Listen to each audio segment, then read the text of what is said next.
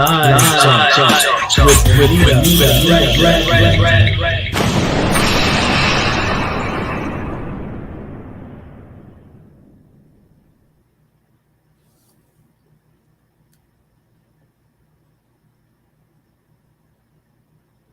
And good evening, everybody. Happy Thursday evening. I hope you guys have had a wonderful day.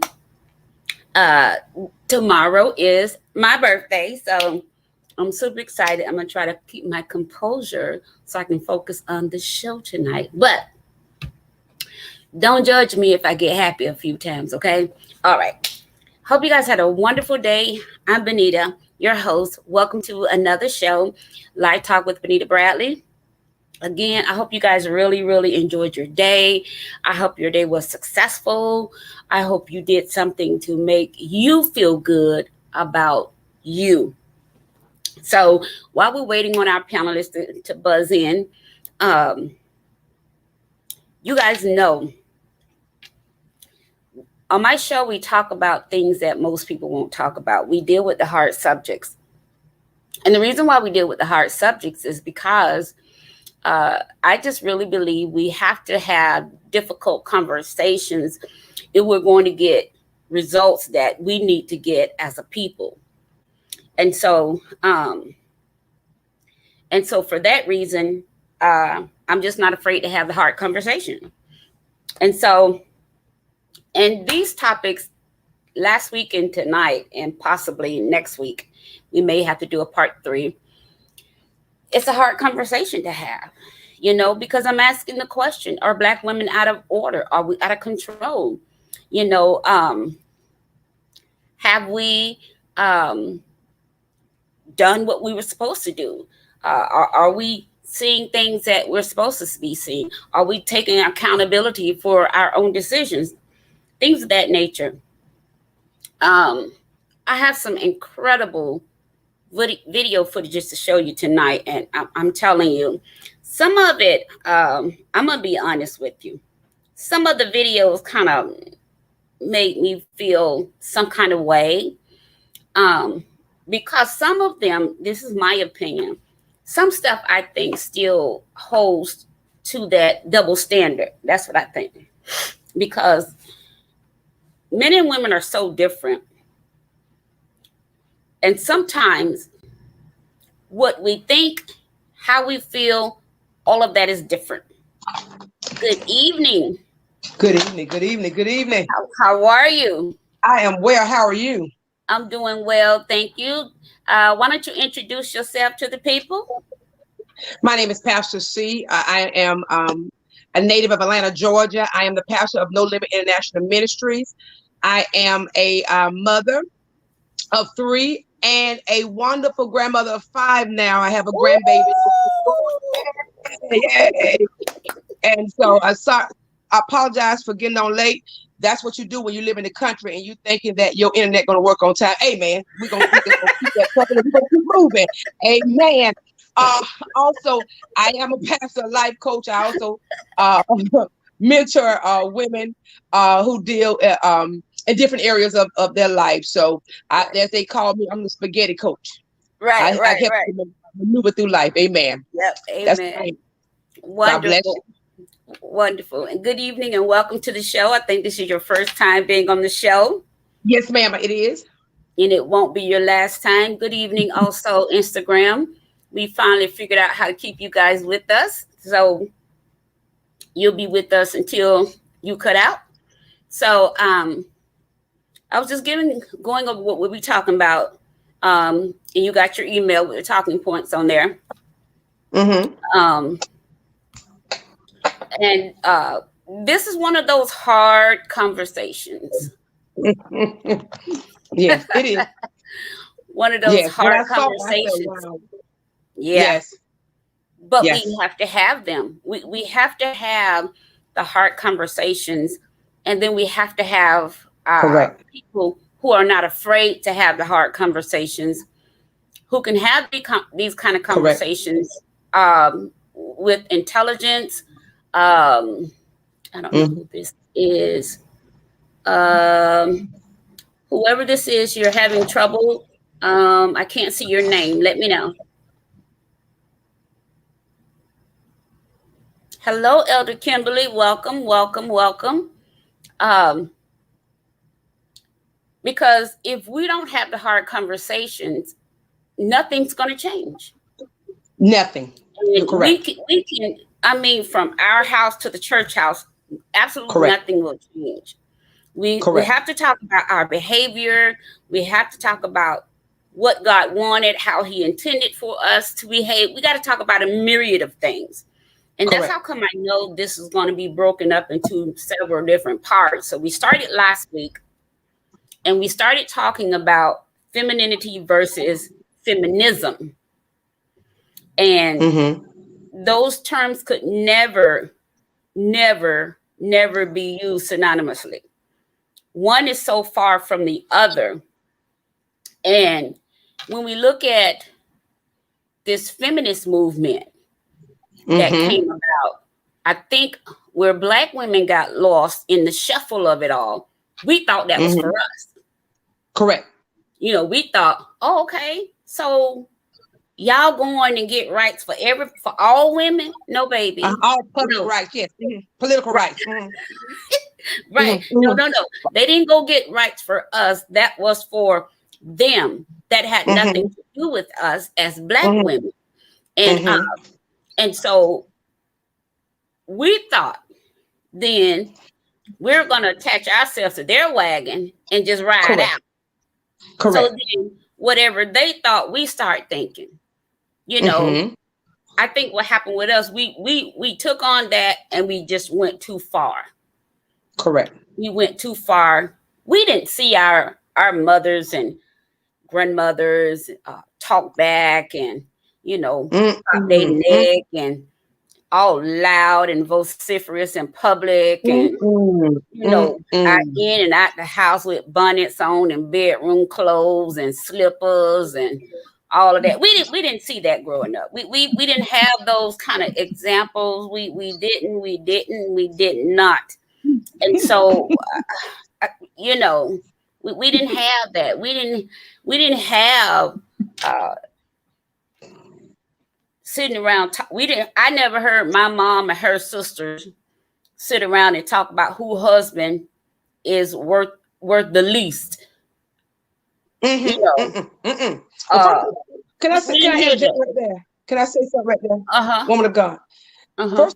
First of all, we wasn't allowed to because they had us in our age range, right? And those type of conversations, even though as we growing up as adults, our you know, young adults, our conversation was different. So because our mindset was different. So they talked to us on that level. So if we was even heard or even caught repeating what we were ear hustling to hear, baby, only thing we saw were backhand and belts. But we knew not to. Right. And so when we got defiant in some areas, mama, that ain't what you said, because we heard you say. We didn't do that. We didn't do that. And we didn't hear mama. And they said they mind their own business. Yeah. Yeah. We didn't hear mama degrading daddy. Mama didn't come to us and say, you know, your dad ain't no good. You know, you act just like you no good daddy. We didn't hear that kind of stuff growing up. We didn't hear that. And a lot of us, we came out of 2-parent home because back then people stayed together. And whatever happened in the house stayed in the house. That's correct. And if daddy was tipping out and you knew about it, you just knew about it. What you gonna do with that information? Nothing. You just knew about it. We didn't hear the stuff we're seeing today. Parents trying to be friends with their daughters. Mothers dressed, you go and get the same outfit with your daughter, and then y'all go to club together.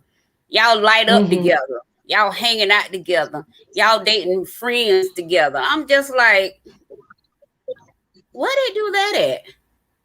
We have changed so much. What happened was they started having babies. You know, back in old time, they had babies young. Right. Even though they had babies young, that still was a standard. Right. So that never changed about young age having babies. The Right. difference was that when they had babies young, they got a husband with the baby. Yep. Yep. And they had other people helping along the way. Mm-hmm. What happened now is grandmama is 30-something years old. Right. So she ain't through party. Right. And so daughters, come on now, talk to me. It's So the truth. daughters them are younger. Uh-huh. So you got a full generation, and they from the age 12 Okay. up, 12 meaning having babies, starting around the age 12, Right. 13. Mm-hmm. And the oldest person in the house, which is the grandmama, is 32. My Lord.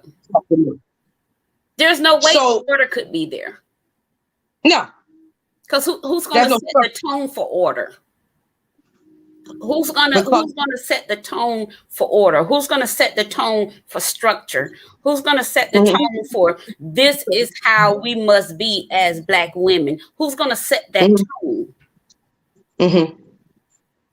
And you know what, woman of God, the people who set that tone, who set the legacy there, somebody put the notes up. Okay. And some people miss class. Because right now what you're finding, let me give you a scenario of my daughter. Okay. I was talking to her, and when you said that, she said, well, mama, my friend, and they friends with they mom. Okay. I'm not your friend at all. Because I know my place. Because what happens is that I want every mother on this phone to hear this. Mm-hmm. When we become that way, okay, that mother part, there's still respect. Mm-hmm. But that friend part, that's where they think they can come out of line. Right. Right. Because they responded to the friend part of you, not the mother part of you. Mm-hmm. So that's why we have to keep one stance. Okay. And that stance is being a mother. Mm-hmm. But we have to know what a mother looks like, and what the character that a mother carries. Mm-hmm. And that mother, and we find a lot of times we don't want to tell our children no. Right. So we compromise and we overemphasize in some stuff because of some mistake that we did. And you find, so I speak to some mothers now. Well, my mother didn't do this. My mother didn't show me how to, I don't see vulgar. My mother didn't show me how to put a pad on. That's what it would tell me. Right. I said, okay, so she didn't show you how to put a pad on. You have a daughter, you show your daughter. But that don't mean you put a pad on with her and then you let her move her boyfriend in your house. Right. That part. Because we're not friends like that. We're not friends like that. And so we got a lot of parents that are allowing their children to lay up in their house with their boyfriends and stay at their boyfriend can stay at the house with them. So I never grew up with that. So I it was hard for me. I when I got married and we would come home to my grandmother's house. My husband would stay in one room and I stay in the other because I never saw my parents do that or anyone. Mm-hmm. So I don't know. I just didn't. So I can't comprehend. I understand to a point why people doing that, but I never grew up like that. Yeah. And then the thing about it too is that when we try to say, okay, this is how you do this, this, and this, there's such a rebellion in the earth now. You can't tell anybody anything. I mean, especially Black women. I'm gonna keep it where it is because that's what I know about. I don't know about them. I know about us. That part. I've been us for tomorrow. I will have been us for 54 years. Yes, ma'am. I know it's tomorrow now. So I can talk about us. Happy birthday. You can't tell us nothing. Do you hear me? We know we're wrong. We know we need some straightening. We know we need to pull it back in some. We know we need to get in order. But honey, correct, we don't want nobody to tell us nothing about nothing because we know everything. Everything, correct. And when you try to help us, we take it as an attack. Correct. Correct. That's what we Correct. do. And anytime Correct. we do that, we go in with our ears already clogged. Therefore, we don't hear nothing. And when With we the walk spirit of away, offense. guess what? With We spirit of walk offense. away with nothing. Pride. We walk We away walk with away nothing. with pride. Come on, talking good now. You talking good. Yeah. I've seen it in counseling, as a pastor, coaching. I see it. We don't want to All be the time. told anything. My cam will be up to you and me. Oh, where are you? Where are you? I don't see you. I don't see you. I see a Marcia. I see a Lucretia. Those are people I'm not familiar with. Yeah, those some of my church members. Okay, so let me let Lucretia in. Okay, Lucretia is on. Okay. You see Audrey? No, I don't see you, Audrey. Corey, I don't see you.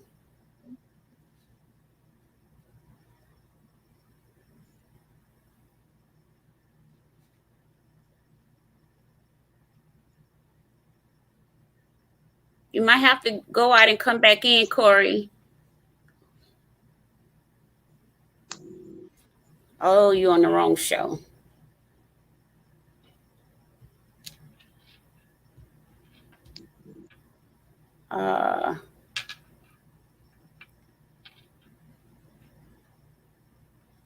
Let's see.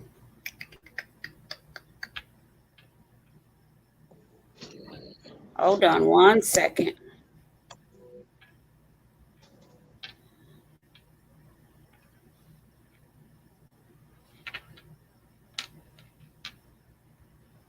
Okay, I've sent it to you twice. That's the third time. Let me see. Okay, I just sent you the link, so you should be able to get in now.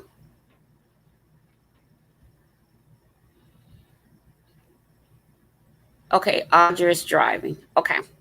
Thank you, Lucretia. Okay, so tonight we're going to be talking about femininity versus feminism. Then we'll look at some of the stereotypes of the Black woman and the Black man.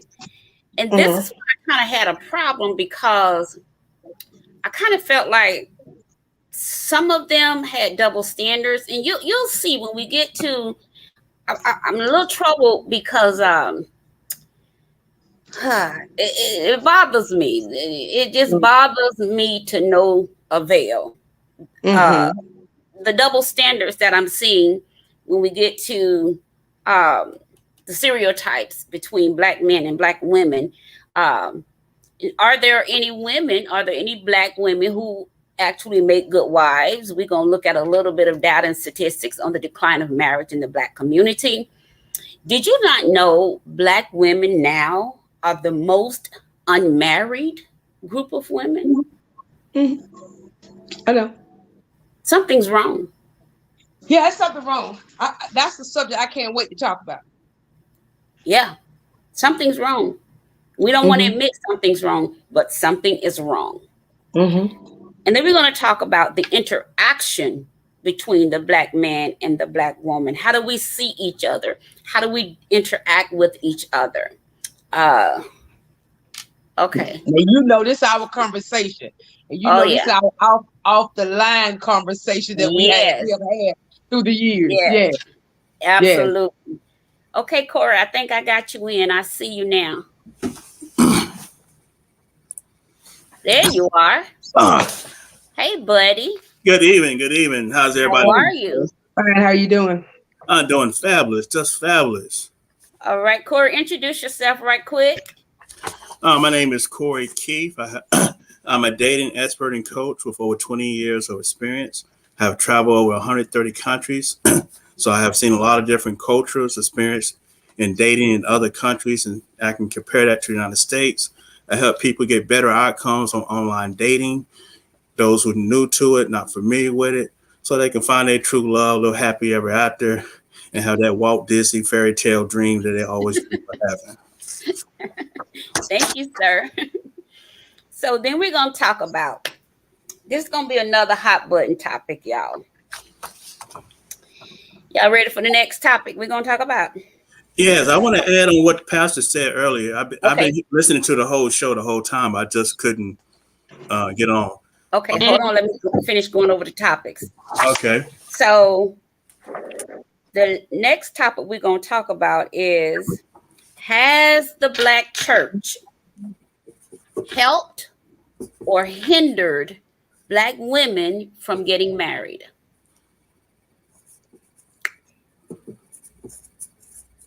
What y'all think about that?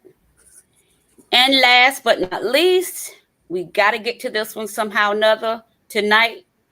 Do Black men have unresolved childhood trauma?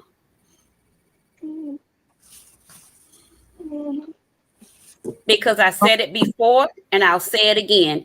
Something is wrong and we got to fix it. We got to fix it. All right, Corey, take it away. What the pastor was saying earlier, and I agree with her what she's saying when she mentioned how we have mothers today not teaching their daughters how to be women. They out here trying to be their daughter's best friend, or their kids. I'm gonna say kids' best friend, and you're not teaching them what they need to know for life versus what our grandparents taught our parents, and our great-grand taught our grandparents. They was prepared for life, and one of the things that she mentioned is when they did have a child, they was pressured to get married with the person. There was shame in the Black community back then. There's no shame in the community. You can walk out here half naked and just do whatever with no consequences, no shame, and they don't seem to understand that. There's no pride in how you look, how you carry yourself, being a lady. All that has now skipped this younger generation because they're not being taught this and they don't understand how it looks and how it's perceived to young men and young women. Yeah. And like you said earlier, Corey, some of them, you can't even tell them. Listen, baby, that's not the way to go. That's not how you be a lady. That you're going to attract the wrong element. This is what I tell my girls and my granddaughters. You don't want to attract the wrong element to yourself. You know, you don't want to be out there any kind of way, all loosey-goosey, and hookery heather. You don't want to be out there like that because you don't want to attract the wrong element to you. And you don't want to send the wrong message. And see, and that's the thing, because now they done got grown, they don't want to listen because their parents didn't teach them. And the way they think is, well, if my parents didn't teach me, or if my mom dressed this way, well, it must be okay for me to do it. No, it's not the same thing. Yeah. Media, well, I say it goes back to that four-headed dragon I always mention about. Media is number one. And as long as you got media portraying this image of that it's cool, it's hip, it's the fun thing to go out here, quote unquote, be half naked, twerking, showing your butt, making babies at a young age. It's so hard to destroy this image. Oprah been saying it. Shakara Lee been saying it. So many Black women have been saying it since the 80s to now. And the message is now getting louder and louder and louder because more people, more YouTube people are jumping on and saying this is getting out of hand. Yeah. One of the things that you touch about now, Black women have the lowest marital rate now. Back in the 50s, the 40s, the 30s, the 60s, the 70s, we were the highest married group of people in America. It's not the same no more because how feminists, church, all this have changed in the media, government, the image, and destroyed the Black family. That's what we have today, a broken up Black community, us against them, fighting each other, putting each other down. And that's not what it needs to be. We need to be uplifting and teaching each other how to carry ourselves, how to be financially responsible, how to invest and come better today, and teach our kids the same thing so they can have a better future for tomorrow. And that has now left the black community. There's no accountability no more. Yeah. You can't tell a black woman anything. She don't want another black woman telling her. She don't want a black man telling her. It's definitely want a white woman telling her that she's out of place. Mm-hmm. So like the only person she'll listen to if a white man tell her. And that's ridiculous. But they go on these TV shows, Dr. Phil, Honey White Man tell them how to do, and they'll listen and change. But as long as us as a people keep telling them, they're not going to listen. It doesn't make sense. It's just, the wiring is unbelievable. Yeah. Yeah. And it's important that you mention that, because I do have a video. Some of the videos are going to be shocking to you all to actually hear how people think, just the mindset of people. You know, a lot of times when I'm doing research and I'm going through videos, and some of you send me videos, and I'm up researching through those videos, see what I can use, see what I can't use, see if I can cross-reference them to other videos.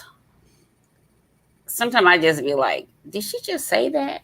I'm like, yeah, she said it. She said it. And the sad part is, they don't just say these things. This is how Black women think. This is how they feel. This is how they live. This is how they process things.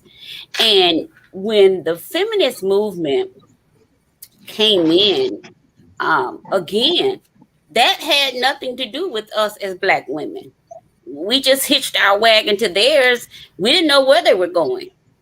Mm-hmm. We had no idea. We had no idea where they were going. We just hitched our wagon to it because it sounded different. It sounded like something that we wanted to do too. Oh, if they get rice, we gonna get rice. Oh, well, we don't have to. They don't have to submit. We don't have to submit. Oh, they get to vote. We gonna get to vote. They get to go to work without asking their husband. We gonna get to go to work without asking our husband. Oh, they gonna get paid. We gonna get paid. No. It had nothing to do with us. Nothing. I'm gonna play a clip right now. Let you hear. This is a young girl. I had another video I wanted you guys to hear, but I couldn't trim it down in time. I'm gonna have it for the next show. Some of these, their thinking is kind of troublesome.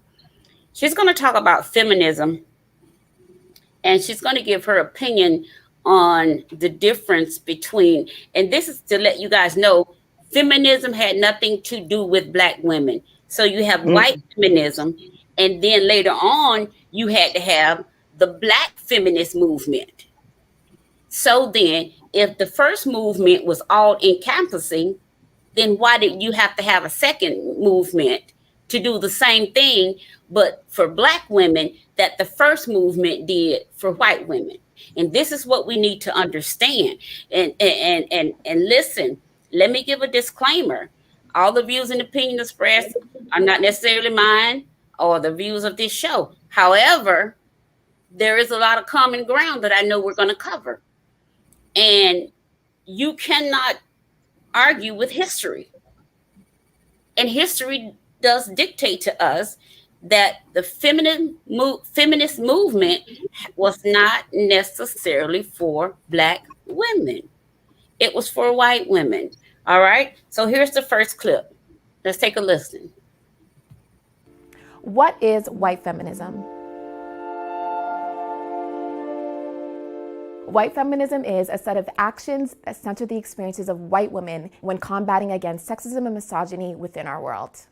White feminism is not a critique of white women who are feminists, but rather a critique of a feminism that is exclusionary and discriminates against women of color.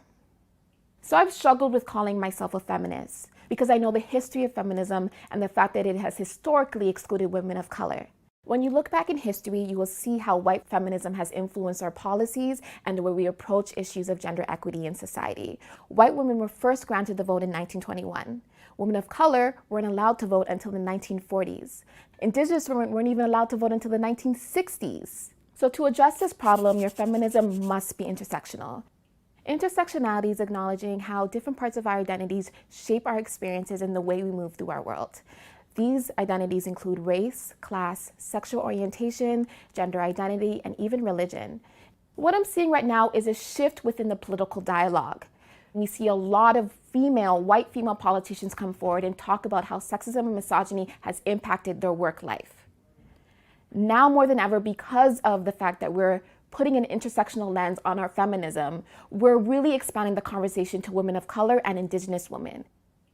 As a Black woman, I haven't fully felt comfortable within or as being titled a feminist. Feminism has a history of being racist, as well as a history of being very exclusionary to people of different sexual identities, people of different classes, and people of different ethnicities. So the reason why I now call myself a feminist is because I want to disrupt that space. I want to showcase that feminism looks very different to different people, and that it's important to hear and understand the voices of women of color.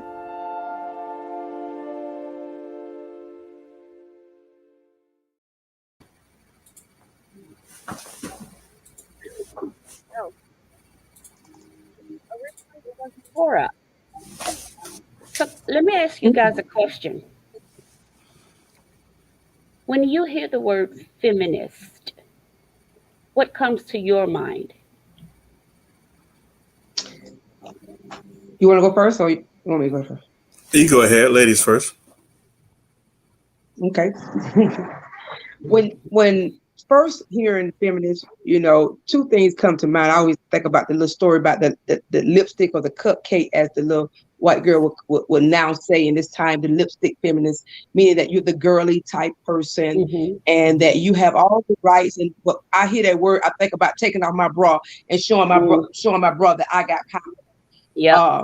Because that's what the first thing that we heard back years. Just when I was younger. Okay, but okay, amen. Yes, Lord. And it was during that time that you show, and so I never understood the metaphor of you taking off your bra, and throwing it up in the air. I mean, showing it in the air, because that's what they did to show that they had power, they had equal rights. So that was that. When I hear that part, and then so the other part, you think about the film, you're thinking about the character and what's supposed to be set for women.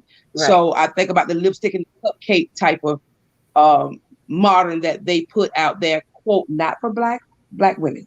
Yep. But that's what they're saying for all women. But that's the model they're saying now.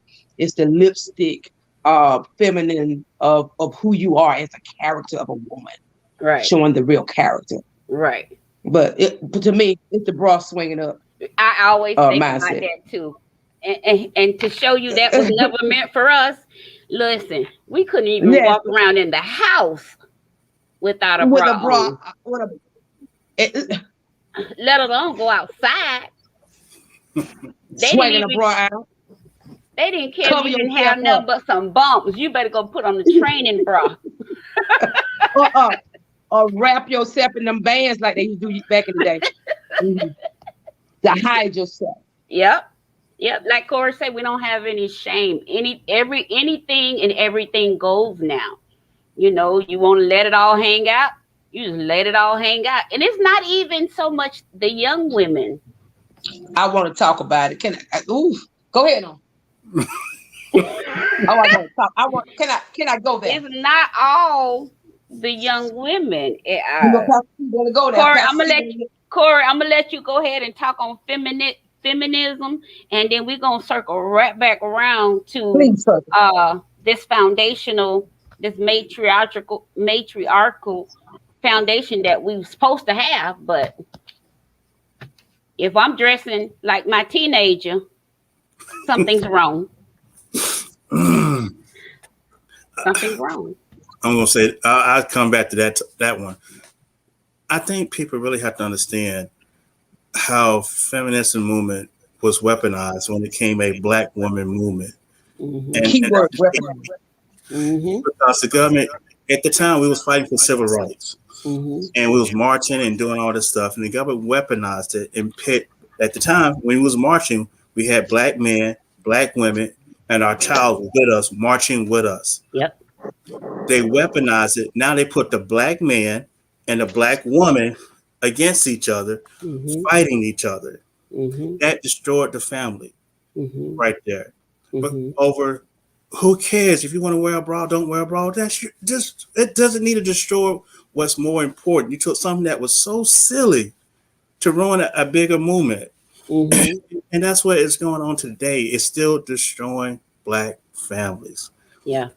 And when you sit here talking about how older women, my generation and under, are trying to compete with their daughters for the same men.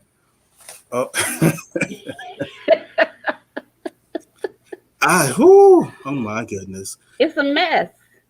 If you're 40 at your age, you don't need to Yeah. act like you're a titty bopper in your Yeah. early 20s. This is nonsense. Yeah.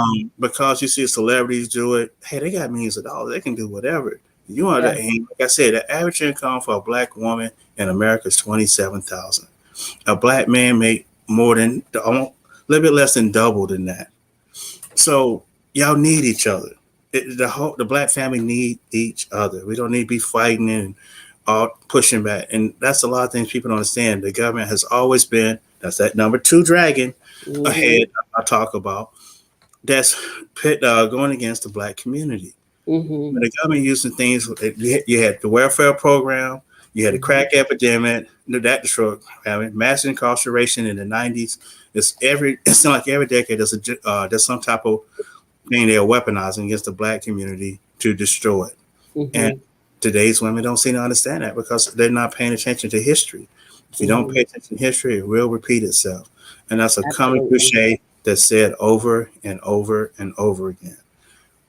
We got to fix this because it doesn't make sense for Black women to be this heavily not married. 24%.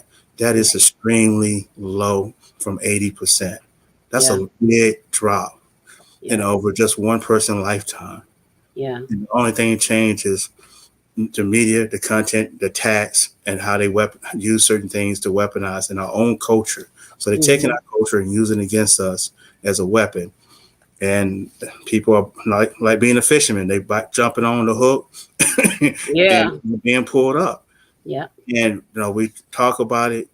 We explain what the feminist movement is. Y'all got understand the equal pay, all that. But really, if you look at the feminist movement and you say you're a Christian, they are completely night and day. Yeah. They're completely opposite. So how can you be a feminist and say you're a Christian or whatever religion that you believe in? They're totally opposite. Yeah. One of the other things I want to also talk about on this point is femininity. Where has the femininity gone in the Black woman?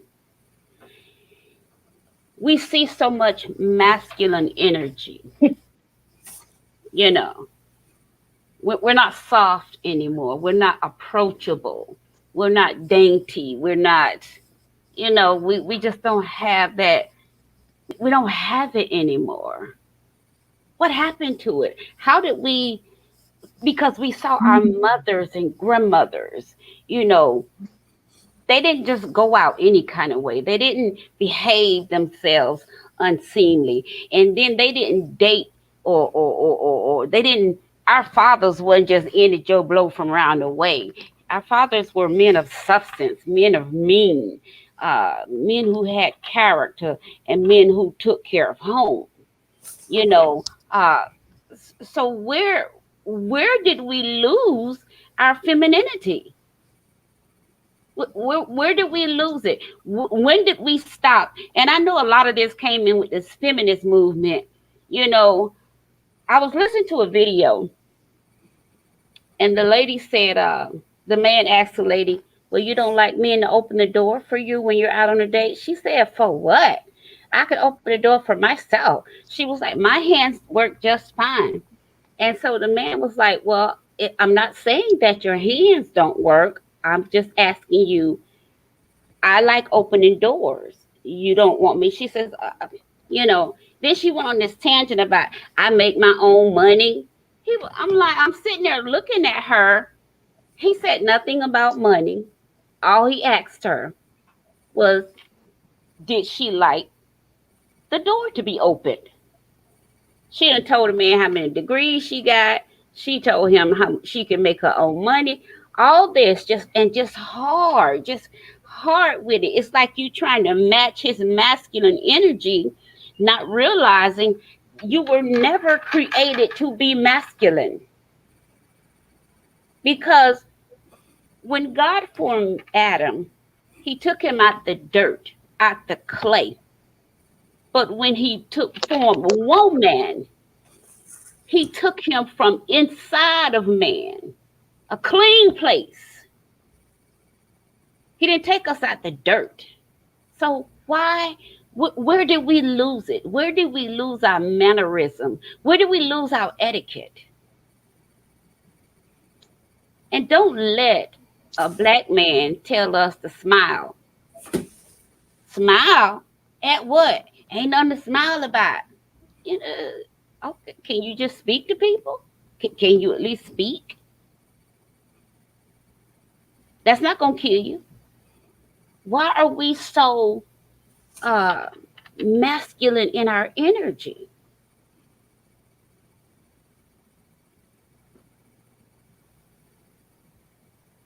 It seems like you're getting stuck. Now, Pastor, I think you want to touch on the subject about why the older women are dressing Femininity. like the younger women. I know Pastor Carol want to hear that. Yeah, she didn't get back to that topic. I'd like to hear what she had to say on that real quick. Because I know you wanted to add We're to on that. the femininity. Yeah. Can I put all of them together? Yes, ma'am. Can I make it like this right here? Uh-huh. Let me say something I used to always say. Mm-hmm. We got men out of place. We got women all over the place. Yeah. And we got children displaced. I'm gonna say it again. Say it one more time. We got men out of place. Uh-huh. We got women all over the place, and we got children displaced. Might steal that from me. So what happens is when men are out of place, the women all over the place, what they want to do is they think they need to take on two roles. Right. When they need to master their own role. Right. I'm gonna say that again because you may have missed that. Come on, say it. They think they gotta take on two roles when they need to master their own one role. Right.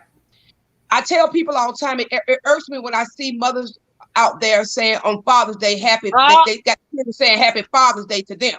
I was just gonna say that. Oh my goodness. So what happens is, what you're seeing is the why women, because they're double-headed in what their responsibility is. So you're finding women a lot of times, I'm not saying every woman, but when you're dealing with spirit of insecurity, don't know their self-identity, and they're watching what they think strength is. Right. They tend to become silly will women. So they miss the option of being a Proverb 31 woman. Knowing how to be able to know who they are, to know how to embrace a room, not making a lot of noise. I told you, I said a long time ago about you, know how to enter a room with her presence only, don't have to say a word. Yes.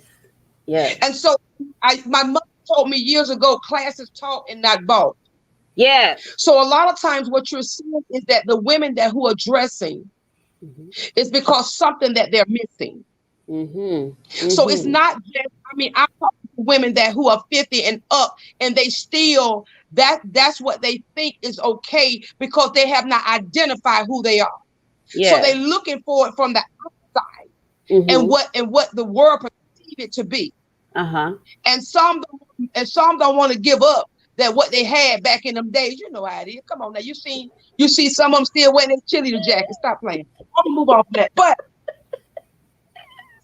they haven't moved from a place. They're not growing with their maturity. See, because that age does not mean they mature. Right. Because see, when I'm grown, it should show a sign that I'm grown. Right. And that comes with maturity. And so that's why you're going to see it somewhere. If you don't hear it in their conversation, you're going to see it in what they wear. Right. You're going to see it in how they behave. Mm-hmm. And so that's what you're seeing. So you're seeing the outcome of their mindset. And so Yeah. that's why you don't see them, when I started ministry, I think you remember me telling you I had to deal with a lot of women. They were tennis shoes. Now, ladies, I don't have a problem with you wearing tennis shoes. Right. You know me, I'm my stiletto girl. Yes. But they were wearing tennis shoes, and tennis shoes is not appropriate everywhere. Right. But they were wearing tennis shoes, and they were having shirts on that was not even clean half the time, and Right. and they were having jeans on, and they was like somebody painted on them. Right.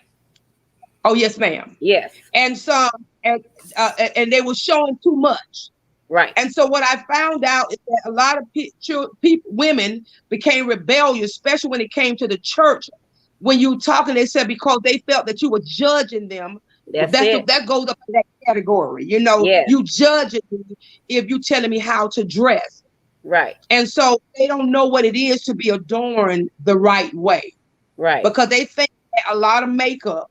They thinking that me with everything showing, me with everything going, my eyelash to be 2 feet long. You want to talk to me? You gonna fly away. But so they can't see the beauty in themselves because they say that defines them. Right. A lot of times people won't come on live unless they got to get everything dressed up. Right. But because they don't know that the beauty it goes within. Right. And so now you're seeing, you want to know what the problem is? It's because they devalue themselves. Yes. Yeah. And they have taken on a role that does not belong to them. Wow. It's not yours. Yeah. So that's why more power to the people. And I'm strong. But it's power in humility. Yes. And submissiveness. Yes. That's why you see a lot of time women are not being married because they don't know to submit. Once somebody told me one time, well, Pastor Karen, and you ain't gonna get married because ain't no man gonna be able to, handle all the anointing. I said, hold on. I know that's right. Let me stop that ignorant statement right there. That's why a lot of people are not getting married, even in the church. Because women are saying they're so anointed, they got to have a man that's so anointed and so appointed for the assignment. The man is anointed because God made him a man first. That's it. Amen. He anointed for the job. Because he made him head, period. He made him head. He came here prepared. And so you find that, and women has been brainwashed that they got to take a man, so they don't know what helpmate means. So they want to be directive mates versus being a helpmate. That's why you see a lot of them are not being married. Right. That's a different subject for me, but that's a strong subject. But we're talking about why they're not looking that way. They're looking hard.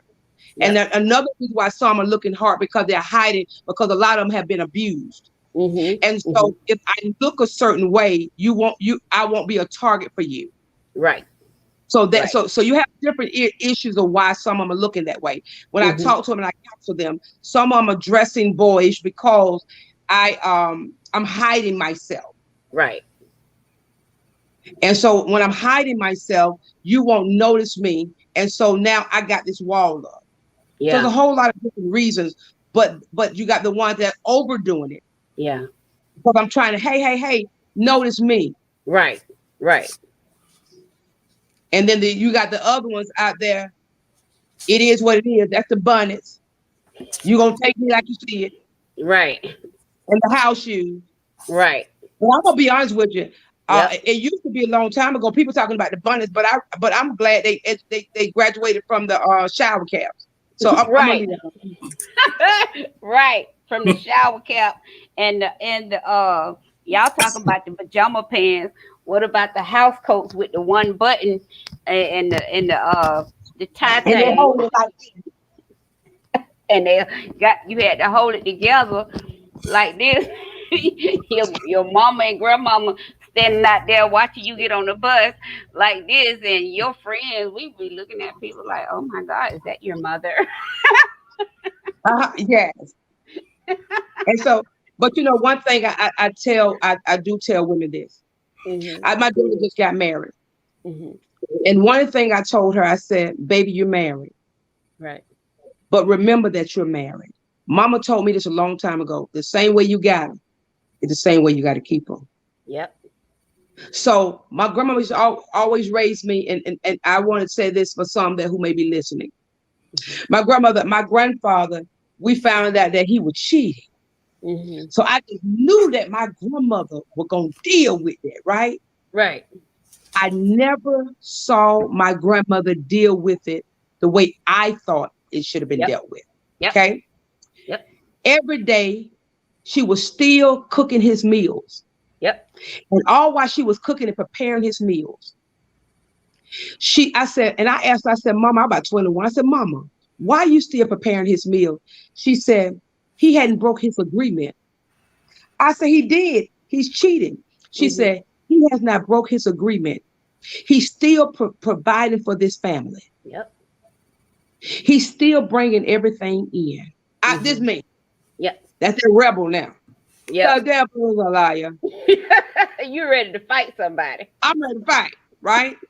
She said, baby, when you get married, you still keep your end of the bargain.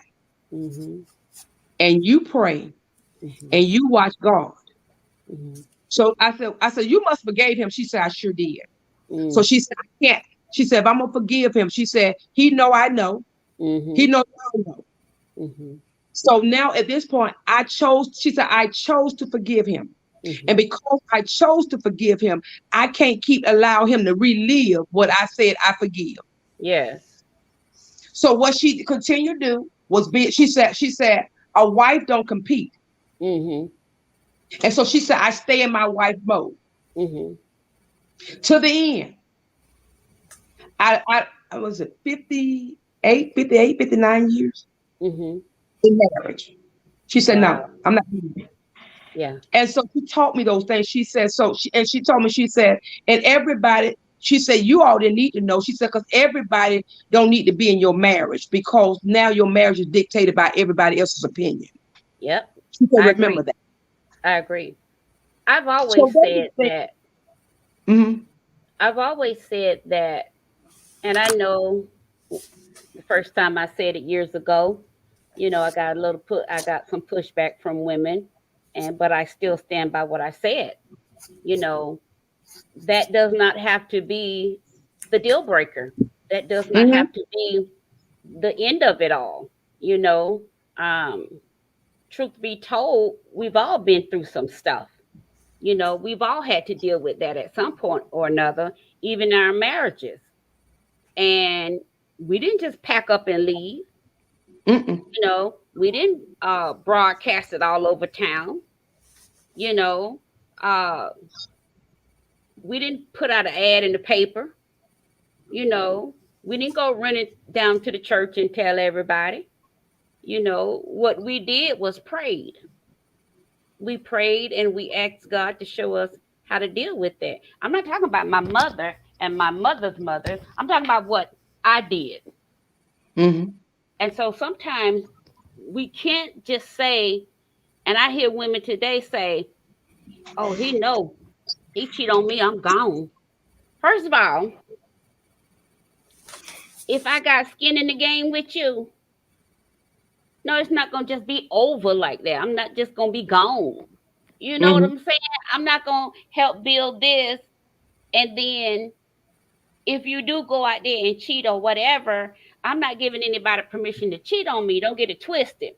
Please but don't. If you do, Please don't. Please don't. If you do, don't think for 1 minute that I'm just going to pack my 1-2 little girl and leave our home that we have built together. Because wherever you met her at, that's where you're going to be with her at. You won't bring her in here because guess what? I'm not going anywhere. And I just don't think that's grounds for, let's just call it quits now. Unless one of us just want out. But if someone cheats and we still want to be together and we can go to counseling and we can work that thing out, I've never thought that infidelity should just automatically end a marriage. That's just me. Also, Pastor C, you mentioned that men are out of place. What was your how are men out of place? And you also mentioned kids are displaced. Mhm. So those One two things. second. We got Apostle Gentry that has joined us. Good evening, sir. Bless you, bless you. Introduce yourself right quick to everybody. Okay, I'm Apostle TV Gentry out of Detroit, Michigan. I am the presiding prelate of Word of Truth Assembly of Churches. I've been in ministry for 15 years. I am not married, amen, but the Lord has given me wisdom in that avenue.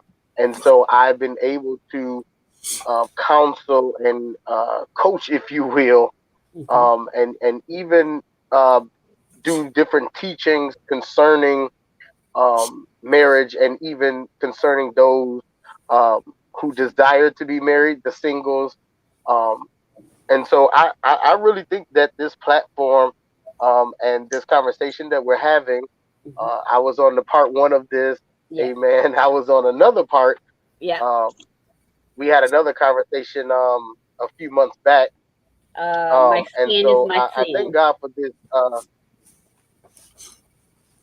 Can you hear me? Yeah. I was saying you were Okay, part of the panel when we had my skin is my sin. Mm. Yes. Yeah, when we yes. talked about being black in America. Yes, and so I'm just grateful to be back. I thank God for Benita and her vision. I thank God I'm back and I'm able to share, amen, the platform with the anointed Corey. Amen. That man of God is anointed. Um, and he's very smart. He's smarter than me, amen. And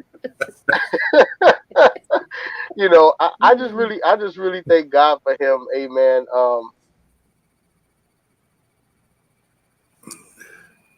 We lost him there. He'll be back. Okay, so you had a question for Pastor Carol, Corey? Yeah, because I heard what you said about the women, and I do agree with Pastor Carol on that. But I was waiting for her to explain the other two parts, which were men out of place and the kids were displaced. I like the saying. I love the saying. It rhymes, and it's a nice cliche. I don't have to use that from now on. I don't have to steal it from you. Because what you use it. What I statistics shows it's about 61 or 62% of women that even in the church. Yes. You have about 70-some% of women that are single raising children. Now there are some that who are actively in the child's life, but we also know statistically tells us that what makes people healthy and happier when you have a two-part home, whether you know what's going on, but it's usually tend to be they have good health rate, they have good they psyche usually be supposed to be right. They healthy mentally, physically, spiritually. You say supposed. So what you find out is that when I'm a personal believer that the man is the strong part of the home. I'm a dynamic person believer of that. So when you find that's why the men, because if they're not there in place and in position, they're out of place. Where are they located? Yeah. So you find a lot of men wondering. Trying to find themselves, or they're wounded from when they was in place. So let me give you an example. Can I give you an example? Yes. We're trying to get men right now to show up, to come to school system that who are actually in the church. There's a short percentage, right? And we can't even get them to speak and show up to the school to just to shake children's hand at the first day of school. Wow. They can't. They're just not there. Majority of them, as we find out, they're incarcerated. Yeah. You find that there's many on drugs. Yeah. You find they're in different places. Yeah. of their life on their journey. Mm-hmm. And some are just selfish. Now, let's be honest. Yeah. And I don't want to get to the end of your subject and you talk about trauma, but that's what I mean by they're out of place. Mm-hmm. They have lost their role. And some have actually given their roles up. Let's be honest. Yeah. Yeah. So, and when you said children are displaced because there is no guidance. Yeah. And because they're dealing with the spirit of rejection, they're taking wisdom from, as I would say, the ungodly. Yeah. Or they're taking wisdom what they see. And not so you got parents or you got mamas crying and they trying to and I want some mamas to be on here to hear this part right here. Stop trying to get because you see a man and you see the man doing somewhat right. So now you want to get him to be a mentor for your child, but he also may be a predator. I'm just gonna leave that alone. I'm sorry. No. Say that again. Say it again. Say it again. Say it again, please. Because you see Mr. Willie always showing up, being nice to the other children. Right. And you see Mr. Willie showing up at all the games and he talking so educational to the children. You want Mr. Willie to mentor your child. And Mr. Willie got predator issues. Yes. Now, because you see you got you a boyfriend and he talk like he got a good head on his shoulder, but you don't realize he got anger issues, so you won't leave him at home with you. So I'm just saying, you gotta see you. First of all, women, we got to get together and know who we are first, and have a spirit of discernment, and stop trying to make daddies out of men that who ain't prepared to be daddies. Let me stop. Let me go. Let me. We'll be right back to you. This place they're being raised by auntie, grandmama, and everybody because mama all over the place. Yeah. I want to touch on it. Go ahead. No, all I want to say, Pastor Carrot, you don't have to stop. I mean, you can say whatever you want to say here because this is a platform where people need to hear it because not enough women are saying it and making it where Black women can understand. We see this. Black men see it all the time. We've been crying about it forever. It just we didn't really have a voice because we wouldn't allow on the media to voice it. You remember back in the 70s, we had all these family shows that focus on the Black nucleus family, keeping it together. Good Times. You had a Cosby Show. All that, we don't have that no more. You have these independent, they pushing, it's all right to be an independent woman. I make my own money. I make my own decisions. I don't need no man. That's what you see now. So when you have a woman like you coming on here explaining, this is what y'all doing. And Black women have to understand you're pushing Black men away. We're looking for Black men are looking for wives. 65% of Black men are unmarried. 65% because they can't find wives. And those who are married, over 85% are married to Black women. So that cliche, Black men run out here marrying what? No, it's not there. So don't even bring that up. And I agree with. There's only one part I kind of disagree with. Is the Black man the reason why the Black man's not in the family? And I do agree with about the drugs. I can't hardly hear you. You broke up. Tell me. I can't hardly hear you. All right, can you hear me now? Yeah, you kind of breaking up. I don't know if it's my internet or. It's been a lot of technical issues today. I understand everything you're saying. The only thing I do agree with the incarceration, while the Black man's not out of the house. We're talking about the incarceration. We talk about the drug epidemic from the 80s. But the starting point was the feminist movement. And when Nixon introduced welfare, when that came in play, where we say, hey, we give you a check, we give you food stamps, government assistance, and we'll put you in a project, but you can't have a Black man there. That was started the downfall of a Black man being in the home. When you gave them a house and food, what they did in shelter, they didn't need a Black man. That started the downfall right there. When you got all these projects right now, all of it for women with kids. No, and that's not for a black man for kids. A black man got to go out here and have a job, find his own shelter. The government ain't giving us no handout. Yeah, but if they marry those women that they're pumping babies into, then Okay. the project would not have Wouldn't be an option. wouldn't be necessary. Okay, So now it that, came now, about because there were so say many But see, fatherless children. right, but see, you're talking about fatherless children. Then you go back to like I talk about accountability and decision. You have women nowadays do not let their fathers, their grandfathers, their uncles, their brother vet the men that you're choosing to lay down with.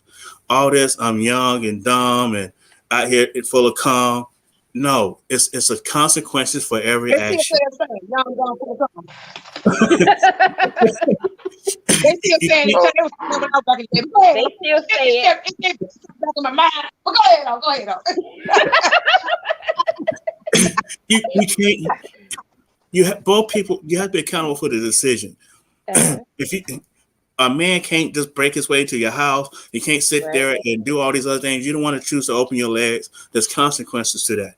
If you ain't gonna sit there and ask the right questions that you need to ask to find out, is this man really gonna be there for you? Does he have his head on straight? He have goals. He know where he's going in life. You can't pick Newt and Tukey down the street, sitting on the corner. Newt Tukey coming out of jail. They back again, Papa. I'm tired of Nuke and Tukey. I tell Yeah, you. we thought they went back to jail, but they out. But you can't keep picking these jailbirds, these drug dealers, these thugs, and thinking you got a good man. I know. And another thing that the image of the movie Color Purple. We can talk about Color Purple, Thin Line Between Love and Hate. I can name a lot of movies with black men in the media. Once again, go back to that first Dragon Head. The media is being shown to be destroying the image of a black man and showing that a black woman needs to be independent and survive with no black man. That image right there is, like I say, all this put together from the media, the government, and church is not doing black women any justice. They're not seeing it. They don't seem to understand how it's changing the way their psychological mind is thinking and their conscience. It's destroying black man image. And y'all sitting here putting this down, not you, but black women in general. The stats don't add up to it. They just don't. And that's the thing that. Go ahead, Pastor. You about to say something? You got what you see is you got you remember the movie Jody Tyrese and Baby Boy. Yeah.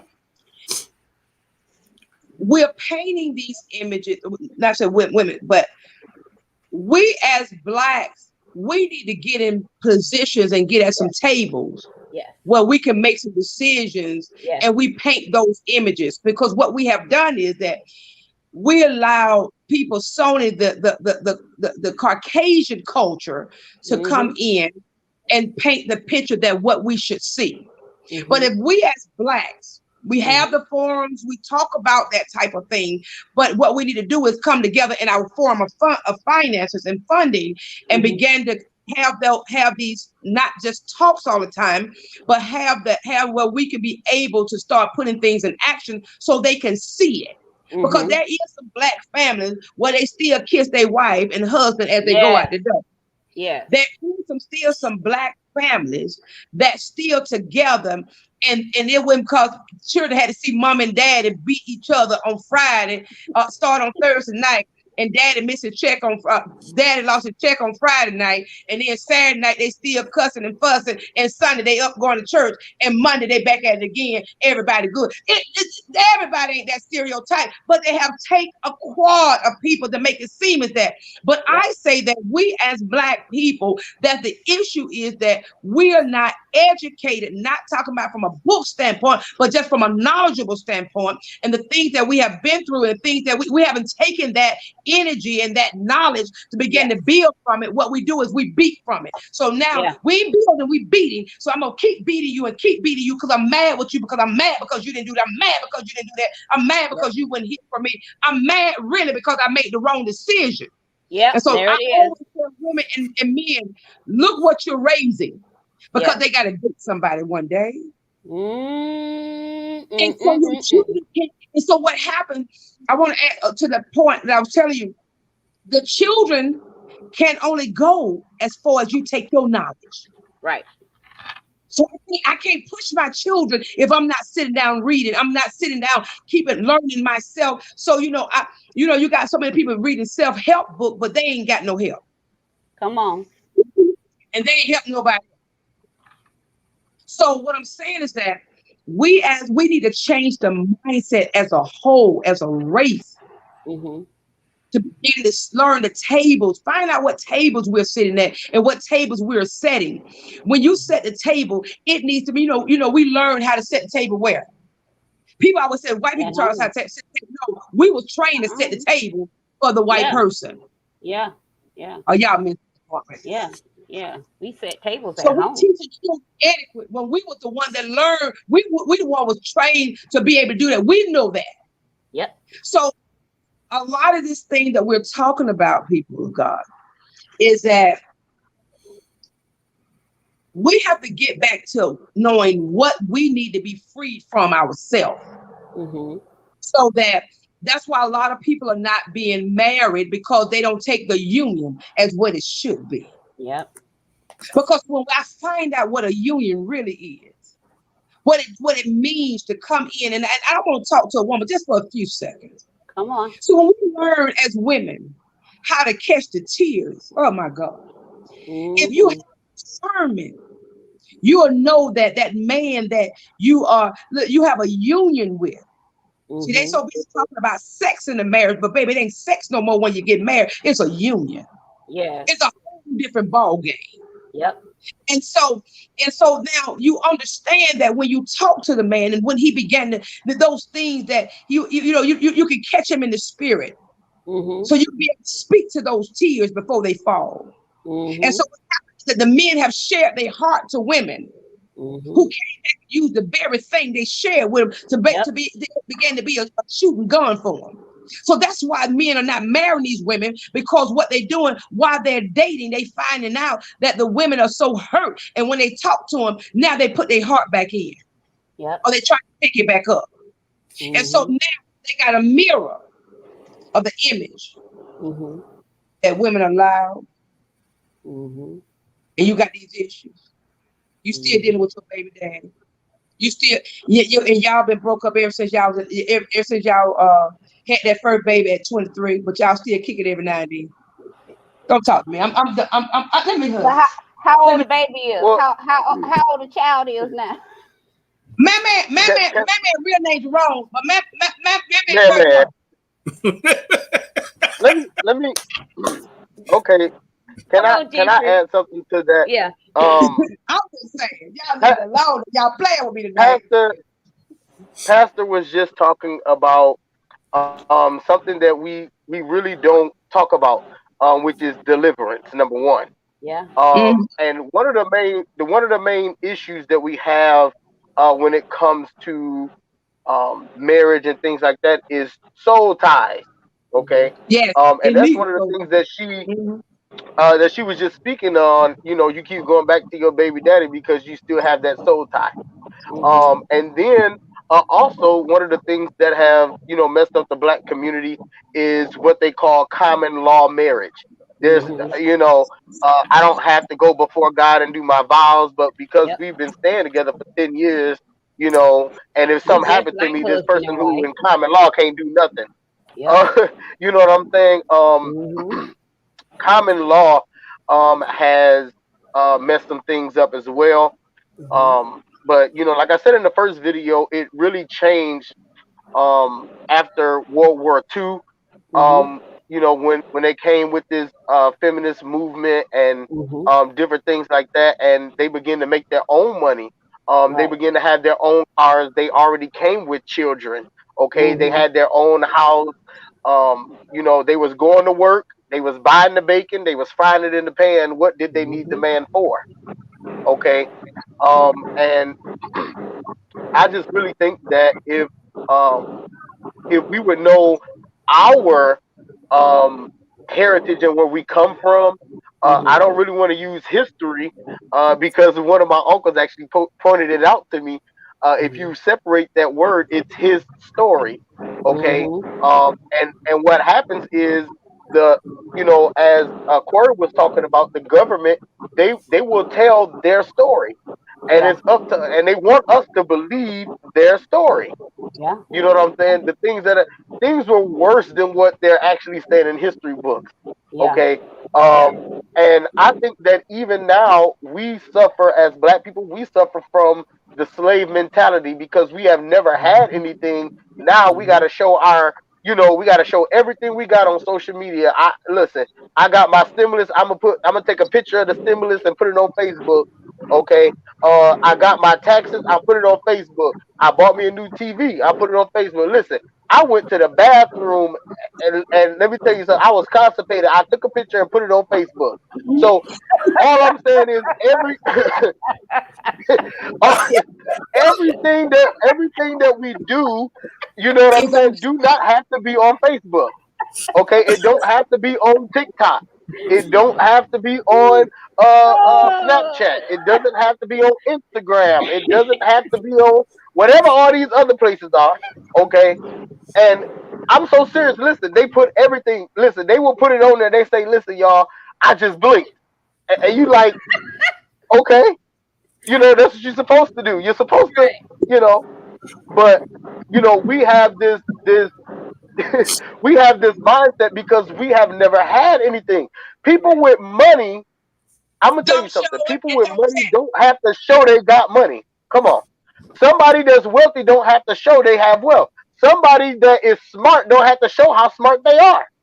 Because they living in it. But listen, we get a little bit of money, amen. And some of us is still in that PPP loan, okay? And we still showing it on social media. And guess what? You're going to jail. All right, that was a sidebar. You're going to jail. I'm just saying to 901 Gun Road, Suite 2000, to No Limit. Make them checks out to pay your time. And let me say this. And we ain't putting no money on your book. No. Now look, just because you got that PPP loan and you paid your tithes don't mean the government ain't coming after you. All right. I am gonna say that.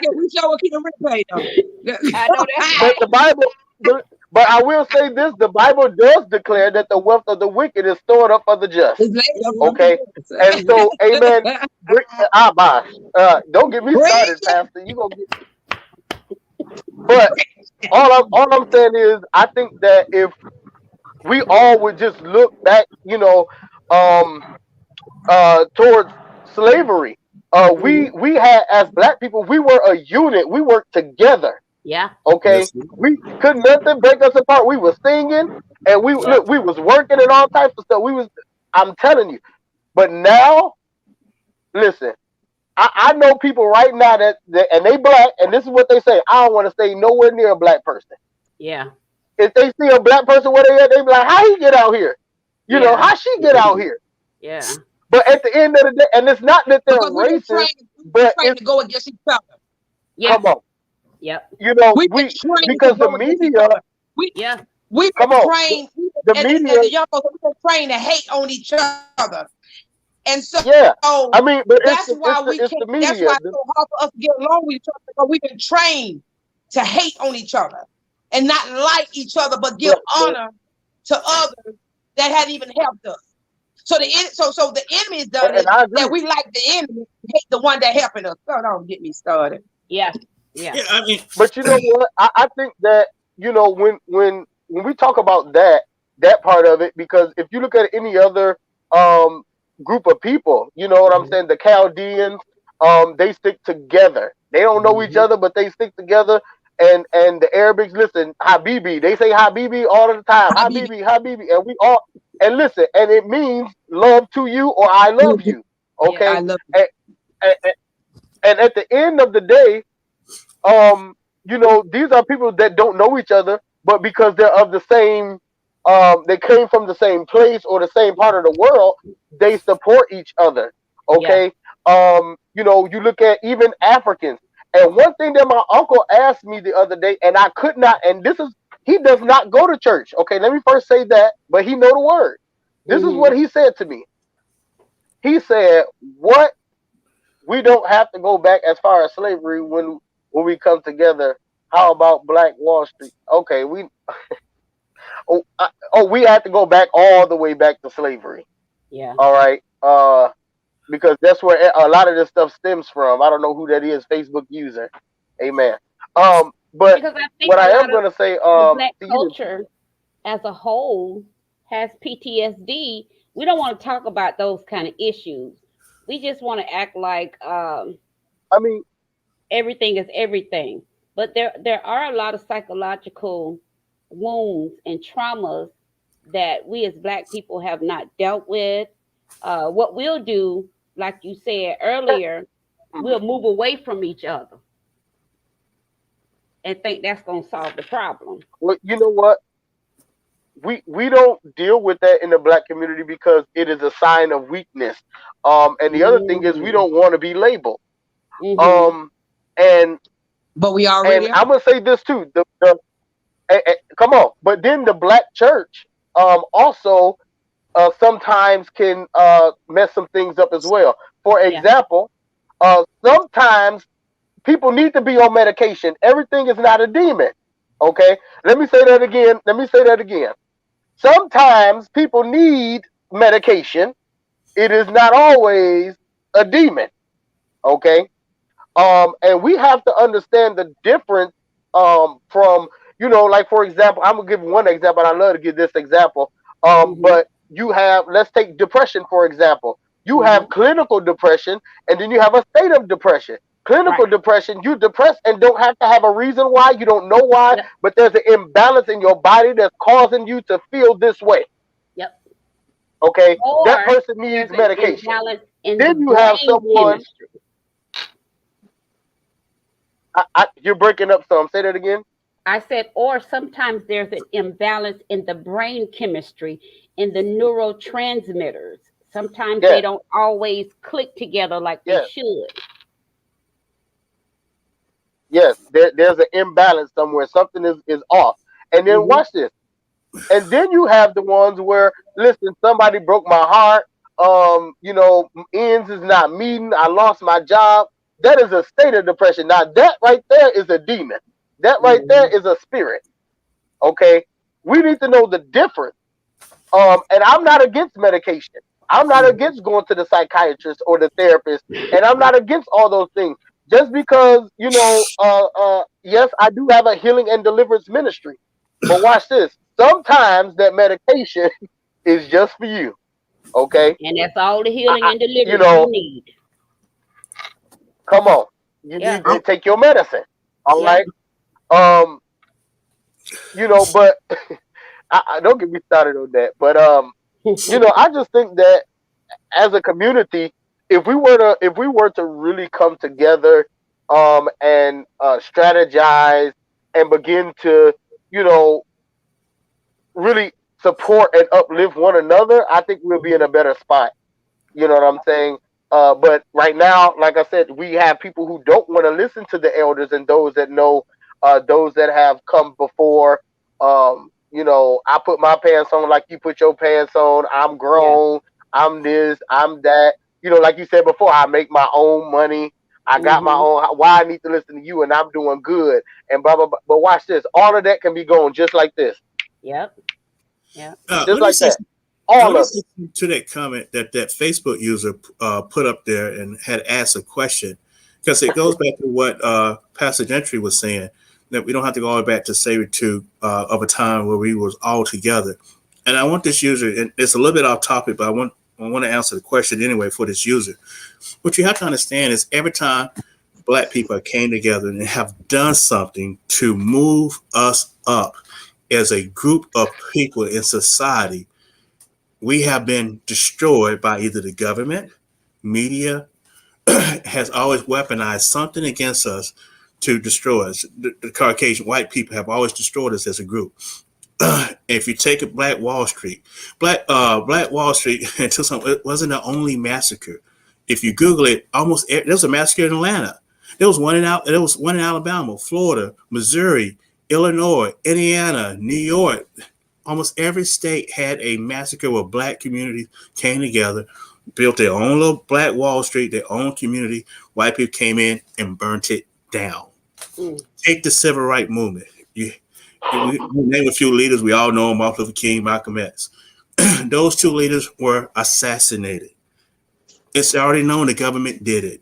There's no ifs, ands, or buts. So every time black people try to come together, we've been destroyed. They take out our leaders. And it's the same thing now as we try to come together again to fix some of the things that we have going on. There's a letter, I don't know, some of y'all might have heard it, called a Willie Lynch letter that describes this to the teeth. Putting old against the young, dark skin against light skin, women against men, children against the adults. This is what it talks about, to keep the black community separated. And if you don't do something, that conditioning in you will always be there. Take over 17 generations to correct that. And that's a very hard thing. For the mind will try to correct itself. Yeah. But long as the media, the government, and now that church, that three-headed dragon that I'm talking about, before we even get to the fourth, which is each other, continue to protect excuse me, my allergies and everything. As long as the media keep putting out these images that, the angry black woman, black men ain't no good. They're a bunch of deadbeats, jailbirds, drug dealers, all that out there in the media for you to watch, and you just gobbling it up in your brain. That's not helping us at all. Sitting here having any squabbles. So I said, we're the fourth head on that dragon. We got the first three to worry about: the media, the government, and the church. Those are the first three we need to be worrying about, not each other. We shouldn't be fighting amongst each other. We should come together as a family somehow, try to figure out how to be together. We shouldn't be destroying each other down, putting each other down, talking about ain't no good black men out here. They're all a bunch of jailbirds, they faggots, they gays, they out here sleeping with each other. And we said, and some black men said the same thing about the women. Yeah. But the problem is with the women, y'all are really lost. There are more good black men out here. And y'all want to talk about, I can talk about education, the stats on educations, the numbers, the incomes, whatever you want to talk about. The problem we got right now, not each other. But black women are lost, and we're trying to bring y'all back to where you used to be, because y'all had got so far out of line and out of place and disorderly. It's a shame. Yes, we got black men. We got a few that's lost, but it's not the majority.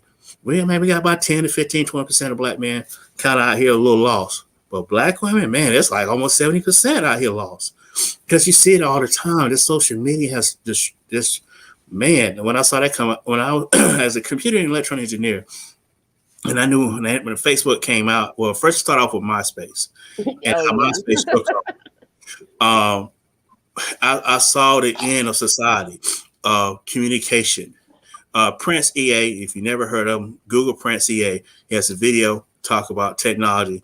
And it's talking about how they should relabel social network as anti-social network. Because now we can't even come together as people and have a conversation. So we're so used to texting on the phone that we don't even know how to have a conversation face to face.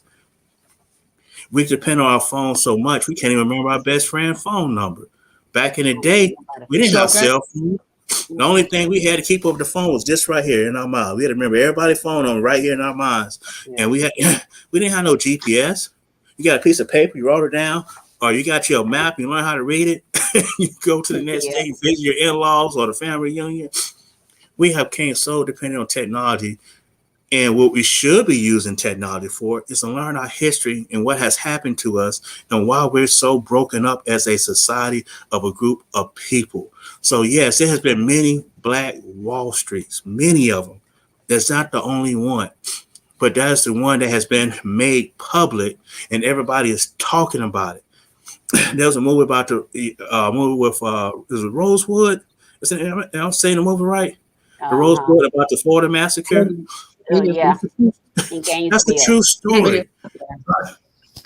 So there's been plenty of Black Wall Streets, understand that. But white people always destroyed us as a group of people. And when you do that, we can't build wealth in the Black community. And the government is also had a hand all the way from loans in the 40s and 50s. That's what it was called, redlining, that kept us from buying houses and gave us predator interest rates, put us all in one area of the community where we can devalue the house. Even today, redlining still affects the Black community. When you try to buy a house, they try to push you in the Black community. Even though you told them, hey, I want an 8-bedroom, 10-bedroom house, they pushing you in the Black community to buy a 3-bedroom, 2-bathroom house. But that ain't what I told my lord. I told you I want an 8-bedroom. Why are you showing me this? That's a bit different, 8 and 3. Right. But that's the thing, because even I have experience when I was buying my house. And this is what y'all don't understand as young Black women, because y'all not being taught this stuff. You're too busy on social media and not using the technology to learn and educate yourself about the past, the struggles that your parents went through, your grandparents went through, what they had to deal with. The movie Roots wasn't just for entertainment. It was to educate the people and let us know where we came from, how we endured, how we survived and came better. That was the purpose of Root, was to educate, not to destroy us. And that should have brought us together. So I hope that answered your question about Black Wall Street and how us as a people, we have always tried to come together, but we always been shut down, destroyed. Enemy sent a decoy or some type of diversion tactic. The feminist movement was one of them. When the civil rights movement was marching, they took out the leaders. You're talking about Malcolm X, Martin Luther King. We would go on a list of other people. Black Panthers. Black Panther was another very strong Black people embodied party that was for Black people. Free medical care, free tutoring, education, policing our own.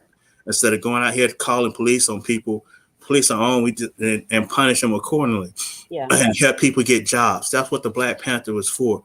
We don't have that today. Anytime something is that, we got the Black Lives Movement. Look at the pushback from the Black Lives Movement, and all we're trying to do is get the same equal rights and how the police deal with us as any other human being. Just decent human decency that we cannot get. That's what you have to understand. That's out here. So we don't need to be fighting each other. We need to be trying to figure out how to come together and keep the family together at all means. And going back to the cheating, I ain't saying that any man it's right for a man to cheat or a woman should cheat. Like the pastor was saying, it's wrong. But we shouldn't let that destroy a family. You got kids, don't let that, your kids need a father, they need a mother, they need a 2-parent household. Because as soon as you break that family up over a divorce, and I know it hurts, don't get me wrong, I know it hurts. But when you break up a Black family over something like that, you give it a chance in a worse condition at odds. The odds are stacked against them statistically. A single parent household, kids have a higher chance of going in the criminal system, not being educated, versus a 2-parent household. And I know plenty of Black families will stay together till the kids got 18, got out the house, then they want to separate. That's what you got to do. Please think about it and try to make it work for the kids. And stop arguing in front of the kids. Like the pastor say, why are you arguing in front of the kids? Go in your room, go outside in the car, have a talk at 11 at night while the kids are asleep. Go outside in the car and argue in the car all day if you want to, but don't let your kids see that. Produce and show them, be your kids' mentor, their role model. My father was my role model. It shouldn't be Cardi B, Nicki Minaj. None of that. Your parents should be their kids' role model. And parents should learn to spend time with your kids. I know you're busy, you're hard, you're working, you're tired when you get home. But take an hour just to play a game with your kids. Get on the Nintendo or whatever PlayStation they use, play a little game. It'll mean a lot more to the kid than it do to you. I play games with my kids. Some of the games I can't stand. I take that 30 minutes or whatever, hang it as long as I can. Hey, that is time. That is some work to go do. We have to change as a people. The things we're doing are not working today. It is destroying us, and y'all don't seem to understand that. I know you think, hey, I know what I'm doing. Oh, I got it all together. I'm independent. I got this education, or I got this good paying job. Mm-hmm.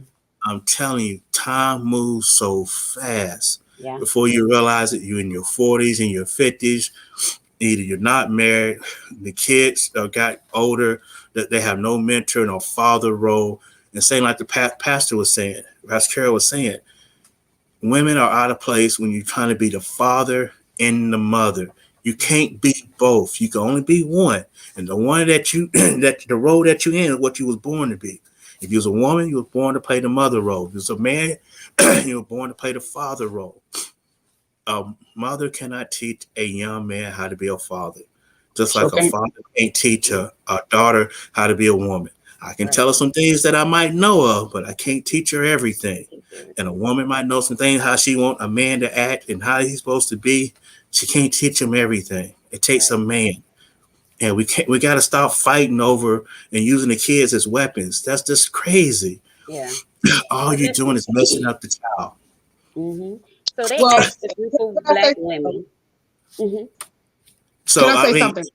Yeah, let me finish with this. So I hope the person who posted that comment, I hope I gave you a very detailed answer to your question about the Black Wall Street coming together.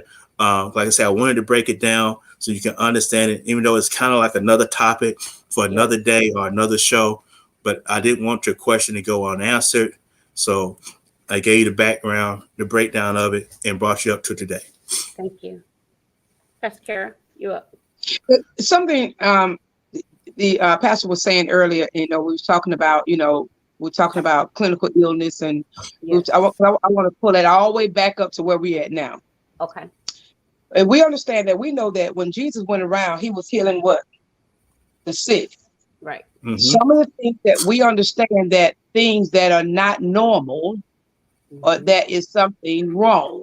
Mm-hmm. Whether it is something that because we wouldn't need him if we got it all together. Right. Even because he was doing miracles, and then he was doing some great manifestation. Mm-hmm. But what we find out here is that when I'm you get old, you get man, bless. I'm trying to do the thing right way. Pray for the get together. Amen. But I'm trying to do it the right way. I'm trying to just pray for him. But what I want to say was in retrospect to that is, we need to understand what those things that we got going on, those traumas, those things that we need to be delivered from. We wouldn't call it deliverance unless it's something wrong. Okay. Yeah. So that's number one.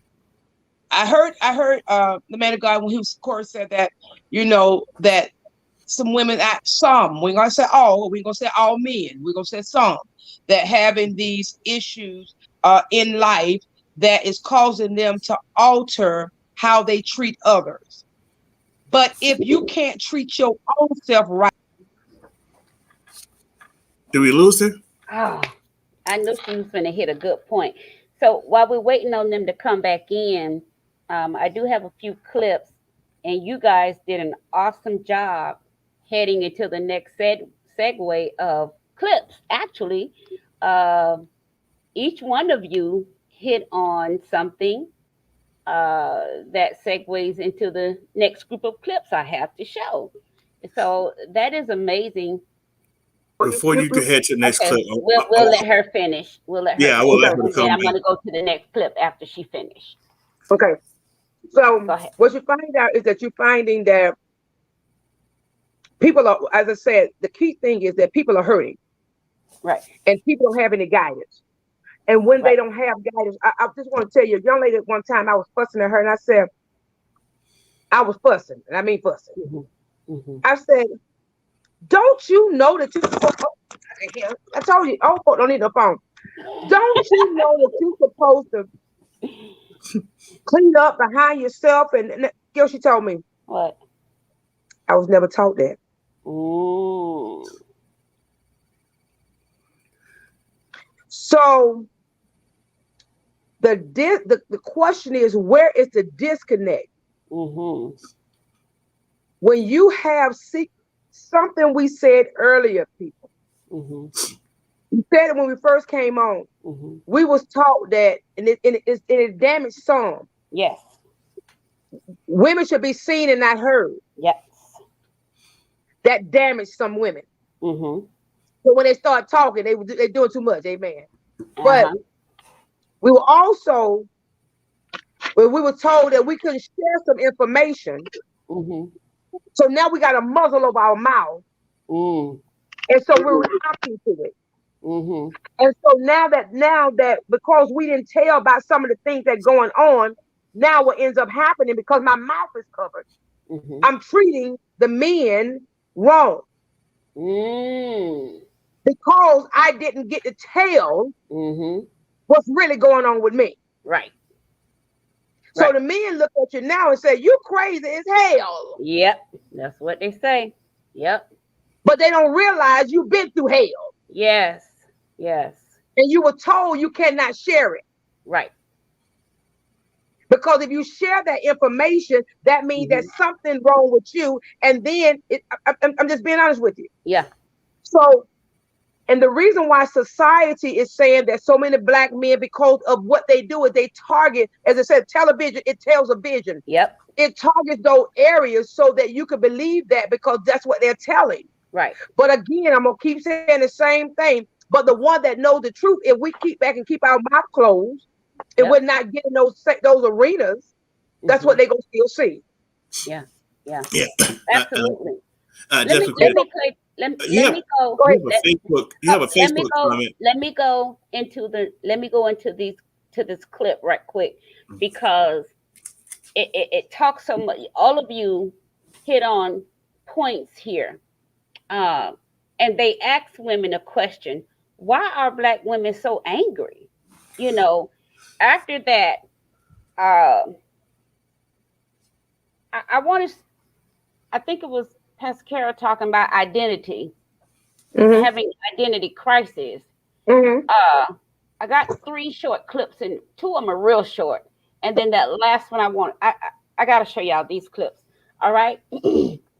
Pastor Gentry, when we come back, I want to hear from you. Let's start on listen to black women tell why they're so angry. And then we're going to move into the next clip from a man's perspective on how the black man is supposed to protect the black woman. All right, here we go. Something that Jane said about the angry black woman. And who are the black women you see on the local news at night in cities all over the country? They're usually angry about something.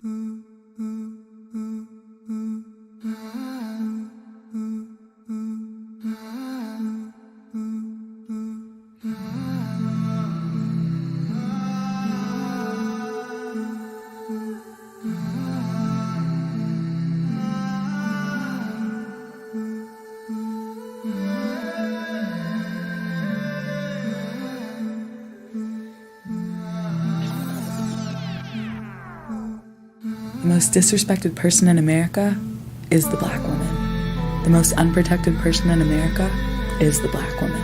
The most neglected person in America is the black woman.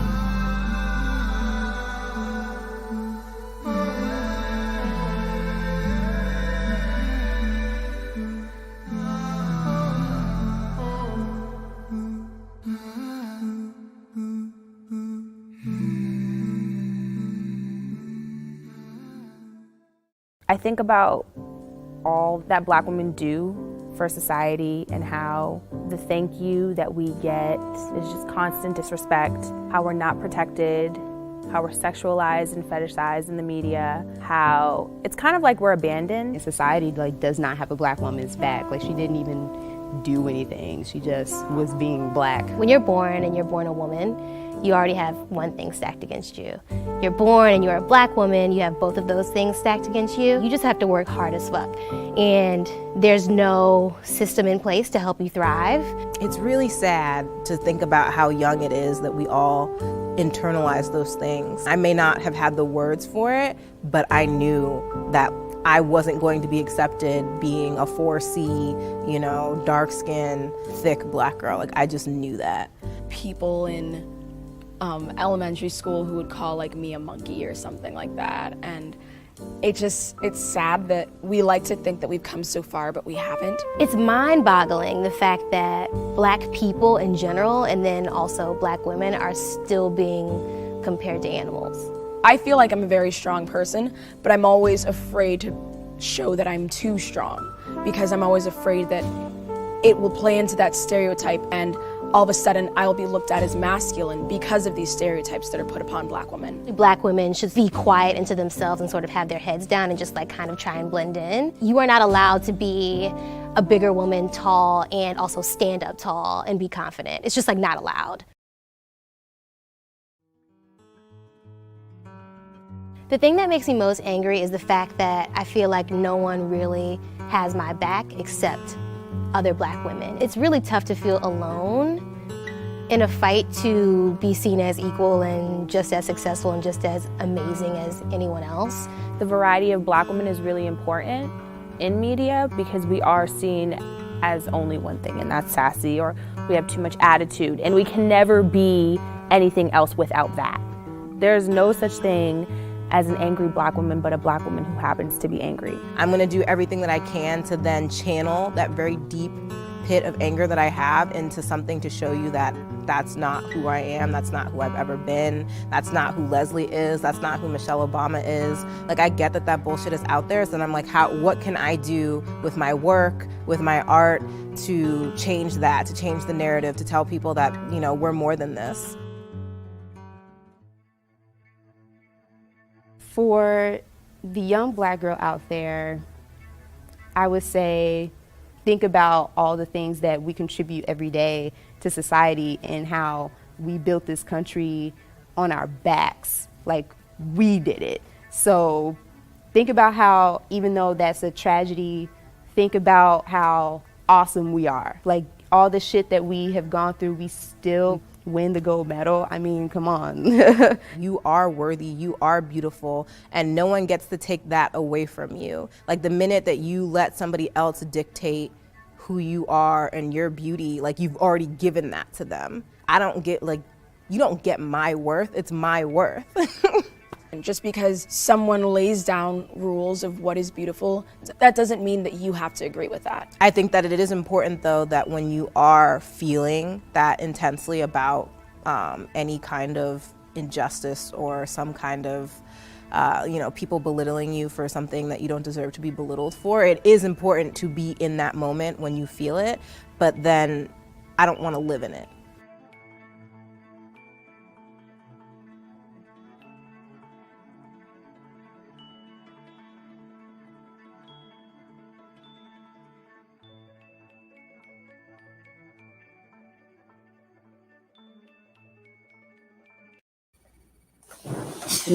Something that Jane said about the angry Black woman. And who are the Black women you see on the The most disrespected person in America is the Black woman.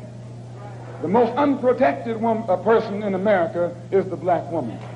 The most neglected person in America is the Black woman. And as Muslims, the Honorable Elijah Muhammad teaches us to respect our women and to protect our women. And the only time a Muslim really gets real violent is when someone goes to molest his woman. We will kill you for our woman. I'm making it plain, yes. We will kill you for our woman. We believe that if the white man will do whatever is necessary to see that his woman gets respect and protection, then you and I will never be recognized as men until we stand up like men and place the same penalty over the head of anyone who puts his filthy hands out to put in the direction of our women.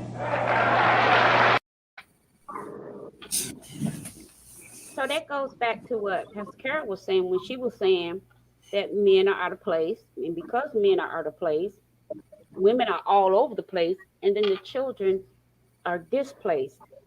I want to give Apostle Gentry about 3 to 5 minutes to talk, and then I'm going right into the next video. I gotta let y'all see this video of this teenage girl who has no identity whatsoever. And the identity that she has, it's so skewed one way. If you didn't think it was real, it would be laughable. But it's so sad because this girl needs to be in therapy somewhere. And her mother does not, her mother is not strong. She's not, she's just like kind of at her wit's end with the whole situation with the little girl. Let's go back and get the other problem is a lot of parents try to overcompensate. Yes. For those things that didn't get there. Hold on, let me show this one. Let us all read this together. Okay, if it's a question, hold off on trying to answer it. Can everybody see that comment up there?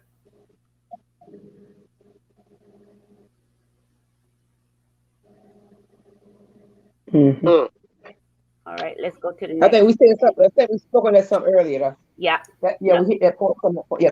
Yep. And this point too is that we go against the way we were taught. As Karen and I talked about that earlier. There's certain things we didn't see. We weren't taught all this stuff. We just were not. It's plain and simple. That comment right there is mine. I was making a reference to another comment. That comment that you have on the screen. I made that comment to a lady that just made a comment. I was responding to her, let her know that I was going to talk about that point that she made, but I was typing so fast and you came back on. I put that extra symbol in the message. Okay. Did we get this one? Did I put this one up?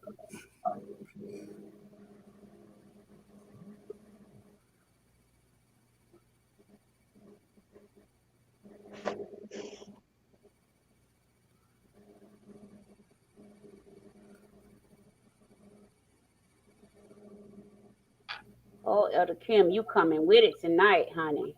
Oh yeah, we definitely got to coming with it. That's gonna have to come back up. That's coming with it.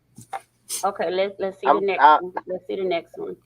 We're not all taught the same thing. It's hard for me to really get into this whole topic because I'm on my way to work and I would love to revisit this. You all have a blessed evening. Thank you. Okay. Bless you. Gentry, go ahead and take a few minutes because you were gone the longest. Go ahead and take a few minutes while I set up this next clip. Okay, can you all hear me? Yes. Mm-hmm. Okay, awesome. First and foremost, okay, so am I commenting on this clip that the two clips we just watched? Yes. Or are we bringing that back up to that? Okay. Yes. So let me put it in the there form was of a question some truth to make it. Let me put it in the form of a question. Do you think Black women are angry? Part one. Part two. Could it be they're angry because they feel least protected of all women? Okay, so the first question, yes, I believe that Black women are angry. And to that second question, I believe that the lack of protection plays a role, but is not the only thing that contributes to that anger. A lot of times women, because like I said, men, we're kind of we kind of keep a lot of things to ourselves. Is looked at as weak if we express how we really feel about things. And so, like in the clip, she referred to, we built the country on our back. But guess what? Black men were there too. You know what I'm saying? And back to the topic that we had before, I was on a panel with that one. Black men, we're more likely to be killed. We're likely to be killed by the police. We're likely to be killed, by just stepping out, by stepping out of our doors. It doesn't even really matter. You don't have to have a reason. You know what I'm saying? And we don't feel safe. And so it was one thing that my uncle, I was trying to share this before I cut out. My uncle asked me a question, and he said, where is it that Black people actually belong?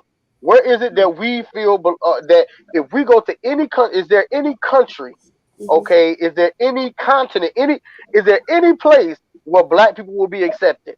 And I thought long and hard, and I'm gonna tell you, not even Africa will accept us. Yeah. So understand that we have rejection issues, okay, and we all feel out of place. But I think that the women feel like everything is stacked up against them. You know what I'm saying? And that, you know, it's the man's fault. And I don't want to, you know, I want to make sure that I make this perfectly clear, because we all want some form of accountability. Right. And it is not the man's fault that you're angry. Okay. I'm gonna say that again. It is not the Black man's fault that you are angry. You are angry because you have bad coping mechanism. You are angry because you don't deal with the issues at hand. You are angry because you feel like people are not listening. You know, I found that out, you know, just from dating different individuals. Women, Black women, really get loud and they want to fight, and when they feel like you're not listening. And a lot of them, they really get angry when you don't want to fight. Yeah. I think that it is what, you know, we become like a product of our environment. You know what I'm saying? We've seen mom and dad fight, you know, or mom and her boyfriend fight, and now we think that fighting is how we show affection and love to one another. Right. Because understand, you're really angry with the things on the inside of you. It's called self-esteem for a reason. Yeah. No one should be able to make you feel little. If someone makes you feel little, that means that person has power over you. Right. Right. If you become comfortable in your own skin, I think my time almost up. But if you become comfortable in your own skin, okay, and forget about what other people say. Yes, the media has put out here that you have to be a certain size. You have to look a certain way. But understand something. White women want to be you. Right. That part. They have extensions. They getting their booty done. They getting their lips done. They're getting their noses done. They're getting their chins done. Listen, if they can get their knees done, they will. Understand that these women, because Black women, and that's Black people as a whole, but Black women, understand that you Black people are the only ones that can procreate. I'm gonna leave it at that. All right, I'm done. I think I'm done. Right. Okay, so I think it was Carol that mentioned having that sense of identity, and that comes from when we were little. That comes from Let me talk inside the about it. home. You know? Can I talk about it? Let me get there. Y'all watch this. When I show this clip, Pastor Carol, I want you to. Okay, I'm just gonna show the clip. People try to tell me I'm an African American, but that's not true. African Americans are loud, rude, obnoxious, and just altogether fat and ugly. If you ask me, my 16-year-old daughter has a very out of control identity crisis. She truly believes she's white. When Treasure was 5 years old, I've noticed Treasure was having issues with her race. She wouldn't play with the Black children. Treasure would mangle or destroy her Black dolls. She would cut their heads off, pull off their arms. She would pretend that they were the white dolls' slaves. My mom bought me beautiful white dolls instead of buying me the ugly, big-lipped Black doll. I felt mortified. I was a single mom trying to support a family. We couldn't afford to stay in our beautiful home. We moved from a mostly white, affluent neighborhood to the city, which was mostly African American. From the suburbs to the hood. I was not anything like other black people. They were all hood rats and they were all ghetto. They all act like monkeys. Her school was predominantly African American. She started to say very racist things in public. Like, I hate black people's hair, they're dirty. She would call them the N-word. It made me feel good to put down an African American person because it helps them stay in their place. All the African American kids that I was around were all ugly looking and losers. They're all gorillas. My daughter is a racist against her own race. What I find the most disturbing is my daughter is consumed with the Ku Klux Klan. It just shakes me to my core. Treasurer, have you ever reached out to the KKK? I have their number on speed dial. Call KKK. They keep me like current on like updated events. I've had the KKK's number since I was like in middle school. Greetings from the loyal white knights of the Ku Klux Klan. Another 8 chimp out, this time in Washington, D.C. 20-year-old silverback gorilla tried passing a parked bus, then struck it with her car. I identify with the Ku Klux Klan because the way they believe is just so smart. White is right. White power. To ask if you've ever gone to their website, that's me. You've done it. Yeah, I figured as much. Ooh, that's just awful. Yeah, of course I've been to their website. That's just awful. My daughter does spend a lot of time on social media. I don't even look at her Facebook page. It's too painful. I don't care what other people think. I'm gonna do what I want. As a parent, I kept expecting her to just outgrow it and thinking she would change. I pretty much was like an ostrich, put my head in the sand, and it's getting worse. Okay, you're shocked by this, right? Mortified. And you ready? All righty. Take it away. I remember that clip. Tell me what you saw. Well, first of all, let's get it.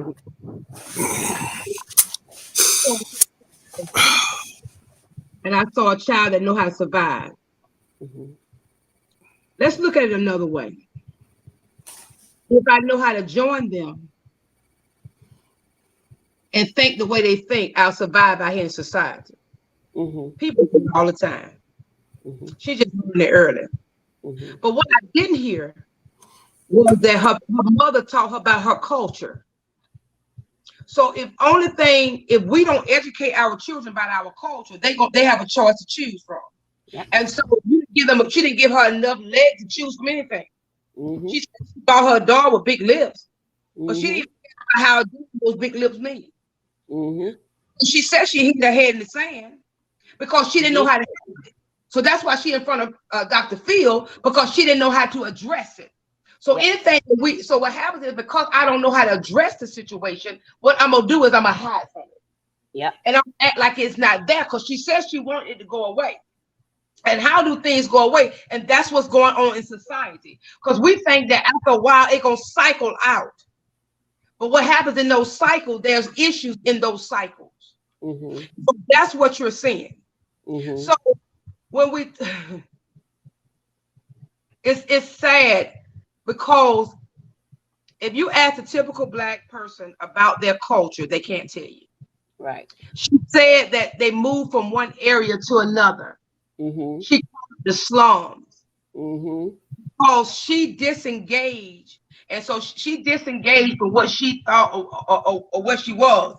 Right. So she made her own superficial place of what it should be. So she signs up with the Ku Klux Klan, knowing that technically she can't change who she is on the outside. But so she's trying to change her mindset so she can survive on the inside. That's what you're actually seeing. It was something that Apostle said that I meant to write it down. When we was talking about the people, as far as angry women. Well, I want to say something like this right here. I was doing a study in men in school, and we looked at in psychology. We find out that in a home, you think about how many children have been molested. Let's talk about it for just a second. You want to know why some women are angry? Because who they thought was protecting them was actually raping from them. Yes. 61% of those women, I think it's 61 Is Pastor Kim on here? She good at statistics with this. Here. She here. She can hear you. Okay, because there are several babies who've been molested, and they grow up grown, and they grow up mad. They grow up disrespecting men because they don't have a respect for men because the man who they thought should be wasn't. So it's not like they just got like this, y'all. Right. This came from adolescence up until this age. That's why you have to ask the question. So it's not like, oh, this woman didn't know. Is she mad with baby daddy? She made wrong decisions. She mad because, like again, I said earlier, she mad because a lot of times she made some wrong decisions. Right. I used to be a mad Black woman. But I was mad because I had 3 children. Right. And I had to pay for all of them to go to college by themselves. So I'm mad.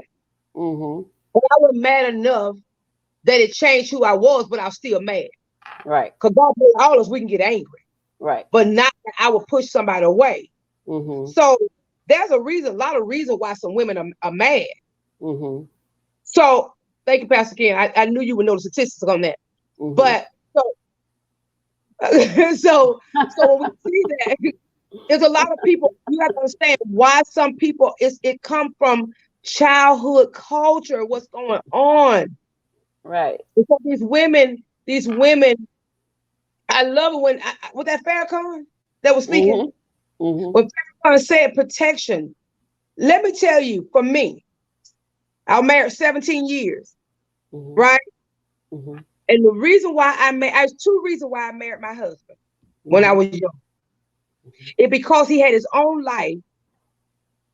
And the other reason, I knew he would protect me. So while I'm not looking for all the money and the gleam and glow, because I know that if you're a real man, you're going to get that anyway. Right. But I am looking for a man that know how to make a decision and stick and know how to protect mentally, physically, and spiritually. Yeah. It's more from the protection as being at home and you protecting with a gun. But baby, I need to know you can protect me mentally, physically, and spiritually. Yeah. Yeah. So that you can be able to go on your knees and call on the Lord on my behalf. Yeah. You can be able to calm me down when there's storm that's going on in my life, as well as I can do it for you. So I hear this. And what happens is people are speaking from points of the area that they're in. But you want to know why some people are mad. Some of them babies ain't telling you. It's because the one they looked up to was screwing them since they were 2 years old. Let's be real. Let's be real. That's what's going on. Yeah. And so then they get married with that pain unresolved. Yep. And they're mistreating the men. And they don't even realize they're doing it. And you got, that's your end subject. But I'm gonna say something about it anyway. And you got some men with those trauma issues. Mama beating daddy. Why mama didn't leave daddy? Mama, they sitting there watching mama get her behind whooped by daddy, and they mad with mama because you stayed, and they mad with daddy because he drunk. Those verbal conversations. I saw a clip with Tyler Perry. Why he said he was so angry with his father, but he still take care of his father. And he said that he vowed that he would take care of his son, but he said that little boy that was in him was still hurt. So there's some issues, and we have to ask ourselves. That's why it's so very important that there need to be some mental evaluation in relationship. I know that when we get married, we checking credit report. We need to take some mental reports. Right. Exactly. Because you find more men killing women these days than women killing men. Yeah. So when we look at the statistics on that, let's look at some statistics now. Yeah. When we talk about being crazy. Yeah. We got some crazy out here. Are we talking about black? Are we talking about black men killing? Black men. Yes, black men. Yeah. So in Macon, Georgia, in the last 3 months, the rate of men killing, that suicidal rate of black men and women, black men killing women has risen. So we're just talking about in one small town. Yeah. It's bad. You know, that's the problem that I have with statistics, is because we don't really know the situation. We don't know what actually transpired. It doesn't matter. And I'm not saying that. No. Listen to what I'm saying. I'm saying that if the young lady, you know, there are multiple situations. Okay, there are situations to where you know, drugs may be involved. There are situations to where, you know, there are also self-defense situations. There are many situations to come into account, and I'm not taking up for nobody, but what I'm saying is when we're reading that number, because understand, I was a police officer for 3 years, 4 years actually, and I've seen some things, and majority of the people that were locked up where I worked were women, okay, and young women. I had one woman in for domestic violence. She hit her husband over the head with a lamp and then a frying pan, and he wasn't in. Was. You see what I'm saying? He said he wasn't what now? There are. I said the lady, what she did. Can you hear me? Can everybody hear me? I hear you now. Yeah, I hear you now. Okay, you guys are frozen on my screen. I don't know what's going on with this internet today. It's But what I was saying was, I said, yeah, I had a lot of females that were locked up, and there was more women than there were men. Okay, and when I tell you these are women who were in domestic violence situations, because people don't want to talk about it, but it's the truth. There are women that beat on men. Oh, absolutely. Okay. Yeah. There are women. Now watch this. The woman might not kill a man, but the woman is still chopping off man body parts, if you know what I'm saying. Yeah. Okay. They're still shooting men in those areas. They're doing all types of things. Listen, you have to be an angry black woman to take that thing and throw it into a garbage disposal that it can't be reattached. Okay. What he had that thing attached to before she cut it off? What he had did his thing? What happened? Right. What That's he did the thing. It don't matter. No. Understand, but it's his. That don't matter. That don't matter. But what I'm saying is, you can't. Now we're getting into that double standard I was talking about earlier, because when she said that men were killing women, your argument was, well, we don't know the situation. Maybe it was self-defense, or maybe it was this. She said, no, because let me finish. She said, well, that don't matter. So now you're saying, but what about a woman who's so enraged, she cuts a man's genitalia off, put it in a garbage disposal, and she asked you the same question. Well, we don't know the situation. What was he doing? You said the same thing she said earlier. Well, that don't matter. But so now we have gotten into this double standard. The reason why it's not a double standard. What I'm saying is, we don't know any of that thing. Okay, so what I'm saying is, when we come out with a statistic and we say, well, you know, this is what's going on, the statistic is not telling us anything. You know, and that's my main point. It's not really telling us anything. And yeah, we have black men killing all types of people. Black men are killing black men. At the end of the day, you know what I'm saying? But I think that it's more to it's more things to take, into account when we start talking about, blaming just one person or one man or one type of man. And I think that, because we're not saying that black women are just horrible, you know what I'm saying? But the picture that is painted is that black men are horrible. They the reason we like this. They the reason we gonna stay like this. And if they come up, we gonna come up. And that's really not the truth, because you like where you are. You like staying where you are. You know what I'm saying? That's all I was trying to get across. Well, here's the thing. And I think earlier, Carol said it, where the three things she said: men are out of place, women are all over the place, and children are displaced. But we have to look at that first one. Men are out of place. And a lot of times men are out of place and they know they are out of place, but something in them, because they have not dealt with the childhood trauma that they've gone through, what they do, they'll go through it, push it aside, because men were taught you don't tell nobody this, especially black men in the black culture. What goes on in the house stays in the house. We're not going to send you for no counseling, none of that. We're going to take you down here to Reverend Wright. Reverend Wright going to pray over you. And then you're going to keep your mouth shut. That's how we're going to deal with whatever you say you went through. And whoever said you touched you say, it was Uncle Willie. Okay, don't you tell nobody else. Your daddy going to deal with Uncle Willie. Trust me. And what your daddy don't do, oh, God going to get him. Trust me, God will deal with him. That's the way we handle things in the black family. And some of us still do. Some of us still do. So the problem is, we got these little boys now that grow up. We got wounded little boys that grow up into wounded men, and they're trying to be husbands. And then you got wounded little girls that grow up to be wounded women, and they're trying to be wives. And so now you got a wounded man over here, a wounded woman over here.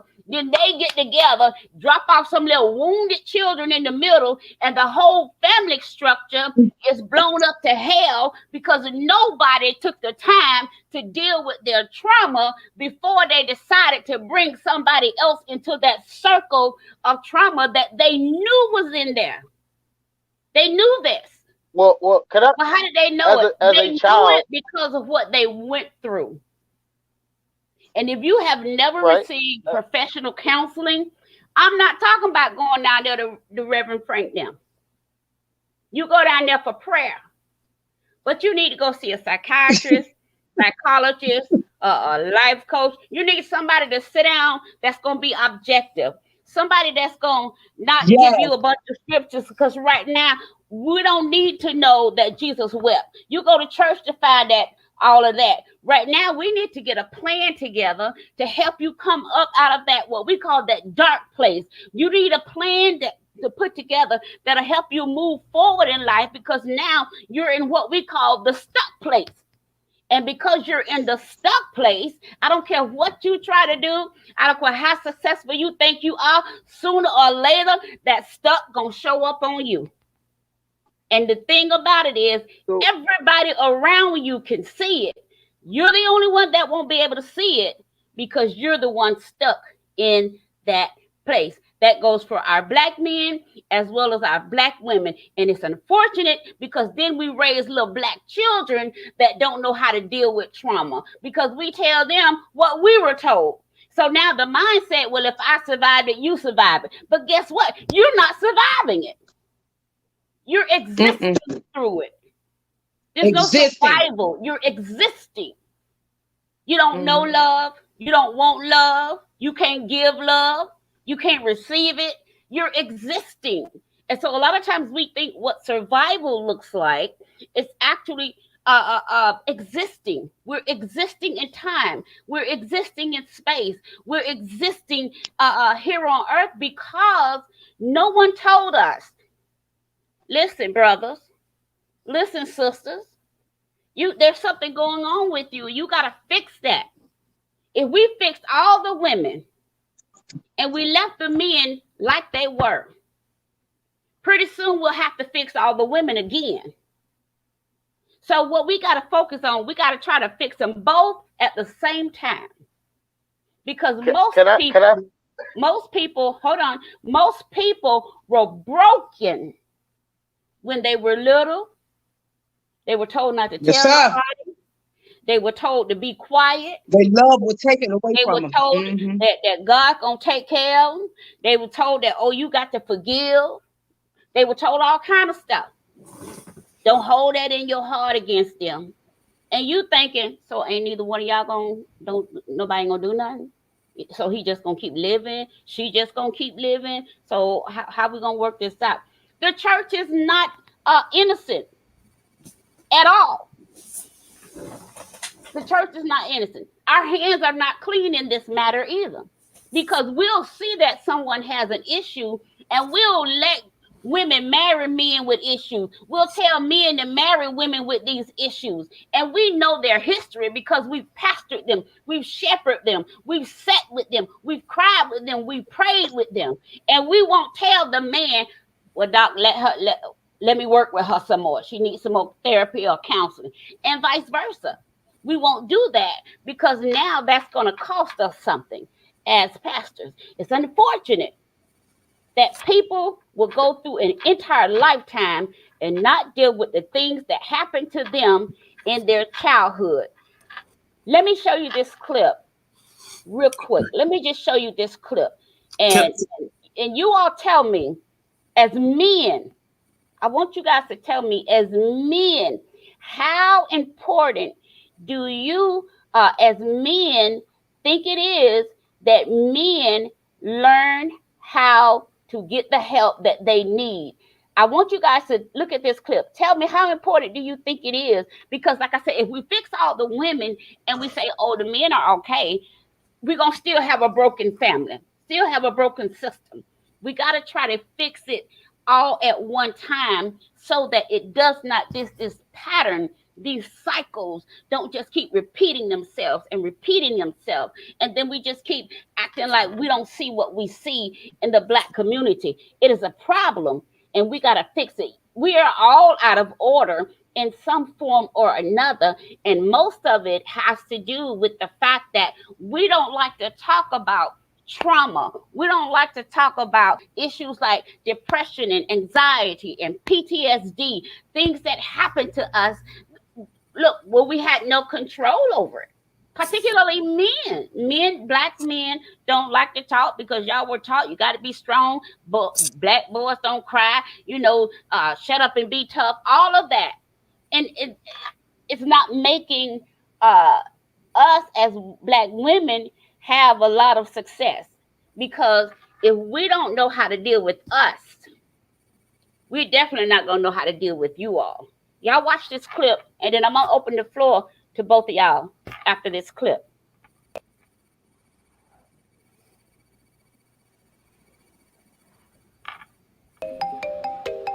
It ruins your life.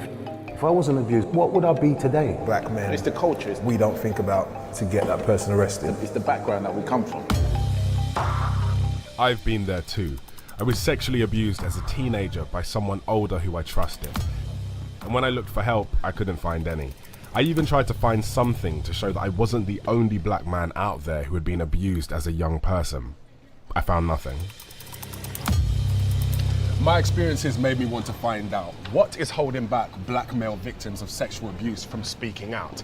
Over the past few months, I've spoken to several Black men who have also struggled with childhood sexual abuse. Most of them have stayed totally silent until now. I think it messed me up, It messed me up. People like Chris, whose name we've changed. It's like a scar that's there that you can't get rid of. Chris was just 11 when he was groomed by a 19-year-old prefect at his school. We had to walk past these bushes. It was dark. Nobody could see us. We went in there. He said, hold on. Oh, God. Sorry. It's okay. Take your time. Right.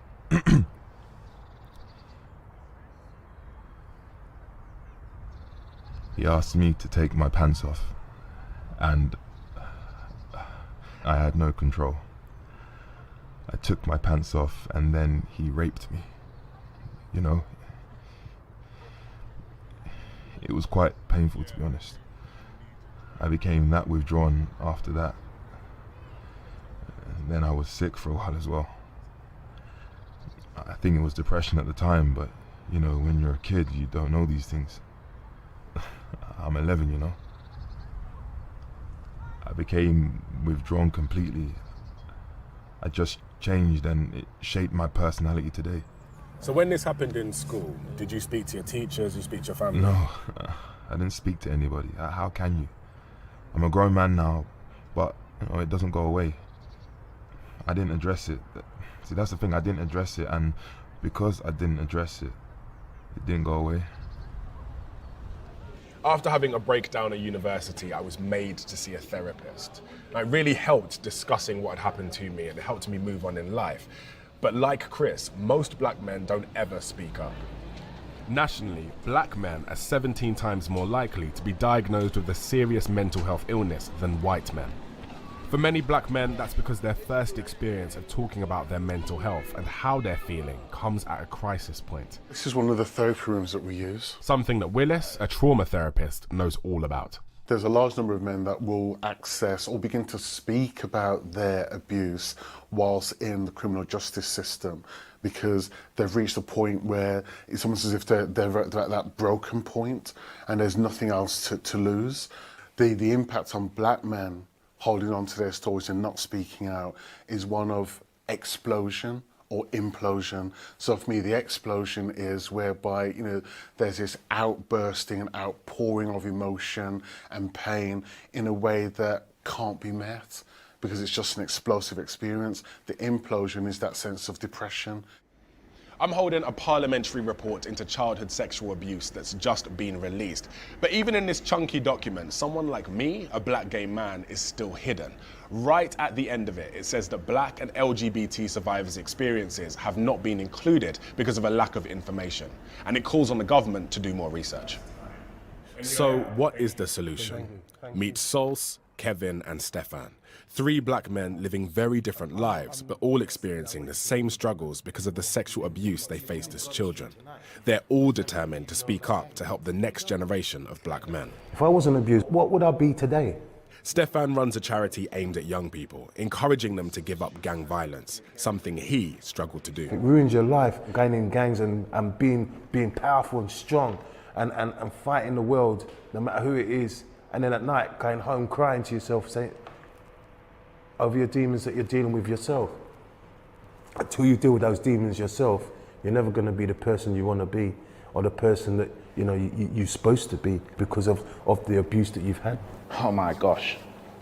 I was involved in as many things as I possibly could be. I was living this life. What kind of things? Anything from just wrongdoing to more wrongdoing. While Stefan and Sols were in trouble with the law, they've now turned their lives around. Sols says the community needs to speak up. We also coming from a culture where, you shut up and put up. Whatever you talk about, it keeps within the family. To all of those values, you don't talk about your situation. I grew up in a culture where what's kept is said between the family, if it even gets said. But going to therapy, speaking to anyone outside, none of that. Kev, why have you not gone to police in recent years? I think as black men, we don't think about we're going to the police to get that person arrested. Kevin has written a fictional book based on abuse after hearing the stories of many survivors. So what about charities, therapy? I don't think there is a charity that really, really supports black men, black or Asian men, when it comes to sexual abuse. And I think the problem is we don't come forward. So because we don't come forward, there's not a problem. If I had saw a documentary or imagery of sexual abuse growing up that had black men, or they spoke out, I probably would have spoken out. It probably wouldn't have taken me 30 years to actually come forward and say, I've been sexually abused. It's the same here. Because black men don't come forward about their experiences, it's as if they don't exist. Sitting down with those guys and talking about our lives has made me realize how hidden we are. So they're visibly not seen, if that makes sense. And that is really difficult. You can put a telephone number out there, but then I think we have to ask ourselves, who are the people that are represented and what are the voices and the images that are represented that go with those phone numbers? And a large number of them will be white European male, and the voices will be those of white European males. And so then for people to access services, it needs to be a service that mirrors them, that is representative of who they are. If black male relationships with the police aren't mended, if services don't start targeting them, and if communities hold back from discussing these huge issues, many more generations of black men could stay suffering in silence. I just don't know where to go. I think if I had a black GP or a black therapist, I could easily relate to them. You know, it's easy to relate to someone who gets you. It would make a huge difference. You know, the stage has not been set for me to come out and have this conversation freely. Nobody knows how many black men out there have been sexually abused as young people. But what we do know, through my experiences and others, are the lifelong effects of the abuse for black men who don't get the help they need.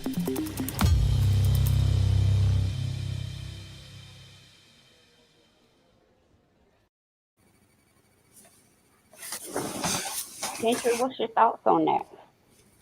Do you see how that ties into what we were just talking about? How, talking to Gentry, how in the black family, whether male or female, whatever happened in the house stayed in the house, you know, and you were not to go out and talk about it. Therapy is not something that black families believed in. And so it could only have turned out the way it turned out because if you got men that are damaged from childhood, and then as well as you got these women that are damaged from childhood, how could we ever build successful black marriages and families if neither one of us wants to get the help that we need? It's almost like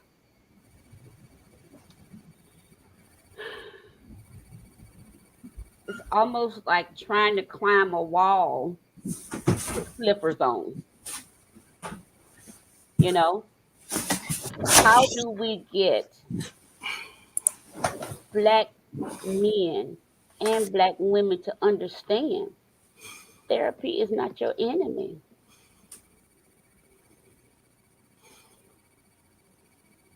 Honestly, again, I think we should go back to accountability. Yeah. There are, okay, so we were abused, you know, and I'm not, please, I hope nobody take offense to what I'm going to say, but you were abused as a child, okay? But as you grew up, you know, and they have these things out here to where you can go, you can talk about it, you know. Yeah, that person may not be arrested. That person may not even be here any longer. But if you know, like I said, some people hold on to things because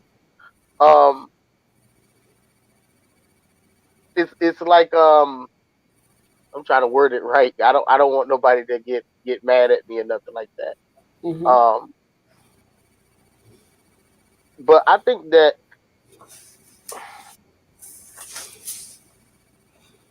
point blank period, before you can marry anyone, whether you're male or female, you have to deal with past hurts and traumas, period.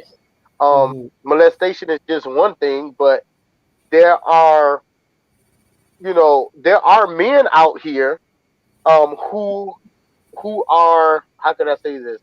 They are not hurt. They are not going through past traumas. But these women, they don't want that man. You see what I'm saying? It's like they don't want that help. And so we were talking about how the black men are out of place. Honestly, that I would agree with that. Some are. But then there are some that are in place and you still don't want them either. You know what I'm saying? I think that everything starts at home. I don't think that the church has to get into everything. So for example, you know, in a molestation case and things like that, you can bring it to me. I can pray for you, things like that. But what else can I possibly do? Because you're the parent. You see what I'm saying? You're the parent. Now, if the child comes to me, now by law, you know, of course, I have to report that. You have to report it. But then again, watch this. The police can't talk to that child unless there's a parent present. And if their parents say you can't talk to that child, you can't talk to that child. Mm-hmm. You see what I'm saying? I Yeah. get all of that. I get, you know, that there are some people who just grew up angry. I get that, and they stayed angry. Mm-hmm. You know, but everybody's not angry. Right. You know what I'm saying? Everybody's Yeah. not dealing with issues or think most women are attracted to their daddies, good, bad, or indifferent. Well, you know, they always say that a woman is looking for her father. You know, the Yeah. love of her father. If her father was absent, she might like that her husband is absent. I don't know. But at the end of the day, you're looking for your father. But here's my thing. If how can I say this?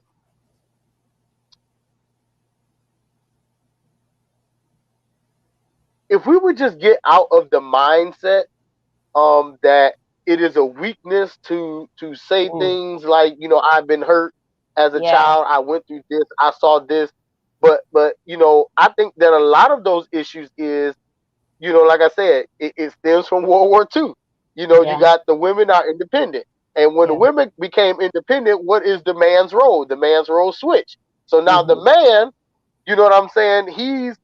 You know, he's doing his thing, the woman doing her thing. The woman is raising the children by herself. So she's Mm-hmm. raising the man that she thinks that this man should be. Does that make Mm-hmm. sense?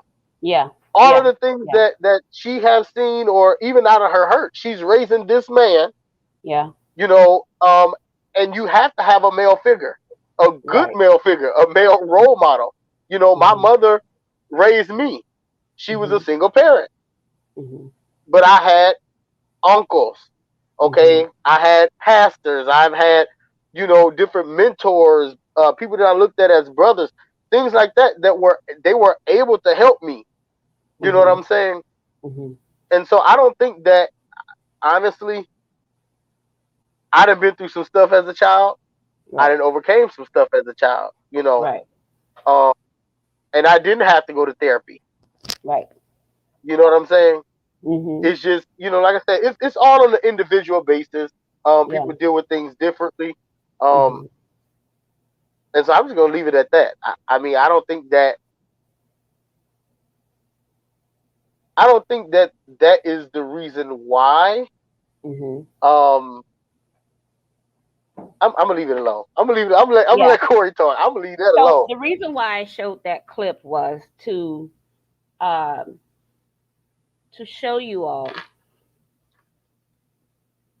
sometimes we carry things into adulthood that stem from childhood, whether we're male or female. And a lot of Agreed. times women look for projects to take on, if you will. Women will accept a broken man before she accepts a man who is whole. That She'll is seek out 100% somebody. true. You see where I'm going. Yeah. Yeah. She'll seek out a man that she has to fix versus a man that she has to allow to be had. Because And to if I maybe got to fix her. fix you, then you can't necessarily be my head. Because you need me more than I need you. And so it goes right back into this is why Black women treat Black men in such a derogatory way a lot of times, because they won't admit I chose him because I saw something in him that was broken. Or he told me he went through this as a child. So that's why I chose him. My objective as a woman is to either fix him or I'm going to prey on his brokenness. One of the two. Either way, I'm still going to keep him out of his rightful place as my head. So now I still get to be the head. That's why Black women choose those types of men. They choose a broken man so they can remain in that place of authority over him. Because all they got to do is say something hurtful about his past that he shared with her in confidence, when he trusted her, when he laid his head in her lap. All she got to do is pull out them bullets and shoot him 1 or 2 times, and that's her way of making him come back under her control. That is a mechanism that Black women use against Black men that have gone through trauma in their childhood. It's not that they don't know it. They know it because they see it. Some of them know it because they recognize it in themselves. But they use that against the Black man because, number one, you already discovered, well, he don't talk a lot. So he's not going to tell anybody if you start mistreating him. You know what I'm saying? He's not.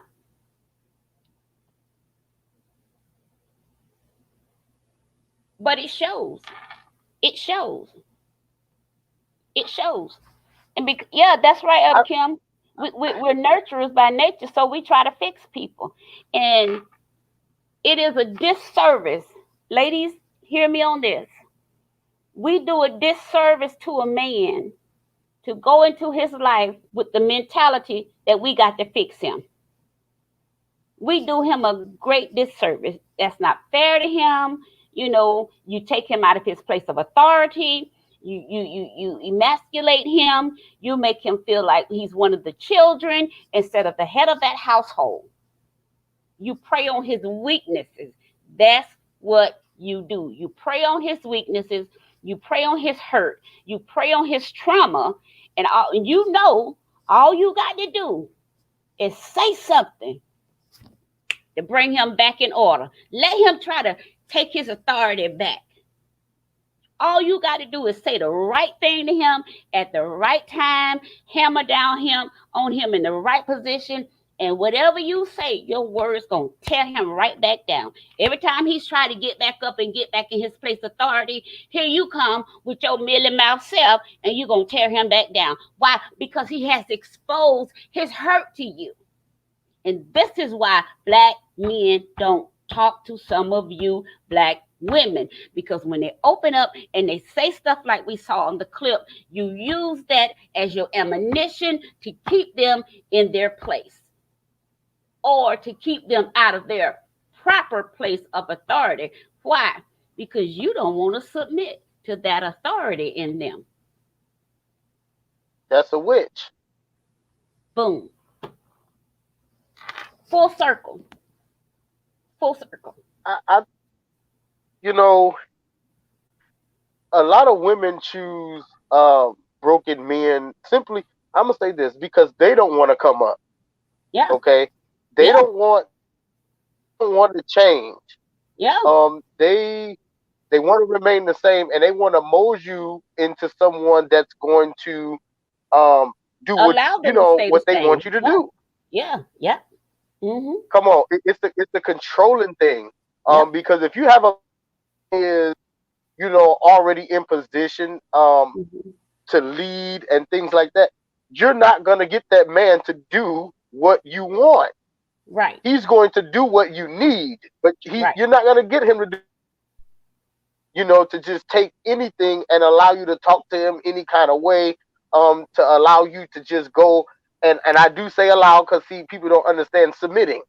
Yep. And yes, a woman submits to her husband. And guess what? The man should be submitting to his wife as well. Yes. Yes. That simply means that, guess what? If I don't want you to go out with your friends, you ain't going out with your friends. Right. If you don't want me to go out with my friends, guess what? I'm not going out with my friends. Right. We're going to sit at home and be friends together. Come on. It's the foundation in which the marriage is built on. It's the foundation in which the relationship is built on. And, that goes back to being equally yoked, whether you believe the word of God or not, whether you're a Christian or not. you have to be equally yoked. Mm-hmm. Okay, that doesn't necessarily mean you have to, love everything has to be the same. I like Right. chicken, they like chicken. That's not what we're talking about. Right. Equally yoked. Mm-hmm. Okay. If you start off in a place where it can become a problem, like you might think that religion isn't something big to talk about. And let's say they're Muslim, you're Christian, right? Mm-hmm. Y'all get married, y'all have children. So what are the children? Are they Christian or are they Muslim? Right. You see what I'm saying? Are you going to take them to church or are you going to take them to the mosque? You're going to take them to both of them and let them make a decision when they're older? What are you going to do? Yeah. You know what I'm saying? So at the end of the day, you have to be equally yoked. Like you said, you have to go back to, the mental capacity. All of these things shall be, the pastor, in marriage counseling, the pastor will pull certain things out, but the pastor is only going to be able to pull out what you allow to be pulled out. And a lot of us, whether you're male or female, we wear a mask. Okay, I did a service here in Detroit, and it was called Mask Off. Okay. Stop hiding behind the makeup. Stop hiding behind the earrings and the dresses. Stop hiding behind the three-piece suits and the clergy collars. Stop hiding. Allow people to see you for who you are, and guess what? It is okay to say that I'm not okay. Right. Right. Right. And that's why I thought it was important that we understand sometimes another person's hurt can come from a place that we don't know anything about. And as women, if we don't learn how to tap into our discernment better and see when a man is hurting and stop trying to be his mama and just be there to pray for him, be there to listen to him and be there to comfort him. He doesn't need a mama. He didn't choose you to be his mama. He chose you to be his lady. And that's what we need you all to do.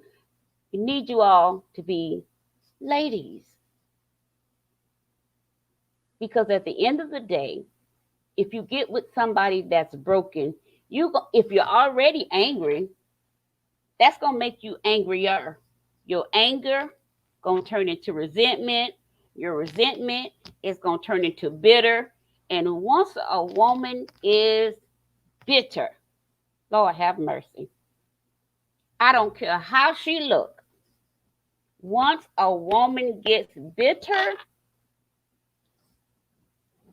that's hell on wheels.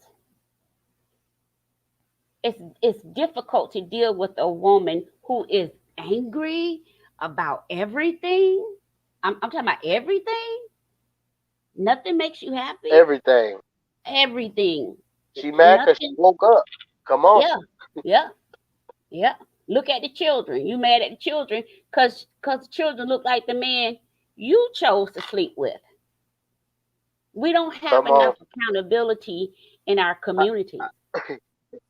We don't have enough accountability to say, instead of saying, well, my baby daddy ain't this, my baby daddy ain't that. I did a promo earlier, and here's what I said. Why don't we stop saying my baby daddy ain't this, my baby daddy ain't that, and say, well, the man I chose to lie down and have a baby with. Take out the baby daddy phrase and put the accountability back on us. Because sometimes men are absent because of the way we behave.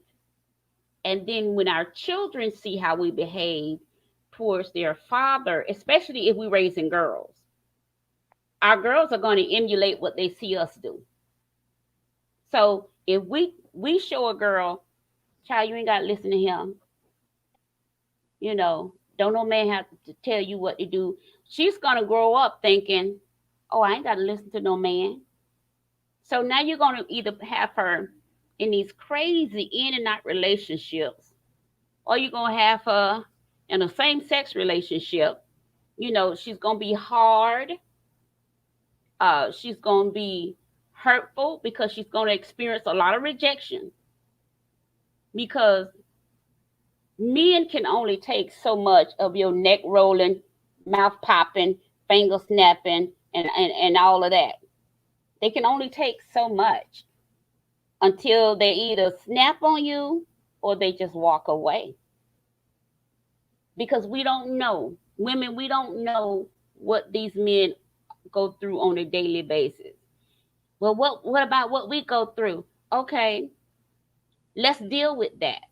But let's stop pretending that we got this crystal ball and we can see into the mind of a man to the point that we don't have to take accountability for how we behave towards them.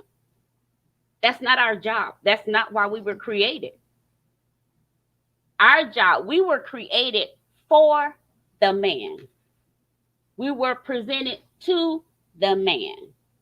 And if we can get back to the beginning of things, that's where we lost our sense of order. There was a need. Back Man to the had a basics. need. Yeah, man had a need. What was man's greatest need? He needed a woman.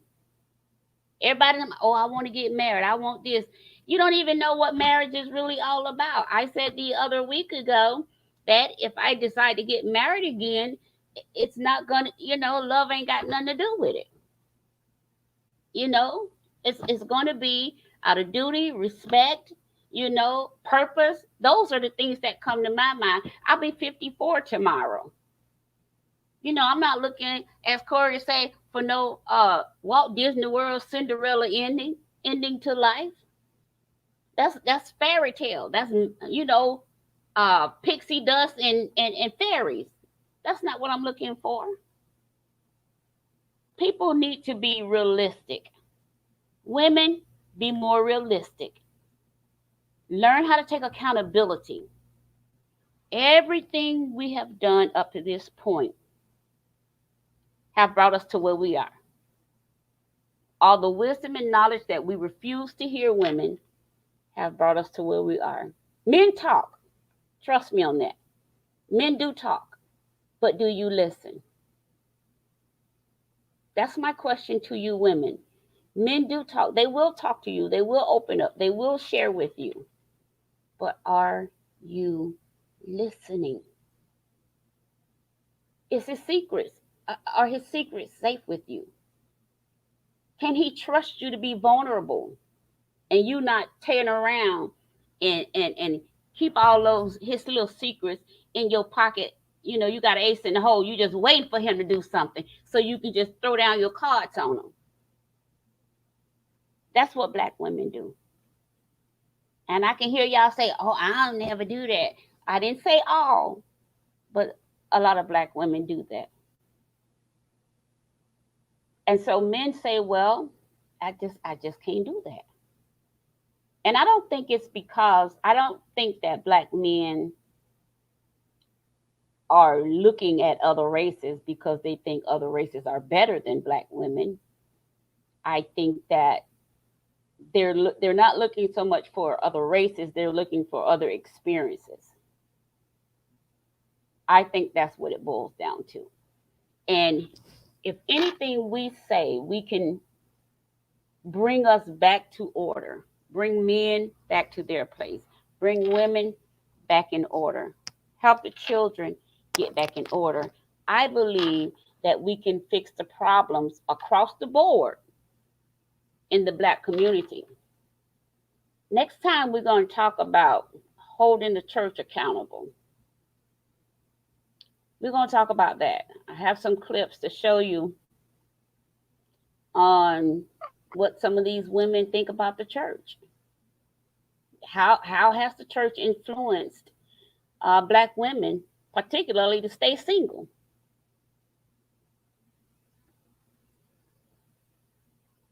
What are they talking about in these? I would definitely like to hear that. And something, I have a women's conference at the end of this month. And guess what? We are talking about everything under the sun. And I have a mental health professional that's going to be there. Very good. Listen, we're not playing no games. Okay. Very deep. And yeah, we are going to be talking, a little bit about the Bible, the Word of God, and everything. But this is not a church event. I told them, I said this way: it's a church event, but it's not a church service. Yes. So it's gonna be real open. And guess what? No men can be in that place. Good. Good. So I understand, and I'm just saying that because, and I'm not advertising it. But I'm saying that because no, you can go. You can tell about it. The church have. Well, I think the church has some sort of accountability when it comes to what we're dealing with today. You know what I'm saying? But like I said, we only can do so much. Yeah. You know what I'm saying? And we can't make people change. You know, as we stated before, I think it was in the last video. You know, you can go to church and God will accept you just as you are. Okay? The church will accept you just as you are. But you cannot stay as you are. Because understand, he said, be ye transformed by the renewing of your mind. You know what I'm saying? There are things that has to change. You won't think the same. You won't walk the same. You won't do the same stuff. You won't hang with the same people. You know, and I do want to say this before we close. I know usually around 3 hours we close it out.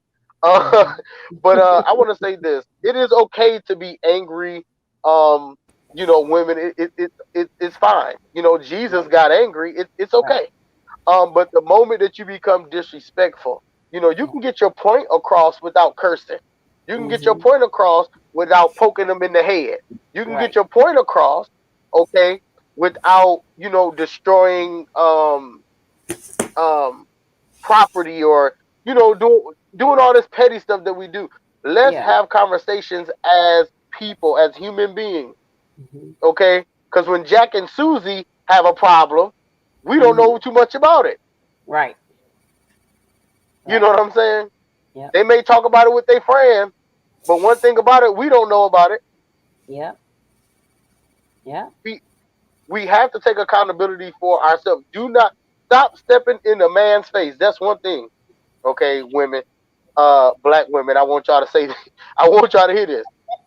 If you walk up to a man and you stepping in his face, don't get upset with some, you know, what may happen. Yeah. You provoke that man. You hit that man enough. It's like poking the bear. Women. Yep. Come on. Yep. And don't play victim. Yep.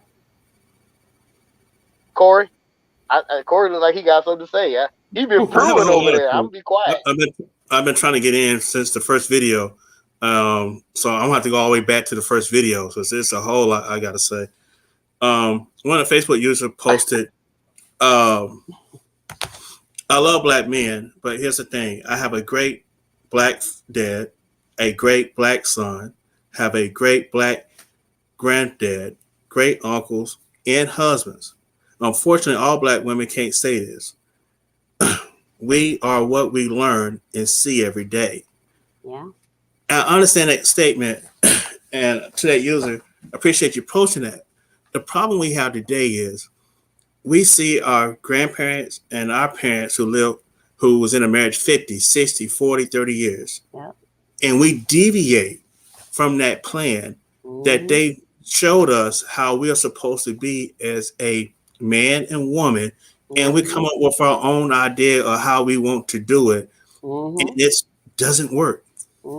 So even though we have black women who grew up in a perfect household to give them the right, correct head start, they had the parents teaching them what they need to know, they deviate from it. It's what I call reinventing the wheel. The wheel is already perfect as is. You don't need to reinvent it. While we out here reinventing the wheel, I do not understand it. If you have a good family structure, you come from a 2-parent household, your parents been together 50, 40 years, that's who you need to be talking to about marriage. How y'all did it, how you went through. I'm telling you, there was plenty of hardship in that marriage, but they did not give up over no cheating, you know, infidelity, or different types of fight, financial issues for sickness, or there was poor hardship and all that. They stayed together. But we got so many women Corey, go back. Say that whole line again. But they did not give up because of, say that whole part again. Please say it again. Say it for the people in the back. Say it for the people in the back. And our parents did not give up due to hardships, infidelities, financial problems. This one lost his job, outside kids. They stayed together because they knew what was important was providing you as their daughter or son a perfect example of a family, so you know how to stay together, work together, and not give up on each other. That's what we was taught. But we out here reinventing the wheel. For what reason? I know everybody try to be a little bit better than their parents, but certain things is the core foundation of a marriage and a relationship. And when you try to reinvent that wheel, it does not work. You and that's when issue too, didn't you? Yes. I mean, all these things happen in a marriage and it happens in a relationship. Y'all have to learn to work together. Yeah. All this, he lost his job, I'm gonna disappear. He in a car accident, now he's disabled. I'm gonna find me somebody else. Why? If you have somebody that's there and that's providing and being that good man, that structure that is supposed to be there, why are you looking for something better? Tyler Perry said best. People out here looking for their 20s and giving up on their 80. You got 80% of what you want out of life, but you're going looking for the other 20% and sacrificing that for a man only doing 20% of what you need when you had a guy doing 80%. And that's what we got going on here. Another thing I want to highlight. So what? It's where? I said that's what's in our music. That's what's in, on the big screen, know, in the podcast and all that. I was just listening to this today. That very thing you just said, Corey, it's amazing. Yeah, because I keep telling people this three-headed, if you look at this four-headed dragon, media, government, church, then us, we're so focused on number 4. We got the 3 big giants that's been destroying us for hundreds of years. And why we now all of a sudden worrying about number 4 that only happened in the last 20, 30 years when we start tearing each other apart. But we got hundreds of years of the other top 3 that's been beating us down from the beginning of time. I don't know. And that's the thing that young people need to understand. We're not each other enemy, we're each other partner in crime. We're here for each other, support each other. That first video you mentioned about the black women feeling attacked, unprotected. And that wasn't Farrakhan, that was Malcolm X speaking. Malcolm X, yeah. So I want to correct that for the audience. That was Malcolm X. And remember that speech he gave. But the thing I'm trying to tell people is this. I'm totally against what he said when he said a black woman is unprotected. I disagree with that highly because the black woman has always been protected. It's the black man who stood in front of her, shielding her. Because if you remember, you look at history and all the media, they've always been attacking the black man, which was the black family protector. They always, that's where they came out so hard. From the drug epidemic and mass incarceration, attacked the black men because they had to get away the black women protection. So if they got away your protection and took away the black men, now you have no protection. Then they came out to you. But that wasn't till 2008 when President Obama, Michelle Obama came in office, they started really attacking the black woman with these stereotypes, angry black woman syndrome, all this. That's when y'all started getting attacked. So not only did the government, the media, that's let me finish. But not only did the media, the government stripped away the black woman protection, y'all pushed us away. Oh, I'm independent. I don't need a black man. So when you push away your own protection, saying that I don't need you, go away. I can do bad by myself. I got the bag of money. I got the job. I got the house, the car, and all that. Then you did away with, you forfeit your protection. Now you want to holler, oh, they out here coming for us. Oh, they're attacking us. They belittling us. And me and all these attacks. Well, when we was trying to protect you and we were taking the brunt of that attack, letting us tear us down, you didn't see that. You jumped on the bandwagon with the government and the media. Oh, black man ain't shit. Black man ain't this and black man ain't that. but you're supposed to be our queens, but you going against, you teaming up with the enemy. Now we gone. Now you crying that there's no protection. We've been there all these years trying to protect you. You kicked us to the curb along with the government. You jumped on the bandwagon with the enemy. Now you got no protection. Now you're starting to see how bad black men have been criticized from the beginning of since slavery and so forth. They've been calling us monkeys and all this stuff, portraying black men as no good, dumb, ignorance, and movies. It wasn't black women that was really attacking us heavy. It was the black men that were trying to change black women ideology about how black men were portrayed in our community. And when they start warping that, then you started losing your protection. So yes, black women are not being protected as they used to be. I would agree that they are. They're not being protected. They need to be protected, but you can't be protected when you keep kicking your protector away. I don't need you, all that. So that and that other video that you mentioned, oh my God, with that young lady. The little girl and her mother. I gotta say something about that too. Yes. Can you imagine? You got sons, Corey. Can you imagine if you had a son her age and that's who your son had to choose from? My sons don't already have good. There's hardly any good choices out here for them, and that's what makes it so sad. I'm talking about her specific mindset, her the way she thinks. But see, she's not the only one. There's so many young black women, teenagers think exactly like her because of how the media and everything else and how we've been portrayed, and we're allowing this. Her mother stuck her head in the sand, like she said, like an ostrich. What are you doing? I don't know what to do. And I'm like, take a phone. What you mean you don't know what to do? Who paid the phone bill? And this is the problem where we needed a black man in the house to make the decision. There was an absence of leadership. And this is what you have. Never mentioned the dad. You're right. They never mentioned the dad. When you have an absence of leadership, you got no logical, reasonable head of God talking to leading the family. He was gone. He's out the picture. Wherever it happened, he's out there. And this is what you had on your hand, and you kicked the can down the road. Oh, it's going to fix itself. I'm telling y'all, no problem has ever fixed itself. Yeah. No problem has ever had in a relationship, society. It takes action. Yeah. If that was the case, Black Lives Movement. Go ahead. But one thing I noticed is in the video she said it started when she was like 4 years old. Thank you. Right. And she wished it. With the baby dolls. And one thing that I noticed, and I'm looking at the baby dolls, one thing that I noticed, they always have made the white Barbies, okay, they made them so beautiful, and then the black dolls were, I don't know what they did with that. Okay, those black dolls were definitely ugly.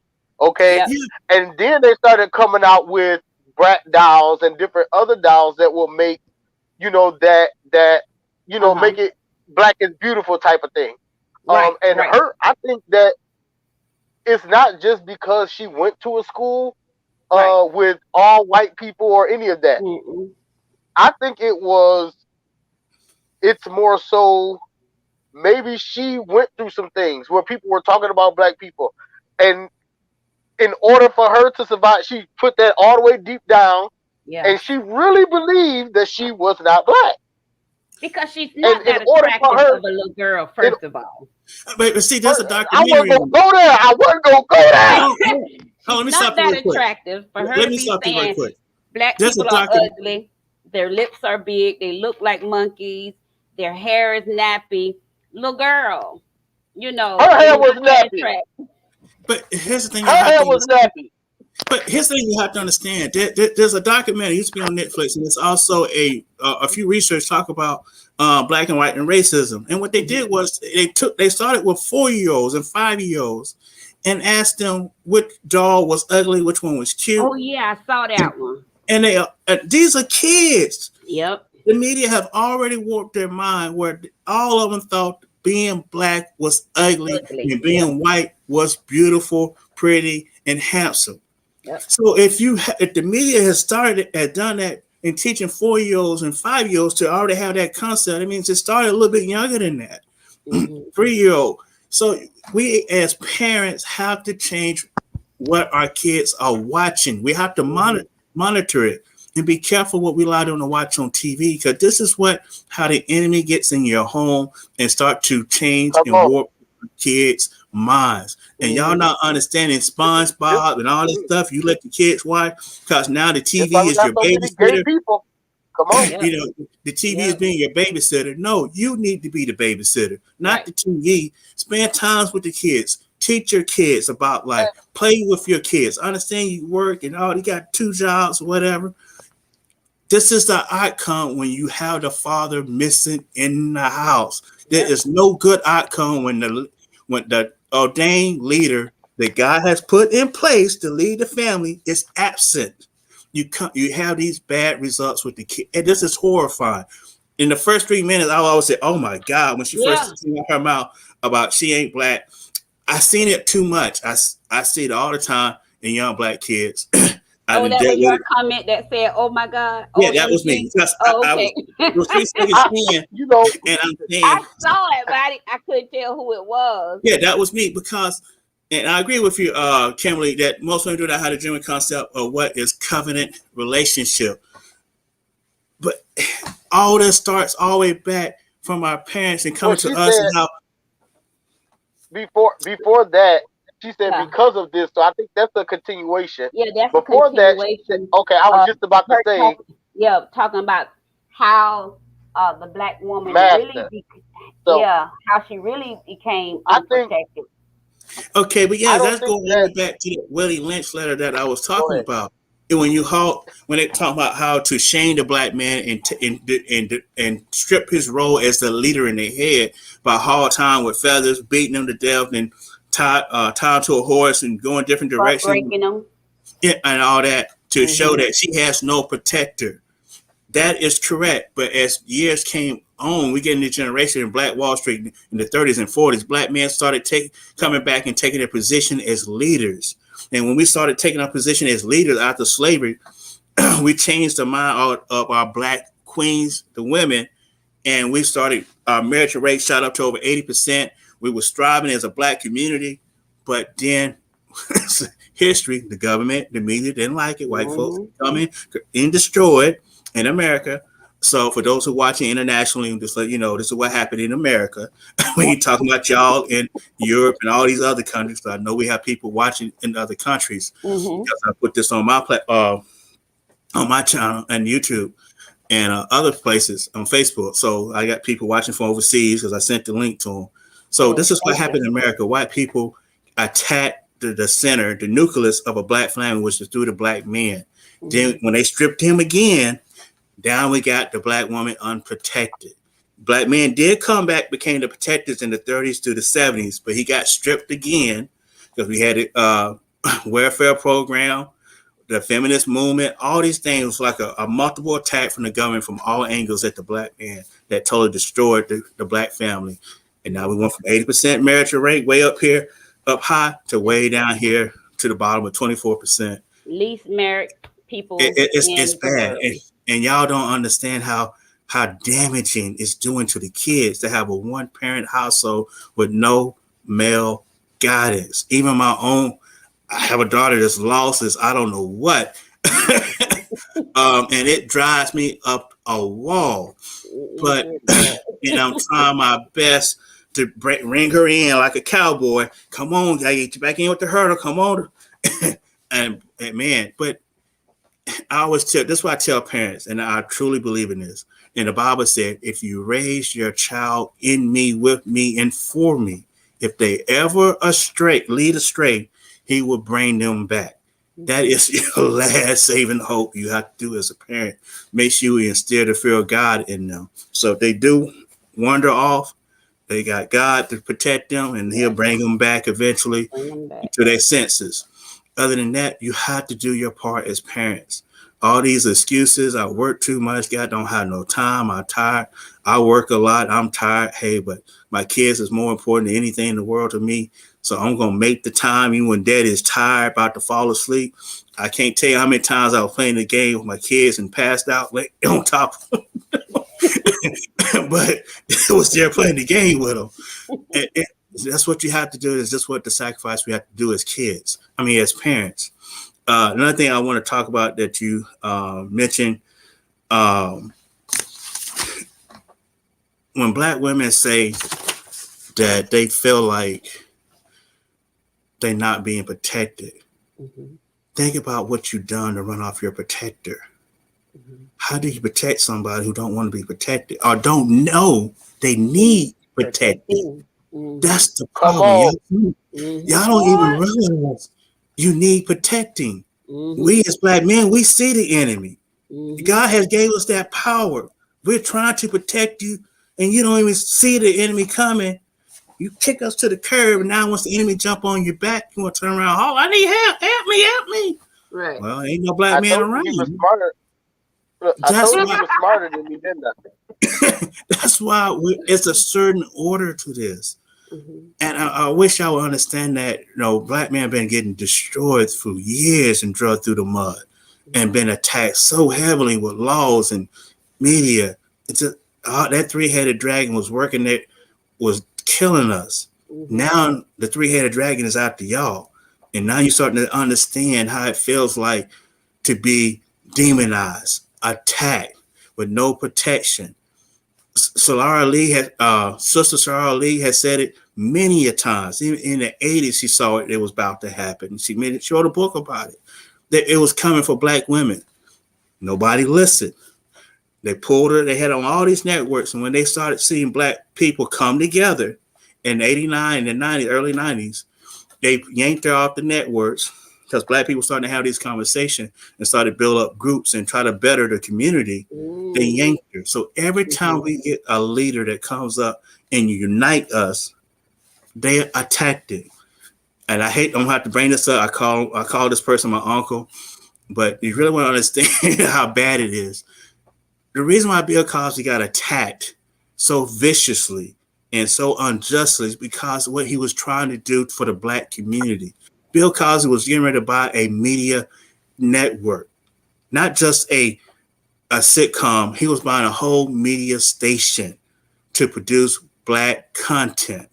And when he tried to go out that network, when they found out he was underhanded, making maneuvers to buy this network and get ready to ink the deal, and he already had his idea of creating contents, he had all this going on behind the scenes, they shut him down. Yeah. They attacked him with all these sexual stuff and destroyed him like it was nobody's business. I had never seen a man crucified publicly like they did Bill Cosby. Yeah. They destroyed him for what he was trying to do. And that was the real issue there. Then it comes to the Supreme Court and say, this should have never went to trial. Unjustly tried a man and destroyed him. And come to find out this should have never went to trial in the first place. You can't give him his reputation back. It's destroyed already. Time back. All that's the destroyed. money he lost. You know what I'm saying? Totally. So most people, they need to be protected. They kings or qualified. I do want to mention that. What's her name? Sahara lady. Shahara Ali. Yeah. What's her name? Shahara Ali. Shahara Ali. She has some good points, but one of the things I adamantly disagree with her is that she does advocate that if women get out of line too much, sometimes it's okay for a man to hit them in the mouth. She said that in so many words. But she did correct it. It's just it's contents that. Well, it's I heard her say it myself. I watched her videos. I watched her interviews. Yeah, it's like. Who are we talking about? I'm sorry. The lady he mentioned. I don't want to, promote her on my show because some of the things she says promotes violence towards women in such a degree that if we're not careful, we can't say, well, if a woman gets in a man's face and mouth off, then maybe she deserves a backhand. No, we don't want to. I certainly don't want to promote anyone that would say that on my show. Definitely. And I agree. I agree, but you know, like I made a comment like that earlier, but let me make sure I'm clear. I'm not saying that, you know, what I said was that if a woman steps to a man and you begin to continue to provoke that man, you continue to hit that man, you know what I'm saying? Yeah. Don't be too surprised that if he has a reflex or he just like, you know, get tired of it. Yeah. Don't get upset. What you were but saying. I would never promote violence. I want Yeah. people to understand that now. All Yeah. right. And I think the same thing what she was saying. You looking for a wife? Yeah, I think that's the same thing that she was saying. You better promote me. But you know, she was saying, you know, the contents of it was warped at the time, and it made it worse than what it was. Because she says she has a lot of, I mean, over 90% of stuff is really valid, good points about the Black community, the history of the Black community, stuff that we need to know. I do not want to promote her on my platform. And the other thing I do want to, when they talk about Black women are angry, and I believe we talk about Black women are angry, upset at what is going on and how they're being attacked. But you're angry at the wrong person and for the wrong reason. Why are you mad at Black men for the media, the government attacking you? It's not us that are attacking you. We've been trying to protect you the whole time. You just never wouldn't let us. And what Miss Kimberly said, I believe most women do not know they need protecting because this independent women, I hear me roar, has changed the dynamics of modern women. They don't need a man. They really believe they do not need a man. And that is the problem that we have to bring order back to the Black community. Because as long as you got majority of the Black women believing that they don't need a man, and you got over 65% of Black men are single, 52% have never been married. Come on now. There's plenty of Black men out here. Is that Black women don't feel like Black men are qualified? What you think about that? Can you post the comment back up? Because I have to turn back over to the computer screen to see it. I don't, but unfortunately, I don't think most know they need to be protected, but unfortunately, they don't think that kings are qualified because of this new generation. Okay, I'll touch that real quick. Uh-huh. How can the new generation say a king, a Black man is qualified when they don't even know how to pick a Black man or pick a leader? If you don't know what's a leader, they're not qualified. you have to flip that back to where it needs to go back to. Young Black women today don't even know what it takes to be a leader. They don't know what the qualification for a Black man to be a husband. They don't know none of that. Come on. So how can they say that you're qualified or not if they never been taught that? Only they know if he got some money in his pockets, he must be qualified. If he got some tattoos on his neck, some tattoos running down his arm, that's what I want. That's the man. No, you don't need to what? I don't care what Nicki Minaj, Lorenzo, all these people are telling you, you don't need a thug. That's going to make you another baby mama. Number 15, 17, or 18 on the list. You're going to have a bunch of kids, and you're going to get to the point where you're going to be unmarriageable, because that's what's going to happen, because Black men are not wanting to take on. There are some, but most of us do not want to take on already made families. And when you do get a good man that do want to take on an already made family, why are you treating him like shit? He's raising somebody else's kids. That's more money he has to spend on kids that's not even his. Those are kids he's going to have to pay to put in college. Those are kids that he's going to have to clothe and feed and take care of along with you, and you want to treat him like crap? Come on, now get out of here. Let's tell it like it really is. Go ahead, Gentry. So y'all, okay, Black women, do y'all believe that Tukey is qualified? Oh yeah. Nicki said he was. Y'all think that Tukey is qualified? Yep.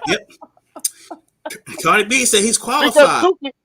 See, I'm gonna be honest, because y'all ain't saying it, but what women think is qualified don't got nothing to do with it. They think that because a man, okay, I'm gonna say it. They want to ask, you know what? How big is it? Yeah. Oh yeah, you qualified. Yeah. Now watch this. Now watch this. Half of y'all better sit down somewhere because you only. I'm gonna say that the female body is only designed to take about 6 inches. Let's talk about that. Okay. Most of y'all won't. I'm saying the average woman. Let me be real. All right.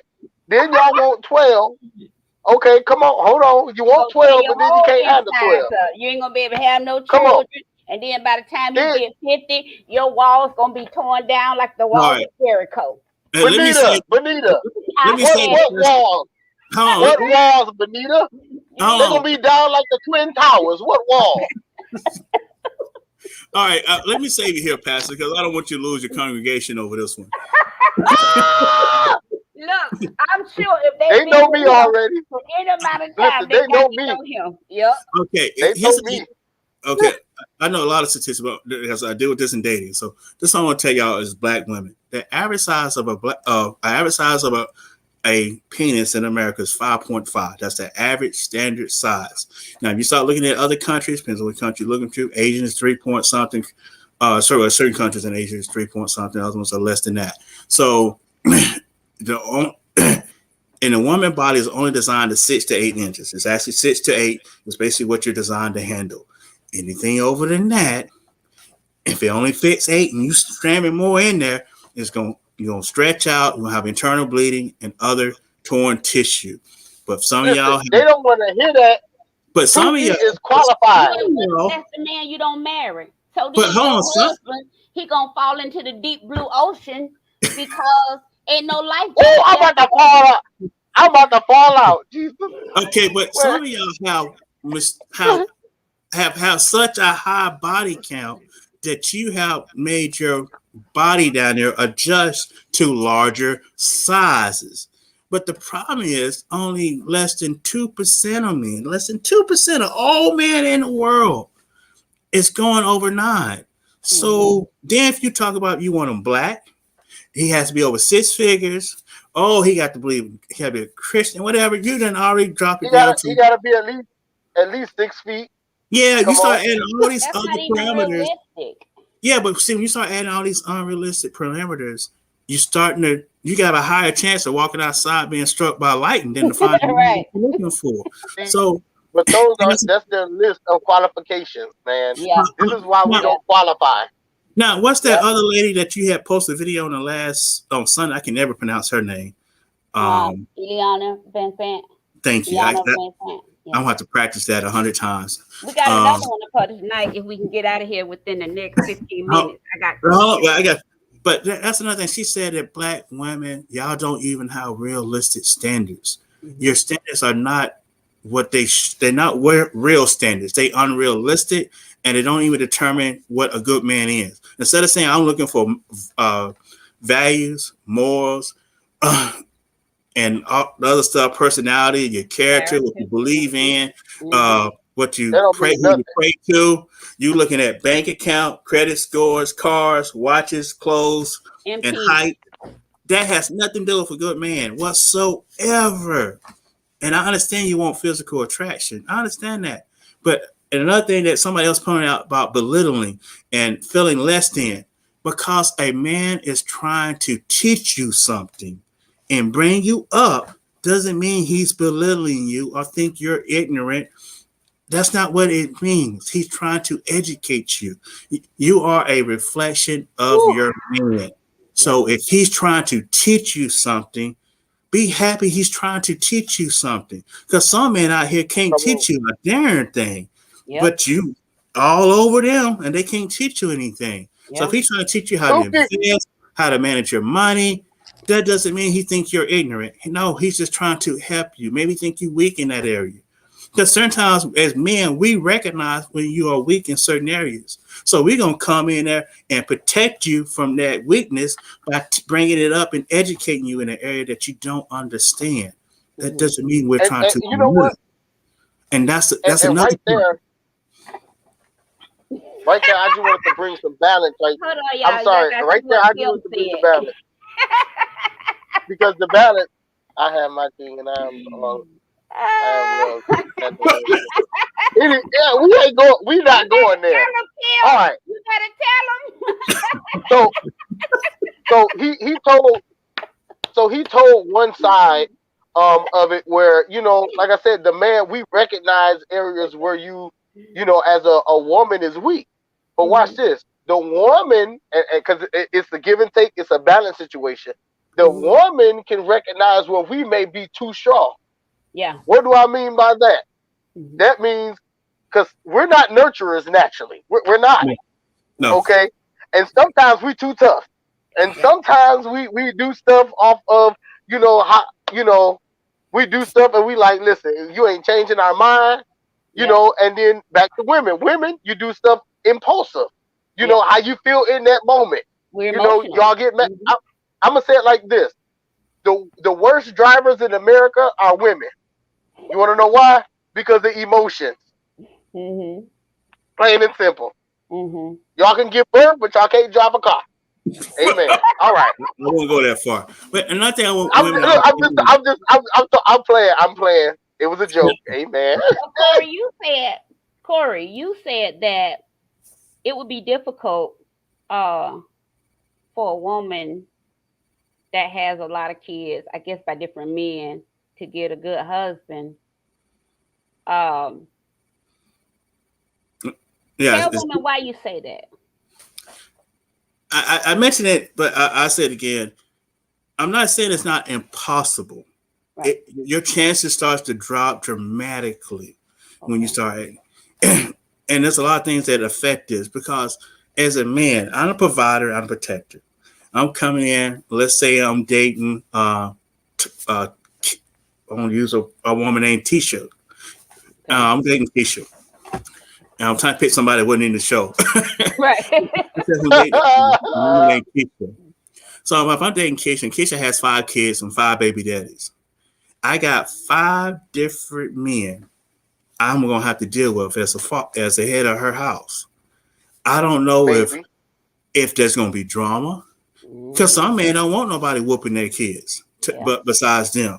That's the issue. So how can I bring order in the house and I can't even provide? The first thing is discipline to the kids. But I got to clothe them. I got to feed. I got to do this feeding.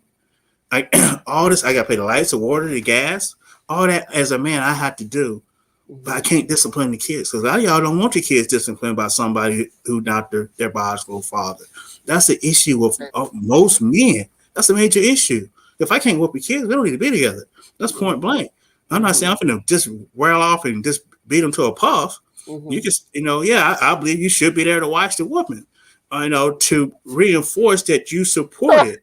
But one or two, watch that whooping, baby. But 2 or 3 licks is not going to kill the kid.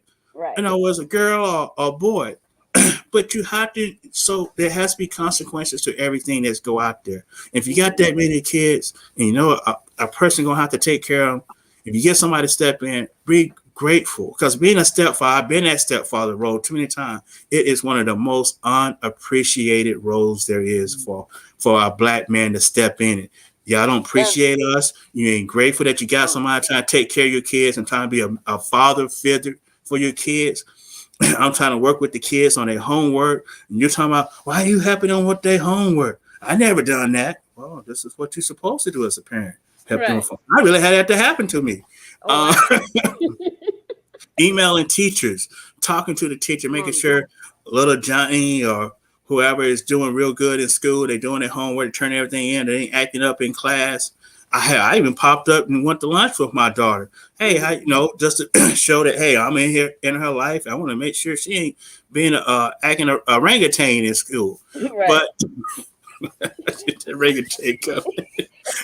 This is an inside joke we have about this orangutan coming. I'm glad you said that. There's a video we watch. And this woman, she's really upset about all these bad men that she had made choices about. And she said, well, when you be nice to a good man, he show his ass and he act like a orangutan. I'm like, huh? What? You know what? I'm done.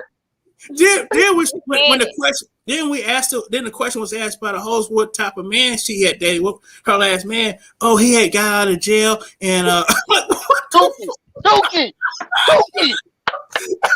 I knew Tuki was in here somewhere. Look, I knew Tuki was in there. So you saying a man you dating a fella and he had like a orangutan, and this supposed to be the broad spectrum of all men? Get out of here with that mess. So we had this inside joke. Do y'all think it's a double standard though? Yes. With women that have multiple kids with multiple men and men that have multiple kids with multiple women. Is there a double standard? Yes. Yeah, I already knew you was going to ask. Can I talk about? Let me say this. Honestly, I'm gonna say I got 2 kids, and you can have 3. Look, no, seriously, you can have 3 as a woman. You can have 2. You can have 1. If you have that one, it automatically is gonna lessen that chance. Okay. For some reason, you know, especially with a man who has no children. Okay. Mm-hmm. Now, if a man has, like he said, 32, there are people out here that have children like that. Okay, 32 children. Some of them in a minute. Oh, so I know some of them. Listen, I know one. I know one guy personally. Okay, and he has that many. But watch this. He's not taking care of none of them for real. So, you know what I'm saying? At the end of the day, you know, you don't have to deal with no baby mamas because he ain't dealing with them. Oh, wow. When you got 30 kids, listen, when you got 30 kids, whatever. You know what I'm saying? But now you have, you know, if let's say I have no children. So let me he ain't gonna tell you on the first date anyway. He ain't gonna tell you. You ain't gonna know he got all these kids. I ain't gonna say he don't take care of none of them. He has some of them that are named after him, more than one. Oh.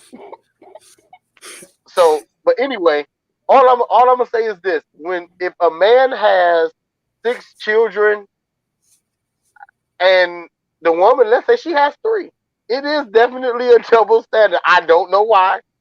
I don't know why men feel like, you know, they're a little bit different. You know why. You already know why. Just go ahead and say it. It's all about the ego. No, it's not about ego. It's about finance. It's finances. I have to take care of a child. It's ego. It's ego. No, but you know what? It is. It does have to do with that. That I have to take care of another man's child. Okay. That's what but somebody gonna take care of your child if you got multiple children by multiple women. No. If they get with somebody. No, here's the thing you have to understand. Let me break this down. If a woman has 5 kids, I know that's kind of strange. That's the number we're gonna use, 5. And let's say if the man also has 5 kids, he got to take care of his new girlfriend or wife, kids, and he still has to take care of his kids. So that's money coming out of his pocket. He's taking care of both. Just so that's a huge burden for a man to take on. And if he does decide to take it on, maybe he only has 1 kid and you have 5, and you know you bring in enough to the table. That's the one thing I talked about the last 2 shows.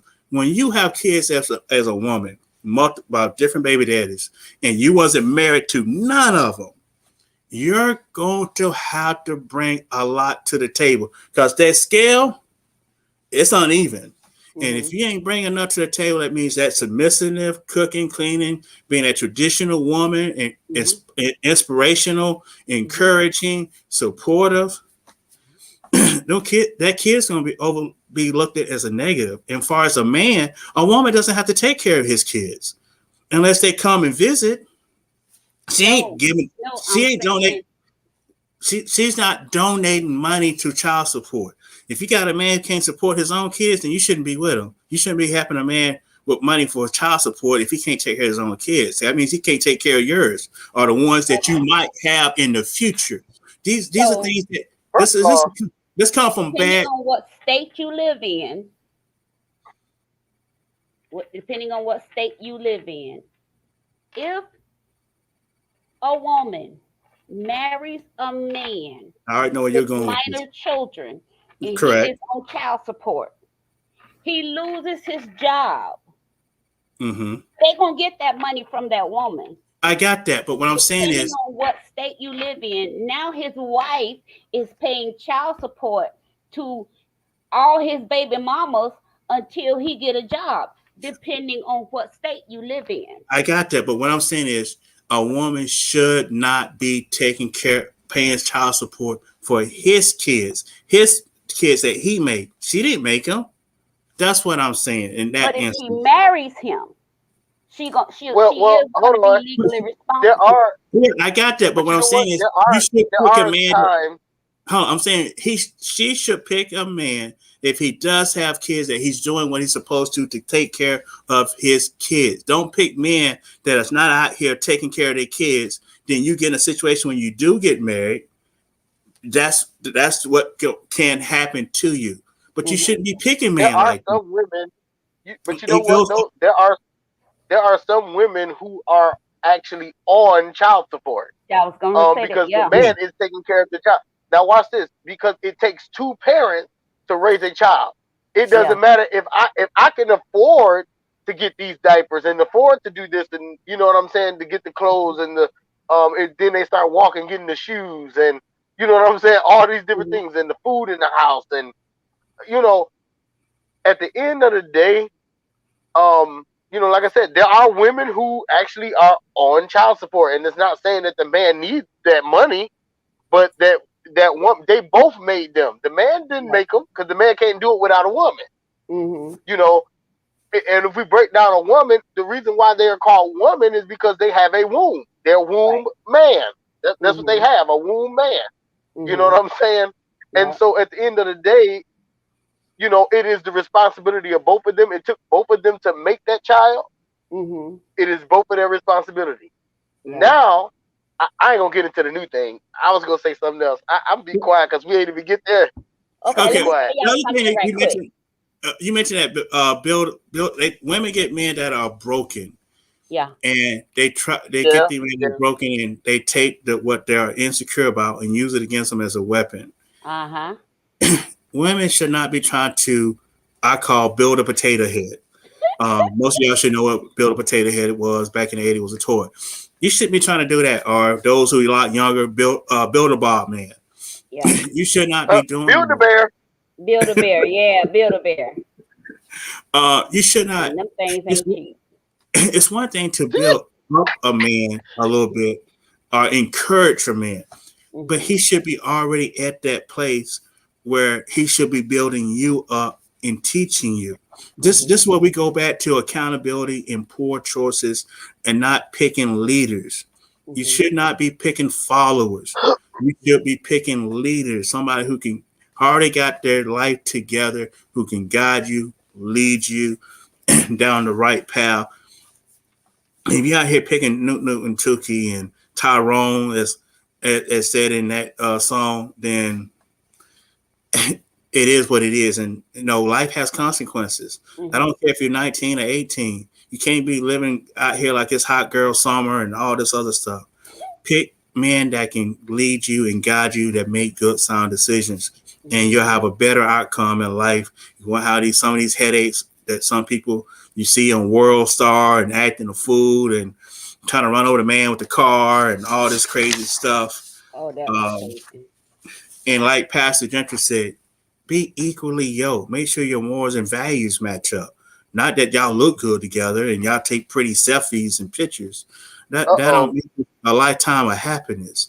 Y'all morals and values and principles should line up. If you believe in whooping kids, he should believe in whooping kids. If y'all believe in sitting down, eating at the table as a family, that's what both of y'all should agree on that.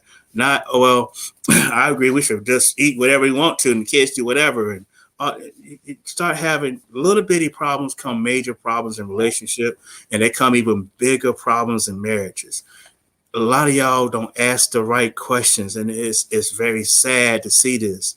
And I hate that. And even men don't even ask the right questions to women. So it goes both ways. None of y'all know how to ask the right questions because y'all wouldn't talk this. Some parents just skipped the generation and said, "I'll forget it. Y'all figure it out." And that's the wrong thing to do.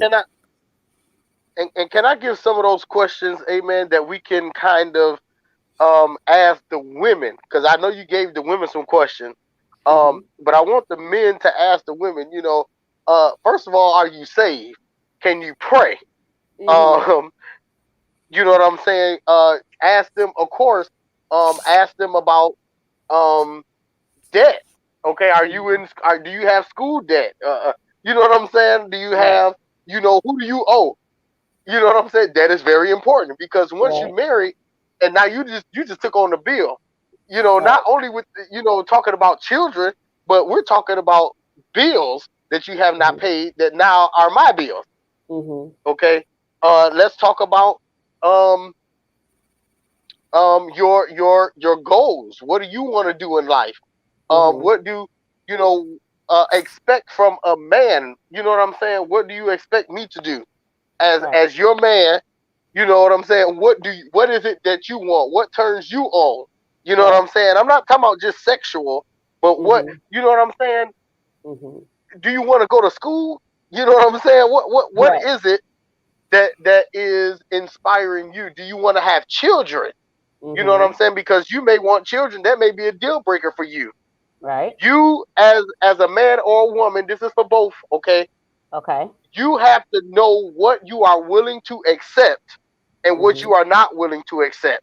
Right. Okay? So that's one thing that's in marriage counseling that I bring out. What will you accept and what won't you accept? And most people say, I will not accept if you cheat on me.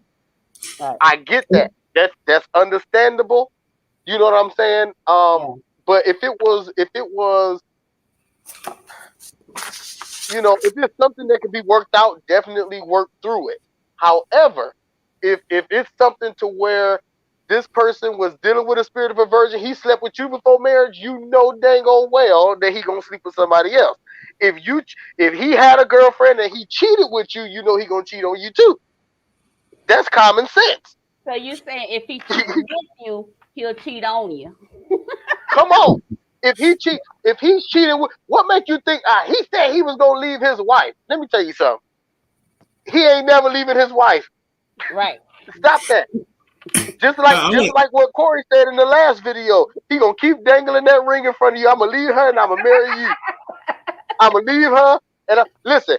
God did, and I'm gonna say this real quick because I hear a lot of people say it. God told me that was my husband. Now watch this.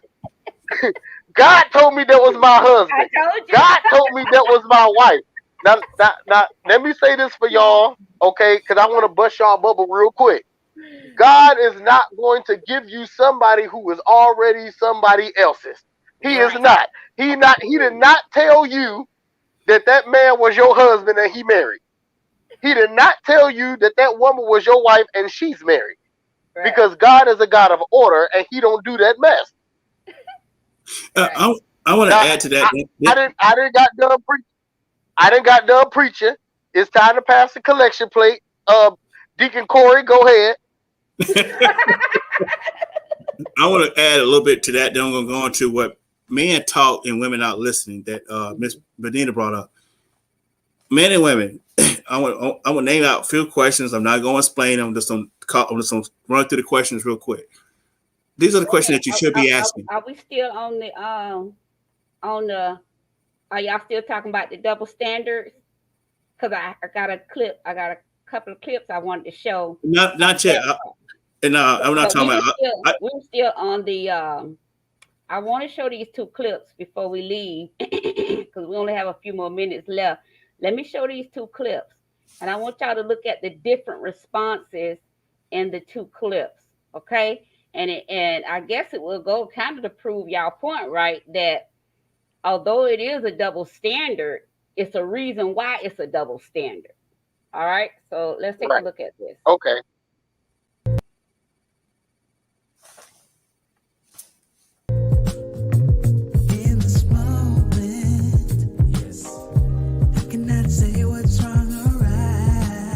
Hi, how are you? I'm great, Kevin. How are you?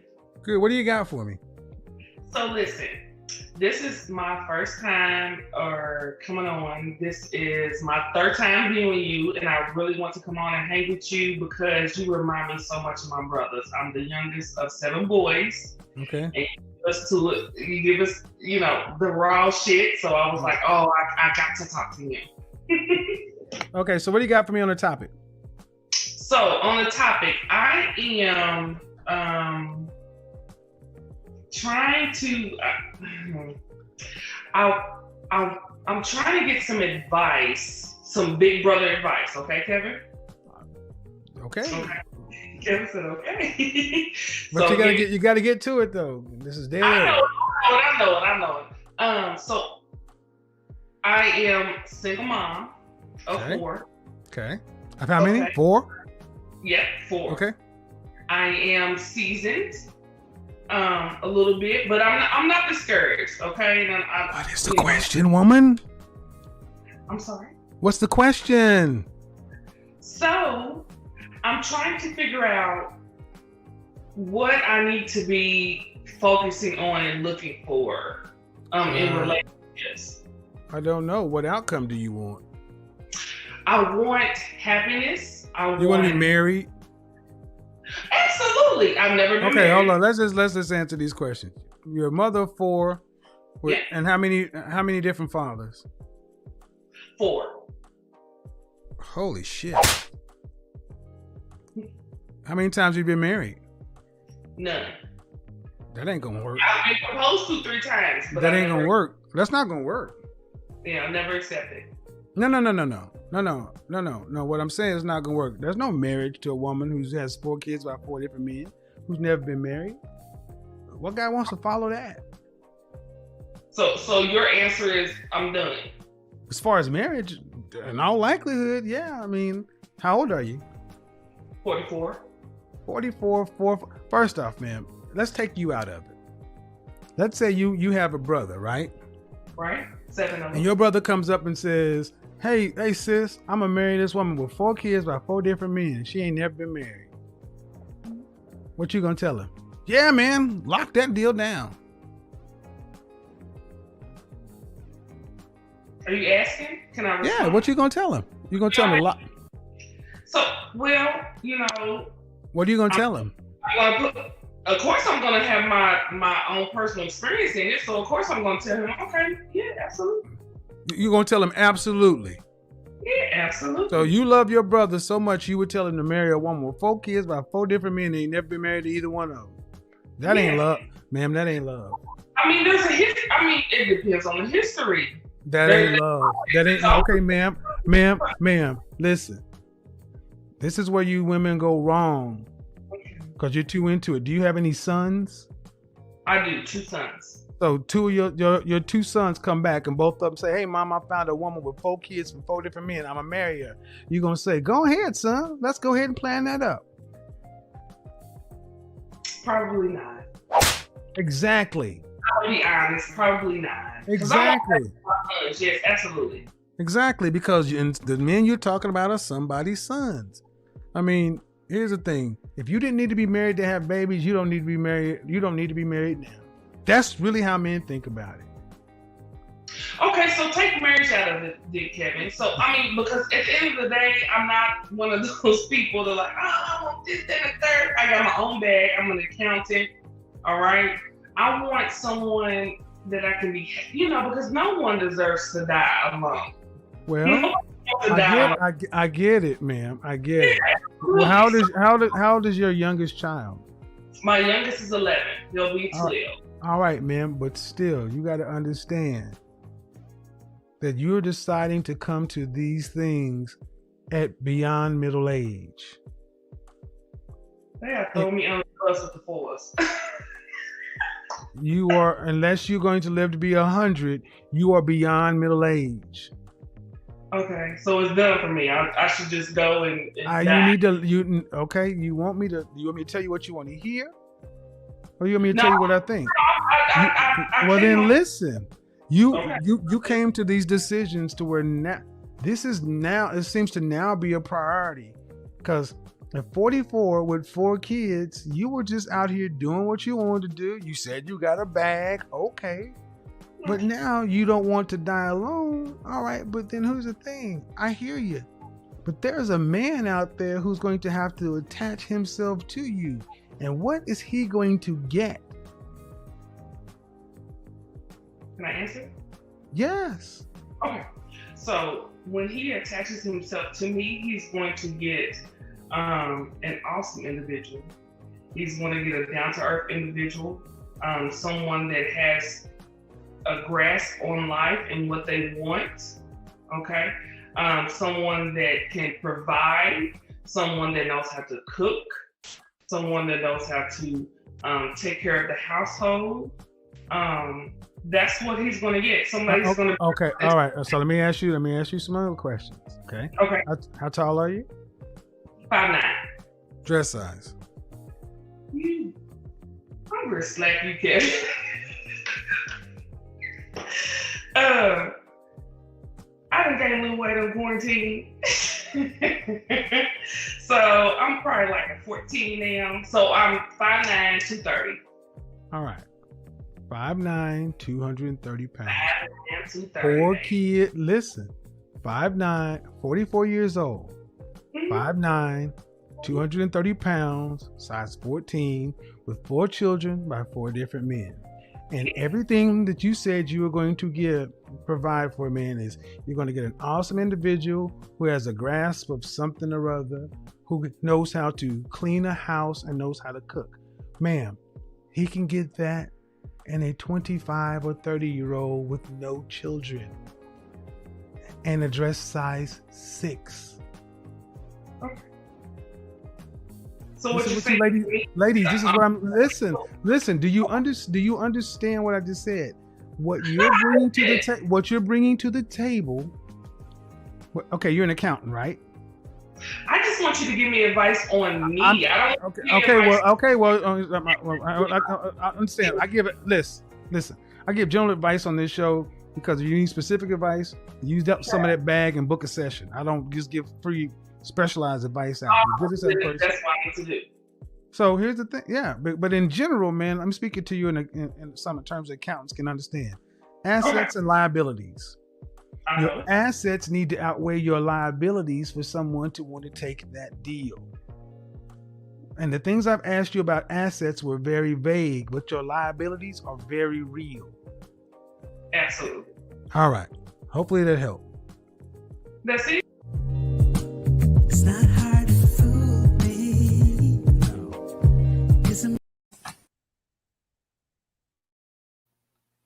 Jay is here also. And we also have 5 other men who have multiple children with different women. Nathaniel, stand up. How many children? 28. How many women? 16. Terrence? 4. 4. Children. With? 2 different women. Yeah. Ryan? Almost 5 children with 4. Almost 5. Yes, now talk to me about an almost 5. I have another baby due November 22nd. So 4 children. 4 children. How many mothers? 4 different women. 4 different women. Yes. And you got a baby on the way. Okay. Huh. And John? 6 baby mothers, 11 children. 11 children. And Jumani? I have 6 children with 4 different women. 4 different women. Yes, ma'am. Now here's what I want us to get. That these men collectively have 87 children, that includes Jay, with 50 different women. That is 137 people who are impacted by choices and decisions that you've made. No heat, no judgment. I've got some stats for you. Children who come from fatherless homes. And I say fatherless because 6 men, 87 kids, even if you're there are pieces that are going to be missing. Would that be accurate? And I'm not saying you're not doing the best you can. I'm not saying that you don't want to be there. But at this point now, we have to look at the children's experience. Children from fatherless homes in this country, 5 times more likely to commit suicide than children who have a father in the home. 32 times more likely to run away. 20 times more likely to have a behavioral disorder. 14 times more likely to become sexually aggressive or commit rape. 10 times more likely to engage in drug abuse. It just breaks my heart. No heat, no judgment. You, to me, are the voice and the demonstration that's going to create a healing in this world. We have got to do better. We've got to do better. And what I'm offering is that it's time for brothers to start fathering each other. So Jay, let's talk about what life has been like for you since the show has aired. If you watched last week, you know that now one of the 34 is in question. Yeah, absolutely. I mean, that situation doesn't surprise me at all. In that particular situation with Ayanna, I did not want to deny a child that could potentially be mine. I would rather have accepted my place as his dad based on what the woman was telling me. She never told him you were his Absolutely, father, so. and as I suspected, the child is likely not mine based on my communication from her and what was revealed. But how do you, I want to do two things. First of all, my intention is to create a safe space for men to examine and discuss the worst of who you are and who you've been, so that we can facilitate a commitment to change. Not to beat you up and not to beat you down, but we've got to look at where this came from in order to build and go forward. The other part of the intention is to really understand that this is not just about creating multiple children in the world with multiple people. It's about how we create relationships, because that's what you have to heal with your children. Because you're getting ready to be a grandfather. Your son, absolutely, not married, having his first child. One of your daughters, not married, had her first child. The pattern.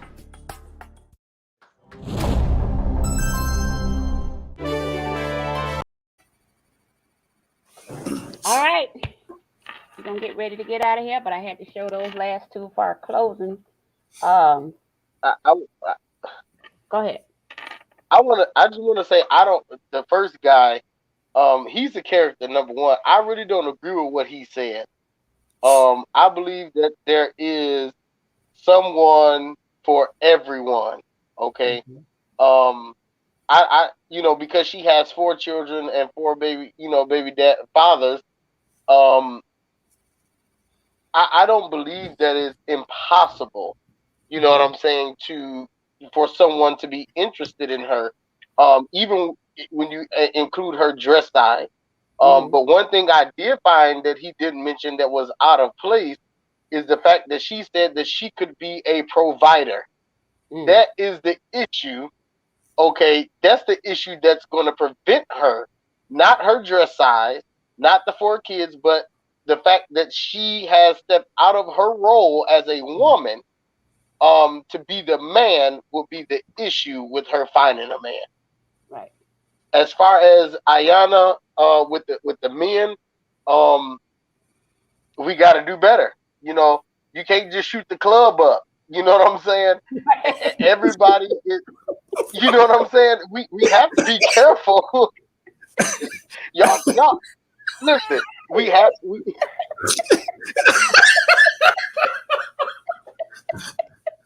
I'm so serious. Why y'all laughing? Listen, we cannot.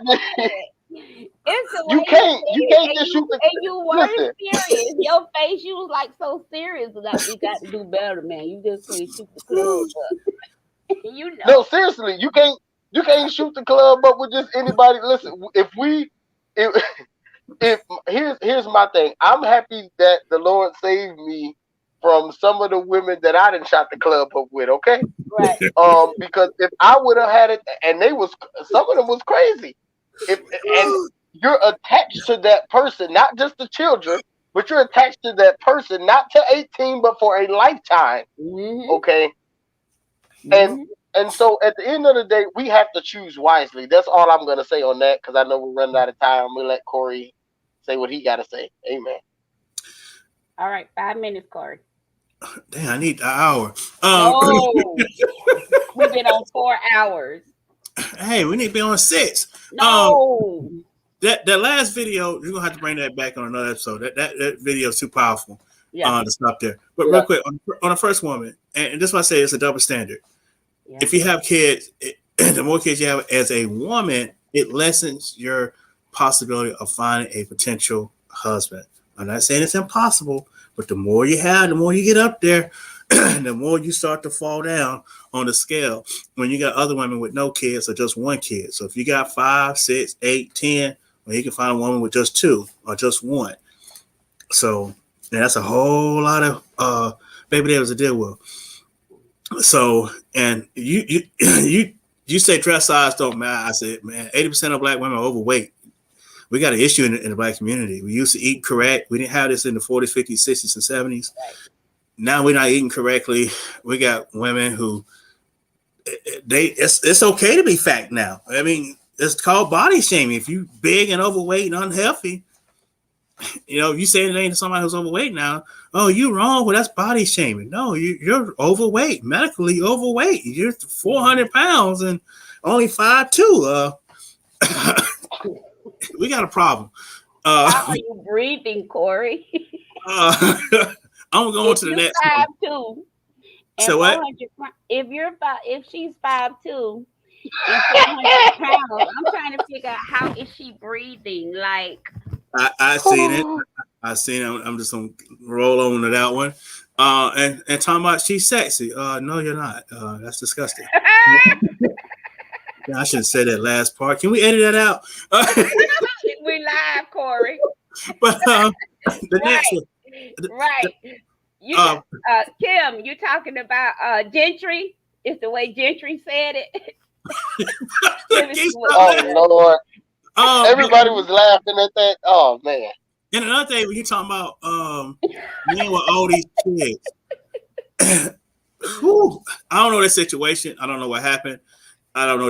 They was young and picked a bunch of wrong women because it was us out here living in that hot teenagers and hot young 20s college kids partying and shooting up the club.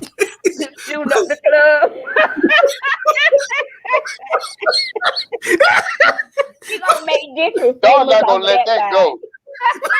Y'all not gonna let that go. I'm gonna say this: women and men, you're both responsible, and you both gotta be accountable. When you got this and that type of situation, you're either gonna have to pick better, ask better questions. You have to quit breaking up on little petty stuff. Mm-hmm. It's killing the black community. We got to stop breaking up wherever somebody come better, makes more money, looks better, dress nicer, better car, all these petty anti stuff. Oh, he act like he's my dad because he's trying to teach you something. All this stuff is petty. Mm-hmm. We are destroying the black community, and you hear the stats. We are destroying our kids. We are damaging them. We got to find a way to fight through and stay together in relationships and not just walk away because somebody made you upset or you don't like what they did or whatever. It's just destroying us. Yeah. That's the shortest I could say. That has to come back for another topic. Yeah. That was too powerful. Yeah. Yeah. And another thing, when you talk about men not listening, women, when men say what they mean, don't misinterpret it and try to say it means something else. If I tell you, hey, I don't like what you said, hurt my feelings, or hey, I like you like you to wear less makeup when we go out tonight. We mean what we say. All that makeup and eyelashes y'all do that for yourselves. It's not for us because we don't like it. No, come on. You ain't gotta do all that. We don't like that nonsense. All that. Can I just add something right there? Just give me a minute. But all these, I want to get breast implants. I want to get this BBL. What is BBL? Brazilian butt lift. Oh, okay. It's one of the most dangerous surgeries in the world. It's the most dangerous surgery you can have. Any doctor, whoever will tell you, it is the most dangerous, and more people die from that surgery than any other surgery. I don't know why you're risking your life to make your butt bigger. Most women out here trying to look like you. That's why white women go to tanning beds. They're trying to get dark skin like you, Asian, all this. You're fine the way you are. You don't need all this other stuff. The man can tell you got makeup on, you got too much on. Lipstick is all right. Wear your real hair. If you don't have hair because of cancer or some disease, that's different. We can understand that. But if you got hair like Miss Benita, natural, beautiful hair, wear it. show it, flaunt it. If you got it, if like my professor, my professor used to say, if ladies, if you got it, then flaunt it. Show it, let it be there. We like that. That's more sexy than anything, because out here trying to, sex sells, but sex doesn't buy you a husband. That's the problem. It buy you a one night stand. That's what y'all misunderstand. All this and them baby daddies. Come on. That's what you get. You get a guy who say, "Oh man, she's so fine. I gotta go in there and shoot up the club." You know what? I regret saying that.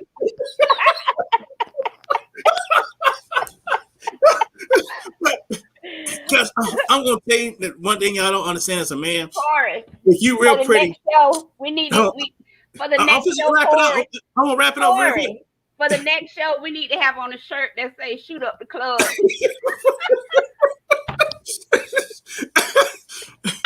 Women, if you real, the more pretty you are, okay. the more sexual you present yourself to a man. When I say sex sells and don't get you a husband, it's gonna get you pregnant. Because what men do, some of them, not all, you got some men out here who get you pregnant because they want to keep you on that Rolodex. You want always be that phone number in the book for the chick they can run back to when the other one ain't acting right. Don't do it. Stop it. It's not getting you the results that you want. So cut it out, please. And listen, well, since they keep bringing it up, women, stop letting them shoot up the club, okay? I have a problem with that. And then you don't know. Oh, look. Oh, no, he didn't. He just poured the lotion, Jesus. Listen, all I'm saying is this. You letting everybody shoot up the club. Now you don't know who the daddy is. And now you running on Maury because they said he ain't the father. You running on the back of the stage screaming, making a fool of yourself. Oh my goodness! And look, and the cameraman chasing you. This is why. Because you letting everybody shoot the club up. Oh, listen. Just like when you go to a gun range and you're shooting at the gun range, you have to wear protective gear. Okay, don't let them come up in there and shoot your club up. They better wear protection. You see what I'm saying? But see, that doesn't work though, because you have some men that will actually tear the condom. You said we having too much fun. I'll tell y'all what it is. You have men out here that will tear a little hole in the condom that you can't see, and listen, they didn't make. But you know what? They didn't make condoms for women now, so ain't no excuse. Well, they can just get a shot. You got all types of things they can get, birth control that'll keep you. But why you letting everybody shoot the club up anyway? You don't know what you getting in that club. I'm just gonna be real. Some people have sexual needs and desires and whatever. They get horny. That's just natural. So for the club to be shot up, listen. Let me tell you something. Yeah, if you're gonna do that, get your shot that's good for 2, 3, 5 years. You can't get pregnant, and you can go out there and live your life like a hot girl summer. So you got diseases too now.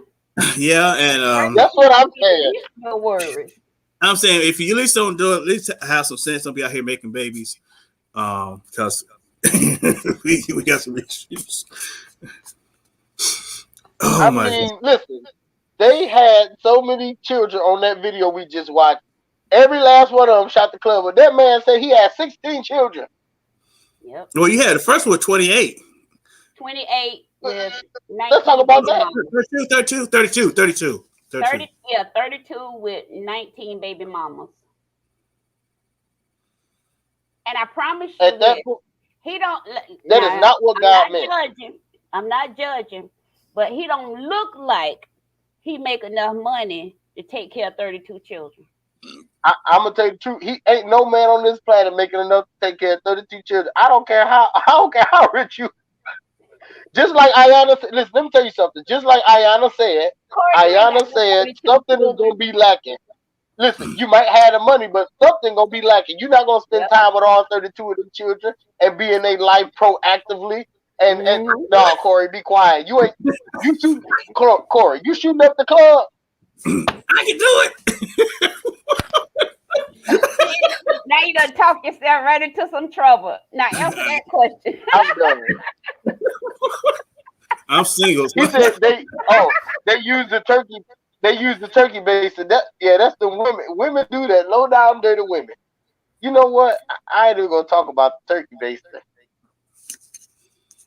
Yeah, I that's ain't gonna another talk issue. about Be that. careful of throwing it in the trash can and leave, and they go get That's the turkey why. base. Listen. That's why. Let me tell you something, men. That's why you take it with you. Okay, you throw it away when. Listen. You better take it with you. Put it in your pocket. Okay.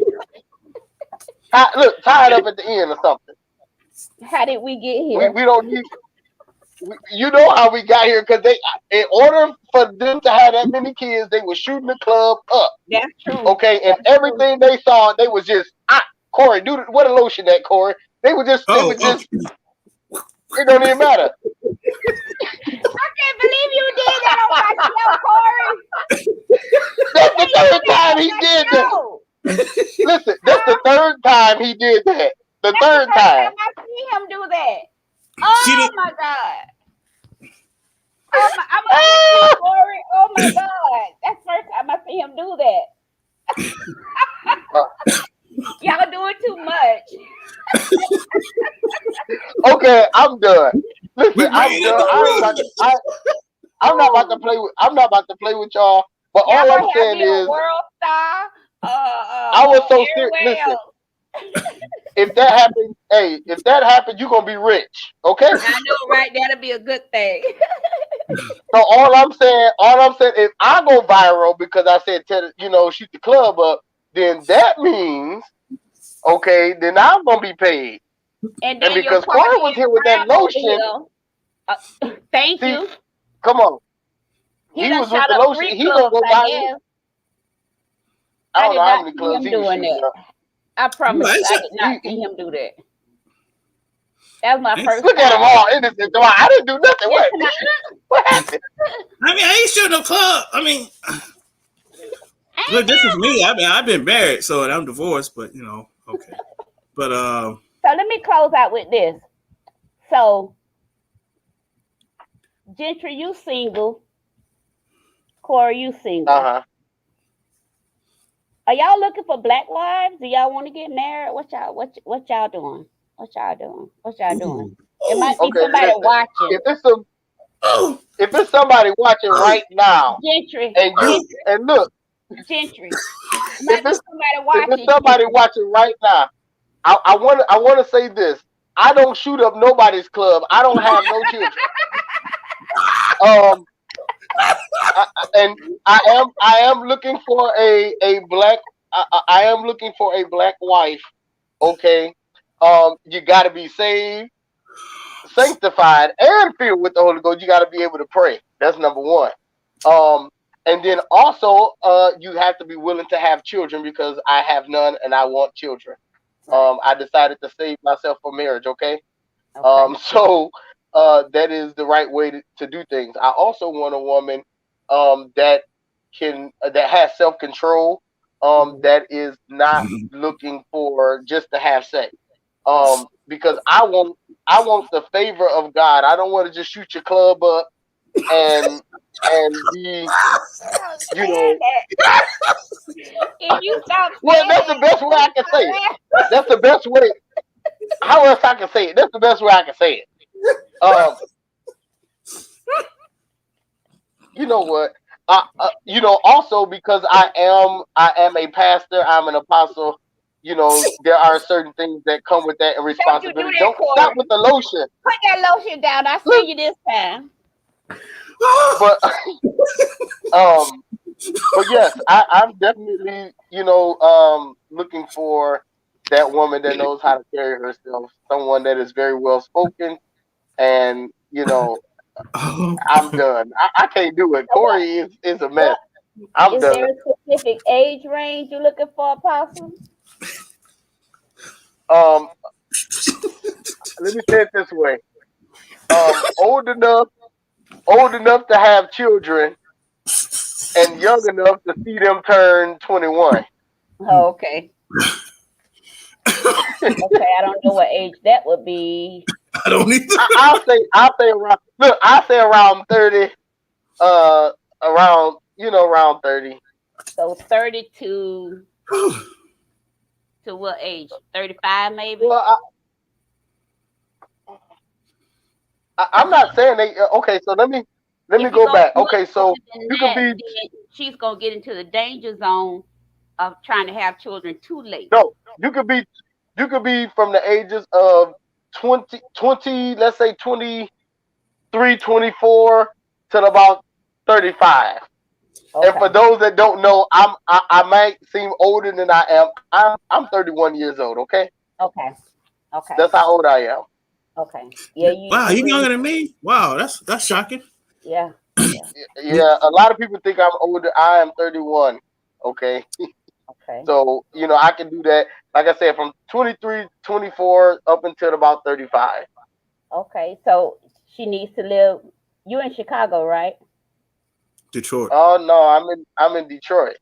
Oh, you're in Detroit. So, ladies, if you're in Detroit, no, I'm just playing. Oh, here we go. Send out the ad. Right. If you are in the Detroit area and you're not interested in getting your club shot up, be able. I'm done, Corey. Stop. I'm done for real. I'm done. I'm kidding. I'm cutting my camera off and my mic. I'm done with y'all tonight. Okay. Oh my goodness. We got to get out of here, y'all. Listen. Thank y'all so much. Oh. Wait a minute. Corey ain't say if he wanted a black woman or a white woman. No. Gentry, somebody got a question for you, Gentry. Okay, have self-control, and when I say self-control, I'm speaking on having sex before marriage, controlling her tongue, self-control, just being able. Exactly. Right. You know what I'm saying? You have to be able to control yourself. If you know that don't try to tempt me, knowing that I'm a man of God and that I'm not trying to. You see what I'm saying? Ain't no Netflix and chill this way. Right. And don't you try to make it difficult. Yeah. That's what I mean by self-control. Yeah. All right, Elder Kim, he answered your question. All right, we're gonna get ready to get out of here. Woo. Y'all almost got me on. Corey still ain't answered his question. I'm still waiting on Corey. He ain't saying nothing. Oh, I was going to say something. I asked you. You asked both of us. Hey, man. You asked both. Right, that's what I said. You asked both. You asked both of us. Go ahead, you asked Corey. him to go first. Yeah. Go ahead, Corey. Oh, okay. I'm gonna give y'all the kid-friendly version because I think we quit laughing. I think every man wants a woman who believe in a higher power, that has great communication skills. You got to have communication. You got to be submissive. You have to have goals, dreams, fantasies, whatever. So a man has something to try to help you reach and build toward. These are the things that most men look for in a woman.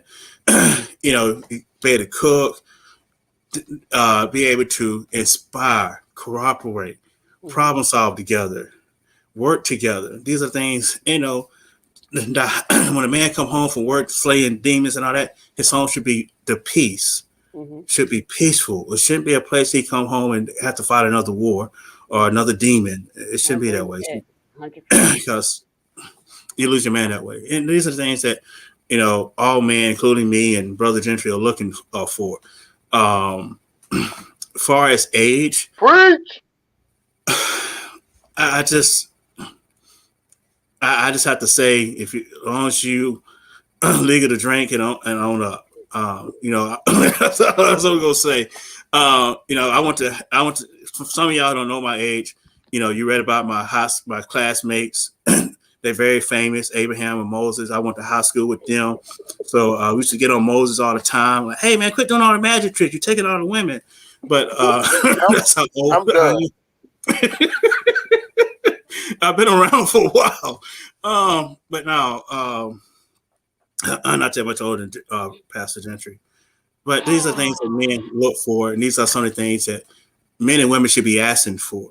Is you want somebody with goals, because you can't. If a man, am I supposed to build you up and be your provider and protector? How can I help you reach something if you don't have nothing? You just running through life, la la la la la, with no dreams and no goals, and you don't want to be anything. You're just living life as it is.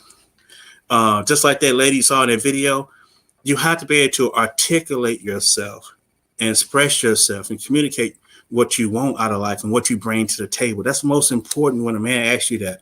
And then you also should ask a man what he brings to the table. Because if you don't, you're going to mess around and get some people that are followers trying to be a leader, and it's going to be a disaster. Because real leaders can answer questions. Real leaders going to push you to ask questions.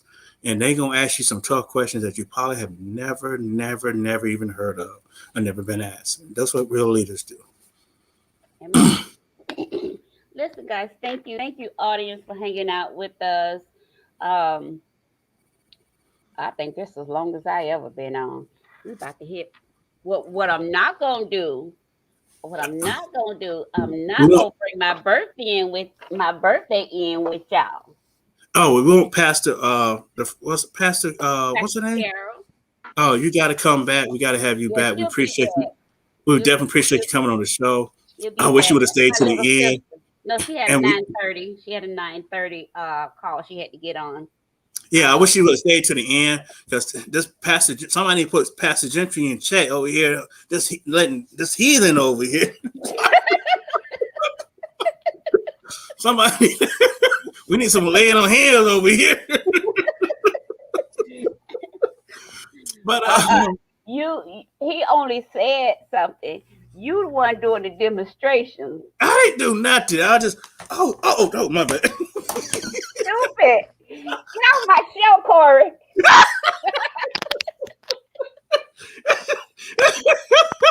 Oh my God. Oh goodness. You gotta say this is the funniest show you probably ever did. Gentry, did you see him? I saw him squirt that on his head. I'm not about to play with him. He needs some holy oil. Lord. Holy oil. All right, guys. I appreciate you guys for hanging out with me tonight. Thank you to our audience. Look, find me on Facebook. My name.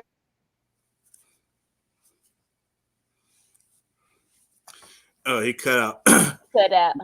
Yeah, you can find me on Facebook, Corey Keith. Well, his name's Trey Gentry. I think it's Trey. If you have any questions on dating, if you have any questions on Facebook, TreEentry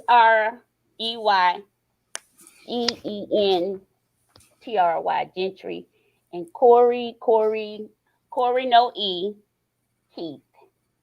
All right, you can follow those guys on Facebook if you like to. I knew I should have known he was crazy. He got two first names. Actually, I have four, but I'm done. Okay, good night, y'all. I love y'all, man. It's my birthday. Hey, we appreciate. Happy birthday! Happy birthday!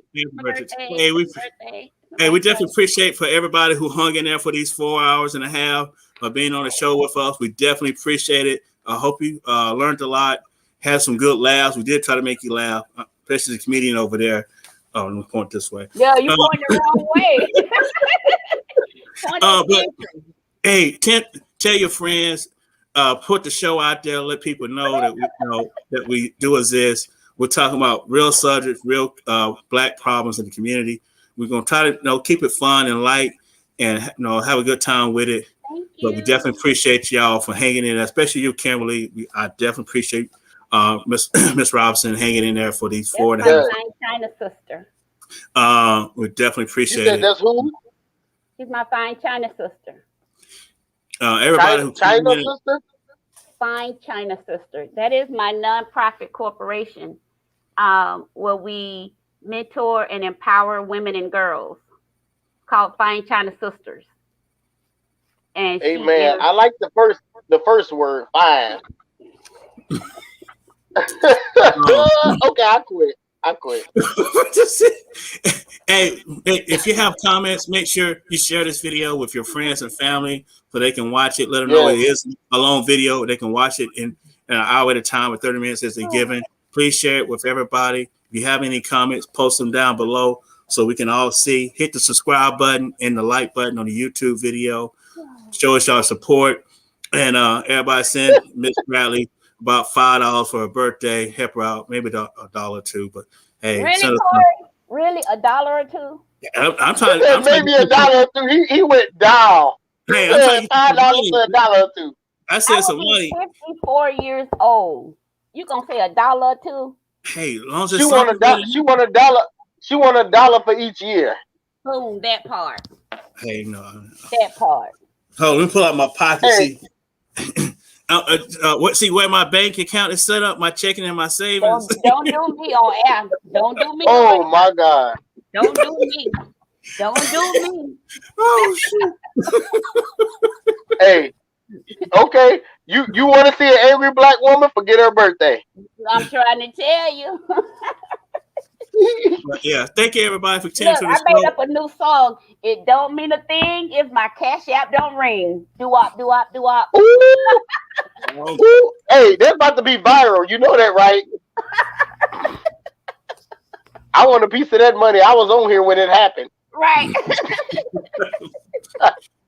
Thank you. That's Hey, my hey, but please don't forget to hit the subscribe button and the like button Yeah. down below on the YouTube video. Share it with your friends and family so we can all have a good laugh. Get this education out to the black community.